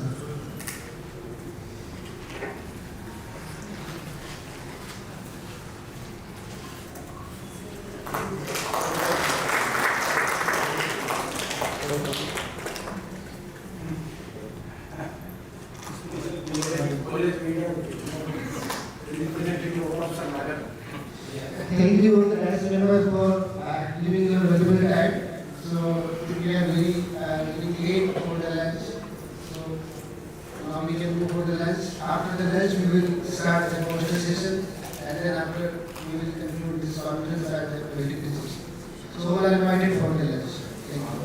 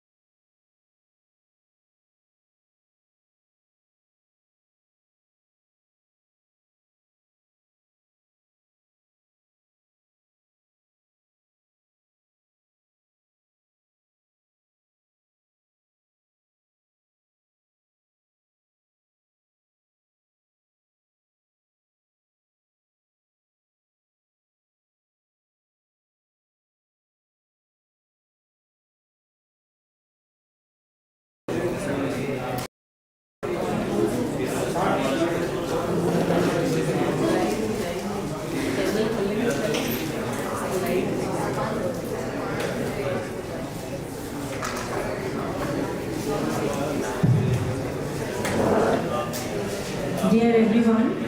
It is reminded that the valedictory event for this conference will be started at 4 p.m. today. At 4 p.m. we will be starting with the valedictory session for today's conference.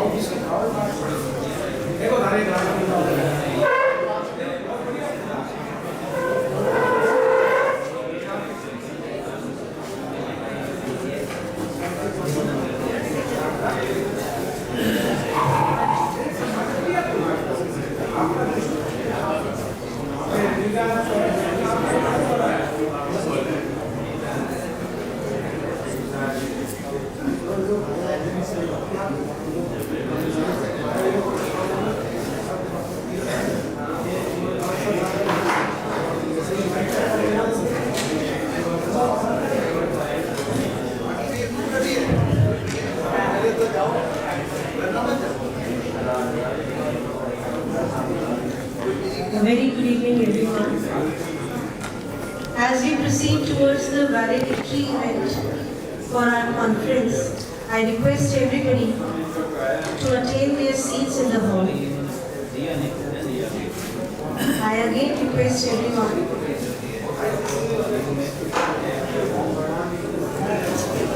that in a very short while we will be beginning with the valedictory event for today's conference.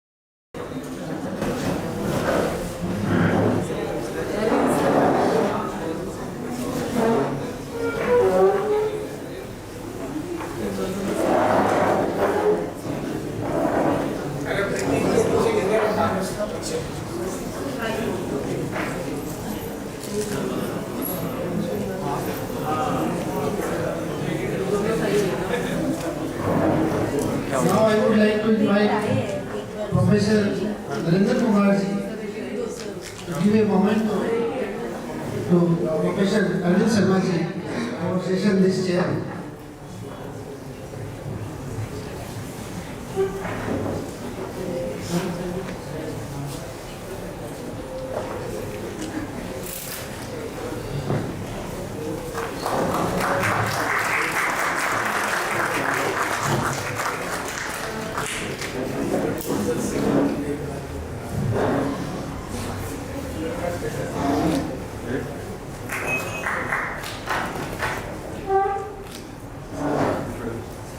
Thank you, sir.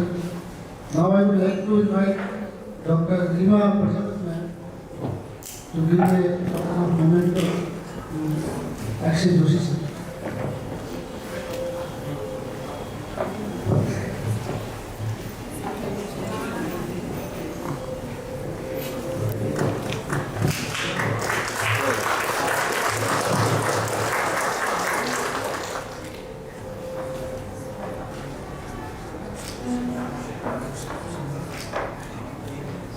So, thank you Dr. Akshay Joshi sir and and Professor Arvind Sharma ji for session this chair. Now I will announce the timing of plenary session. So, handing over mic to the Dr. Rima.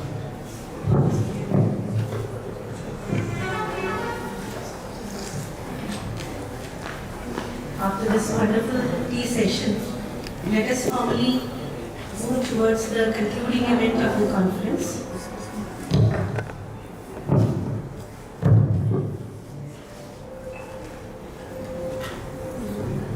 A very good evening to all respected dignitaries, eminent speakers, delegates, researchers, scholars and dear students. As we come to the conclusion of this two-day enriching offline sessions of 5th International Conference on Condensed Matter and Applied Physics, ICC 2025, it gives me immense pleasure to welcome all the valedictory delegates, participants and eminent speakers in this prestigious international conference. On behalf of Organizing Committee of ICC 2025, I extend a warm welcome to all our esteemed guests, speakers, session chairs and participants who have contributed to the success of offline phase of this conference. Ladies and gentlemen, to begin this valedictory program, I request our respected dignitaries to kindly take their seats on the dais. It is my proud privilege to invite the chief guest for this ceremony, Professor G.P. Singh, President, Condensed Matter Research Society, CMRS. A distinguished scientist, his lifelong contribution to condensed matter research continues to guide and inspire our researchers and young budding minds. Thank you so much, sir. Now I invite our guest of honor, Professor Antoine Kang, Vice Dean, School of Engineering and Applied Science, Princeton University, USA. A globally respected academician and an inspiring leader in the field of condensed matter and applied physics. Thank you for gracing the dais, sir. I now invite Dr. Manoj Singh Shekhawat, Convener ICC 2025, whose vision, leadership, and highest interests have played a pivotal role in shaping this conference. I also request Dr. Sudhir Bharadwaj, Organizing Secretary of ICT 2025, who has been instrumental in managing and coordinating the conference activities, to kindly take his seat on the dais, please. I also invite Dr. Bhuvneshwar Suthar, co-convener ICC 2025, for his valuable support and contribution to the conference.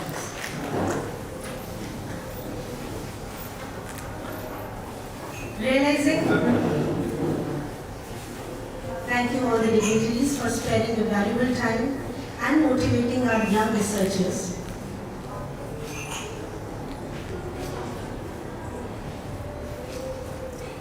As we move ahead, I now hand over the stage to Dr. Shivangi Vissa, Member Organizing Committee, ICC 2025, to announce the name of winners of oral and poster presentations in this conference.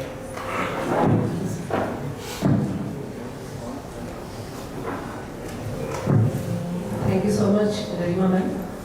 So, this is the most exciting part of the conference to announce the name of winners of our oral and poster sessions. For the oral session first, which held yesterday, the first prize goes to Mr. Saurav Sarkar, whose paper ID A10008. And to hand over this award, I would like to request Professor D.P. Singh ji, our chief guest of this valedictory session and president of CMRS Society, and Dr. Anton Kehen, sir, please come forward to presenting this award to Mr. Saurav Sarkar.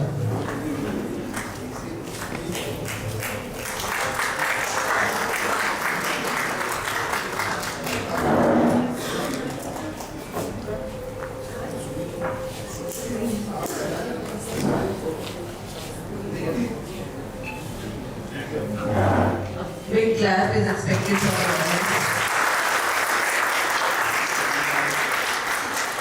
Thank you so much, sir. The second prize for the oral session goes to Sushma Tripathi, A10036. And further this, I would like to call Dr. P.T. Aruna and Dr. M.D. Sharma ji to come forward to hand over this award. Thank you.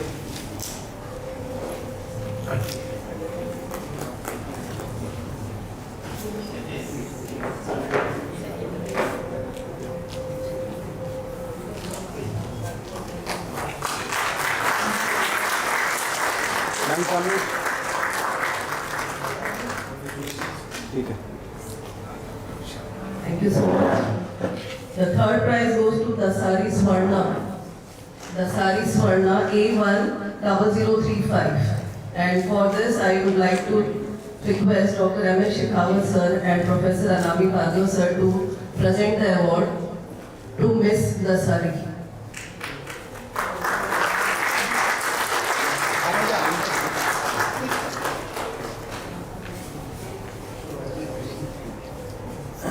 सामने sir, इधर देखो sir, सामने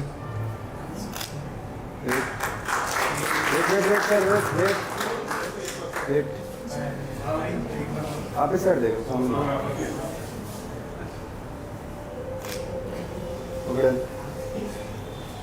Thank you so much. For yesterday's poster session, the awards are Miskil Naik, first position for A10050. And for this, I would like to call Dr. Bhuneshwar Sutar. To present this award, I would like to call Dr. Bhuneshwar Sutar.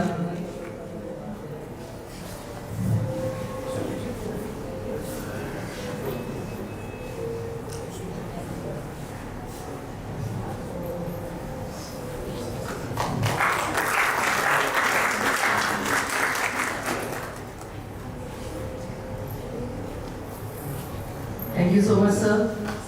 At second position is Venkata Ramanaya, B10031. And for this, I would like to request Dr. Sugri Bhargava sir to please come forward.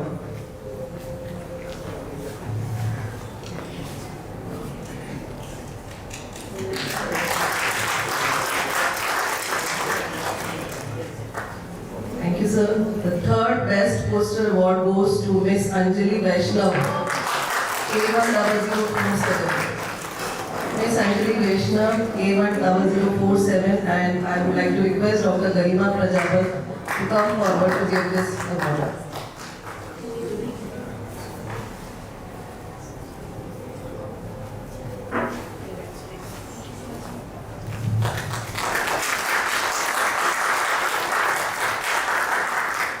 Thank you so much, ma'am. For today's oral session, the first award goes to Mr. Amit Maurya. Mr. Amit Maurya, H0011. And I would like to request Dr. Anton Tahan and Dr. G.P. Singh ji to please present the award.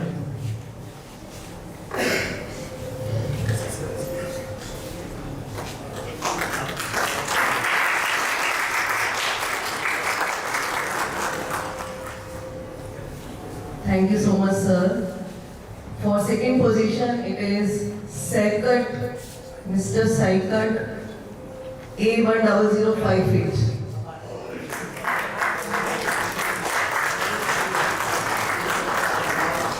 And I would like to request Mr. Pankaj Jainji and Dr. Om Prakash Swamiji to please come forward and give this award.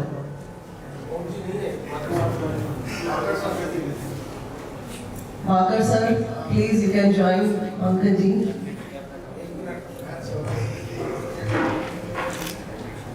Sir.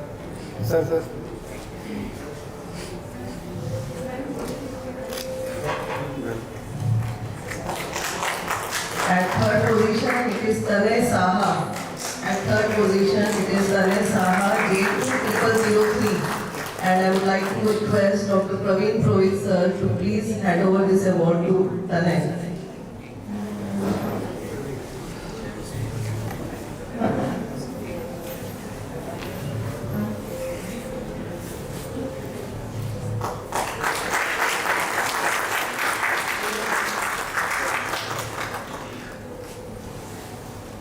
Now I would like to announce the awards for the poster session of today.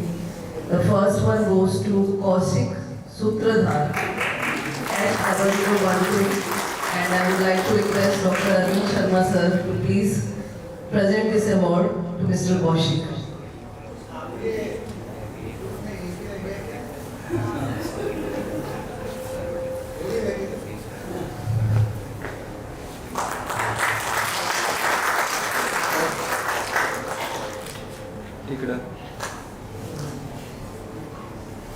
At second position, it is Deepak Kumar Yadav.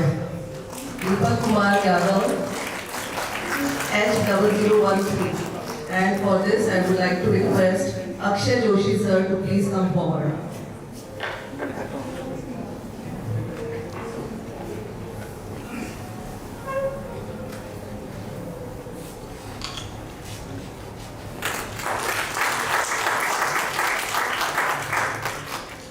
Thank you, sir. And the third prize goes to Mr. Abhishek Nayak, H0003, and I would like to request Dr. S.K. Tag to present this award. Abhishek Nayak.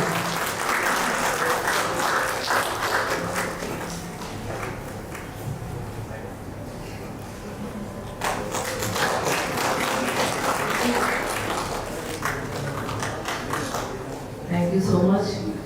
So with this, we have officially come to an end to the offline session of this conference, and I hope you have a great experience in this 2 days conference. I would like to call anybody from you to give the feedback about how you felt here, how the presentations went. Anybody from you, we are excited to hear.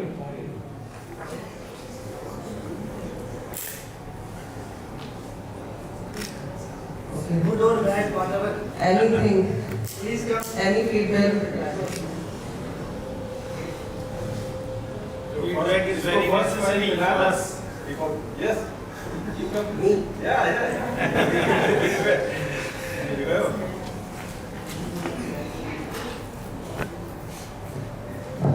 Okay, hello everyone. First of all, thank you for giving me this stage. Up to now, I was talking from here. Now I am back here. So the journey was nice. So thank you. The conference was nice. Truly inspiring one. So a lot of people presented their work. Nice thing, and also I would like to thank the organizers for, especially Professor Manoj Shekhawat sir. Every time I disturb him at night, at any time, mail or WhatsApp, every time the reply came almost within 10 minutes or 15 minutes. So a big hands to Professor Manoj Shekhawat. and especially my session chair, Professor, I think GP Singh's, yes, I'm sorry for that because I have a bad tendency to forget names. So thank my session chair for that, for chairing the session with excellent talks, and also other dignitaries, and also Professor Anton for answering my query. And I have tried to be a good speaker or good attendant in this conference. So a lot of them are there. Some people have received the prize, but others have not. So in that sense,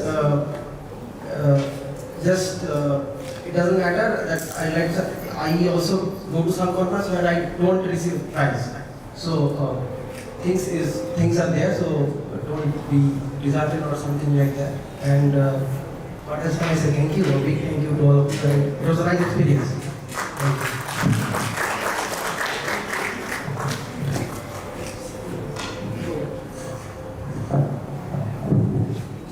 Thank you, dear Saurabh, for a very honest feedback. With this, I again invite others who can provide some feedback for this conference. In that case, let's proceed forward. The last 2 days have been truly intellectually stimulating, marked by insightful plenary and keynote lectures, thought-provoking invited talks, and enthusiastic oral and poster presentations. These sessions have not only showcased cutting-edge research, but also strengthened academic bonding and collaboration among researchers from these diverse institutions and countries. With this, I now politely request Professor G.P. Singh, President Condensed Matter Research Society, to please come forward and convey formal vote of thanks to the guests and participants.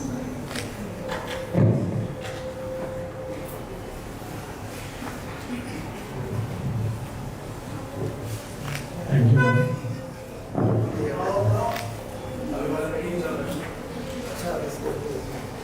After 2 days hectic academic activities, I think now everybody is happy, smiling face.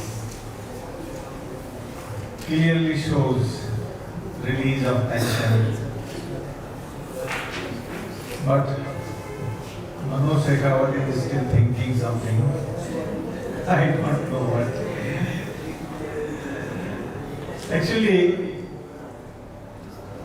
the gathering which I have seen here from different part of country and globe is really useful for society. We have seen people's work on different burning aspect of the society, like the pollution, water pollution, the hazard of the plastic, the composite material, and so on.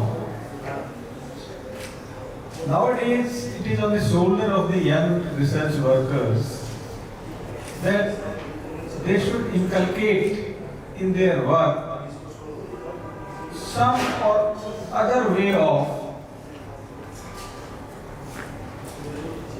addressing their local problems. By local problems, I mean, suppose here in Bikaner, we have a majority of clay materials, but our problem is we are sending a lot of clay from here to Gujarat, and from there we receive the finished material which is marketed in almost all parts of India. Now the problem is, why can't we develop the technique with which we can establish the local industries in our area itself or in the area where the raw material is available? One of the major concerns of the today's world is about the eco-friendly materials. We want newer and newer material for the purpose of development of newer and newer techniques, but at the same time, their easily biodiversity and so many aspects has to be taken care of. So I think in that, from that point of view, this seminar is a great success. So I congratulate all organizers or participants for their hard work and their continuous participation. I frankly tell you, in the valedictory session, कहीं कोई chair खाली नहीं है, ऐसा होता नहीं है. Normally, in valedictory section, not more than 10 to 15 people are present. But here the attendance is more than 80%. Of course, some are participating through online, they cannot be in this hall.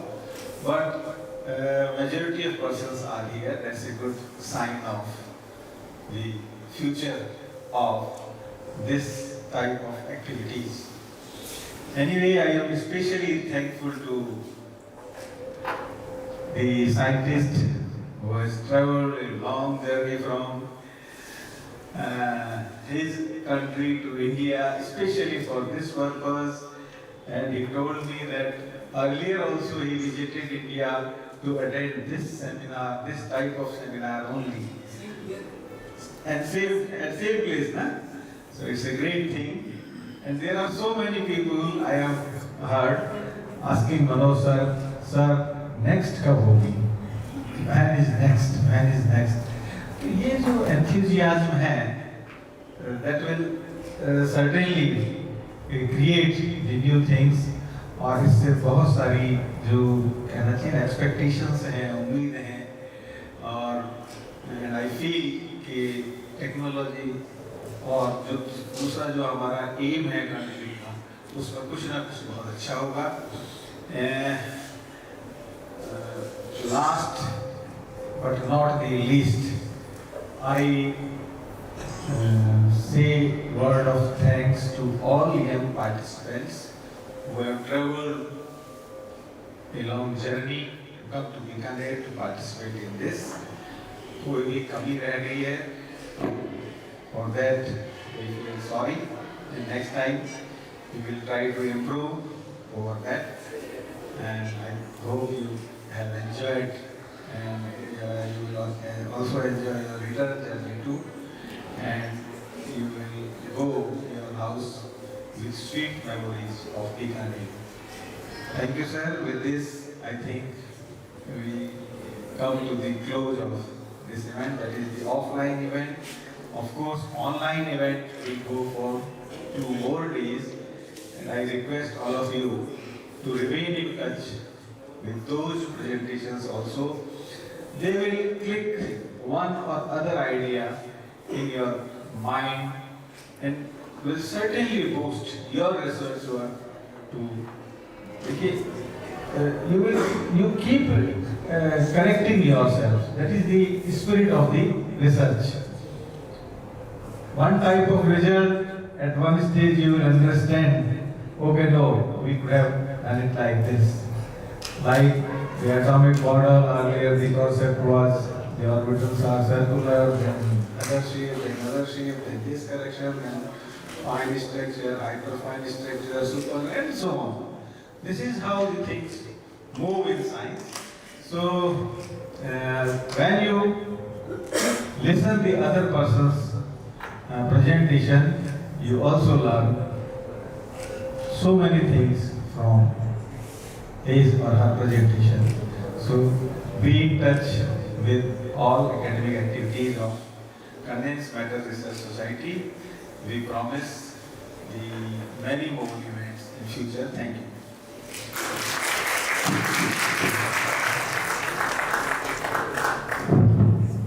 Thank you so much, sir. I would like to inform all the participants that the remaining sessions of ICC 2025 will be conducted online via the Zoom platform on December 14 to 15.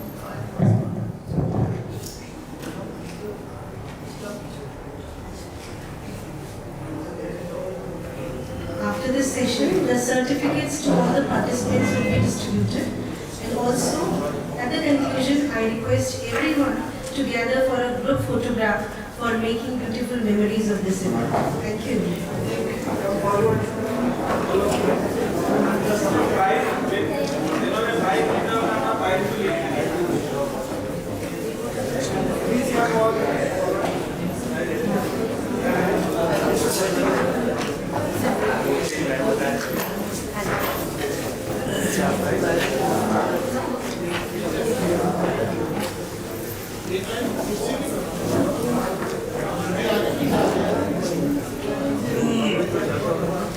चलो चलो photo खिंचाओ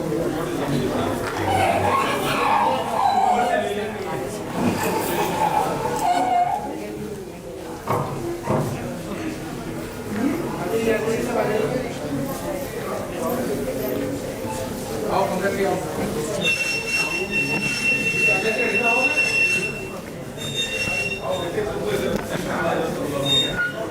जो ज्यादा height वाले हैं वो side में हो जाओ, जो कम हाइट वाले हैं आ जाओ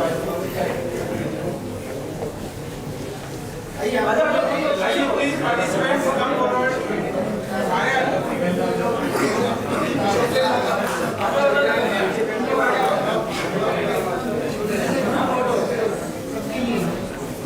आधा नीचे बैठ जाओ आप एक बार सर्टिफिकेट बात कीजिए एक बार बाद में दे दीजिएगा आप भी आ जाओ हाँ ये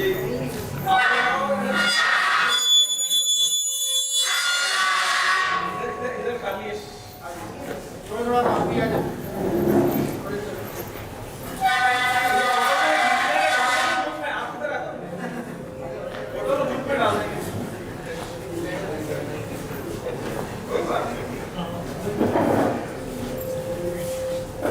पार्टिसिपेंट ही हो आ जाओ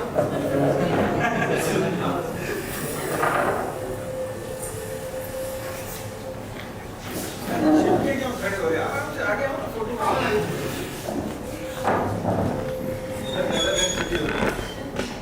अभी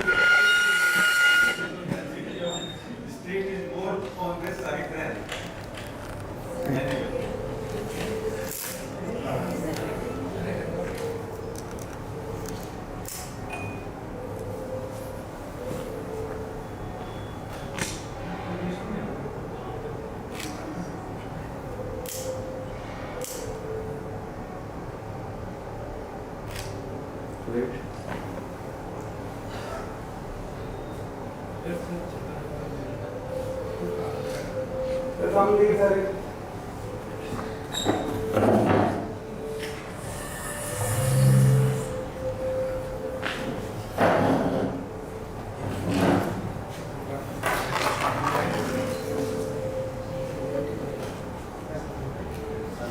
सामने स्माइल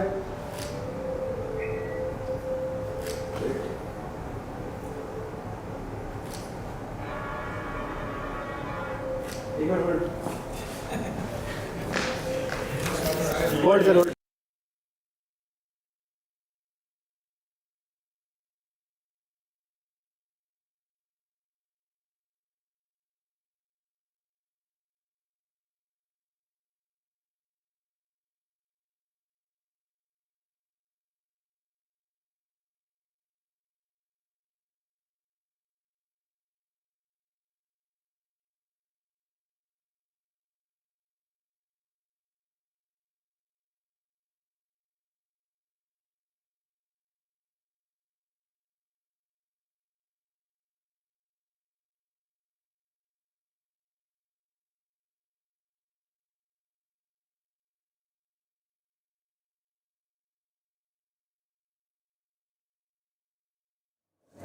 बहुत अच्छा काम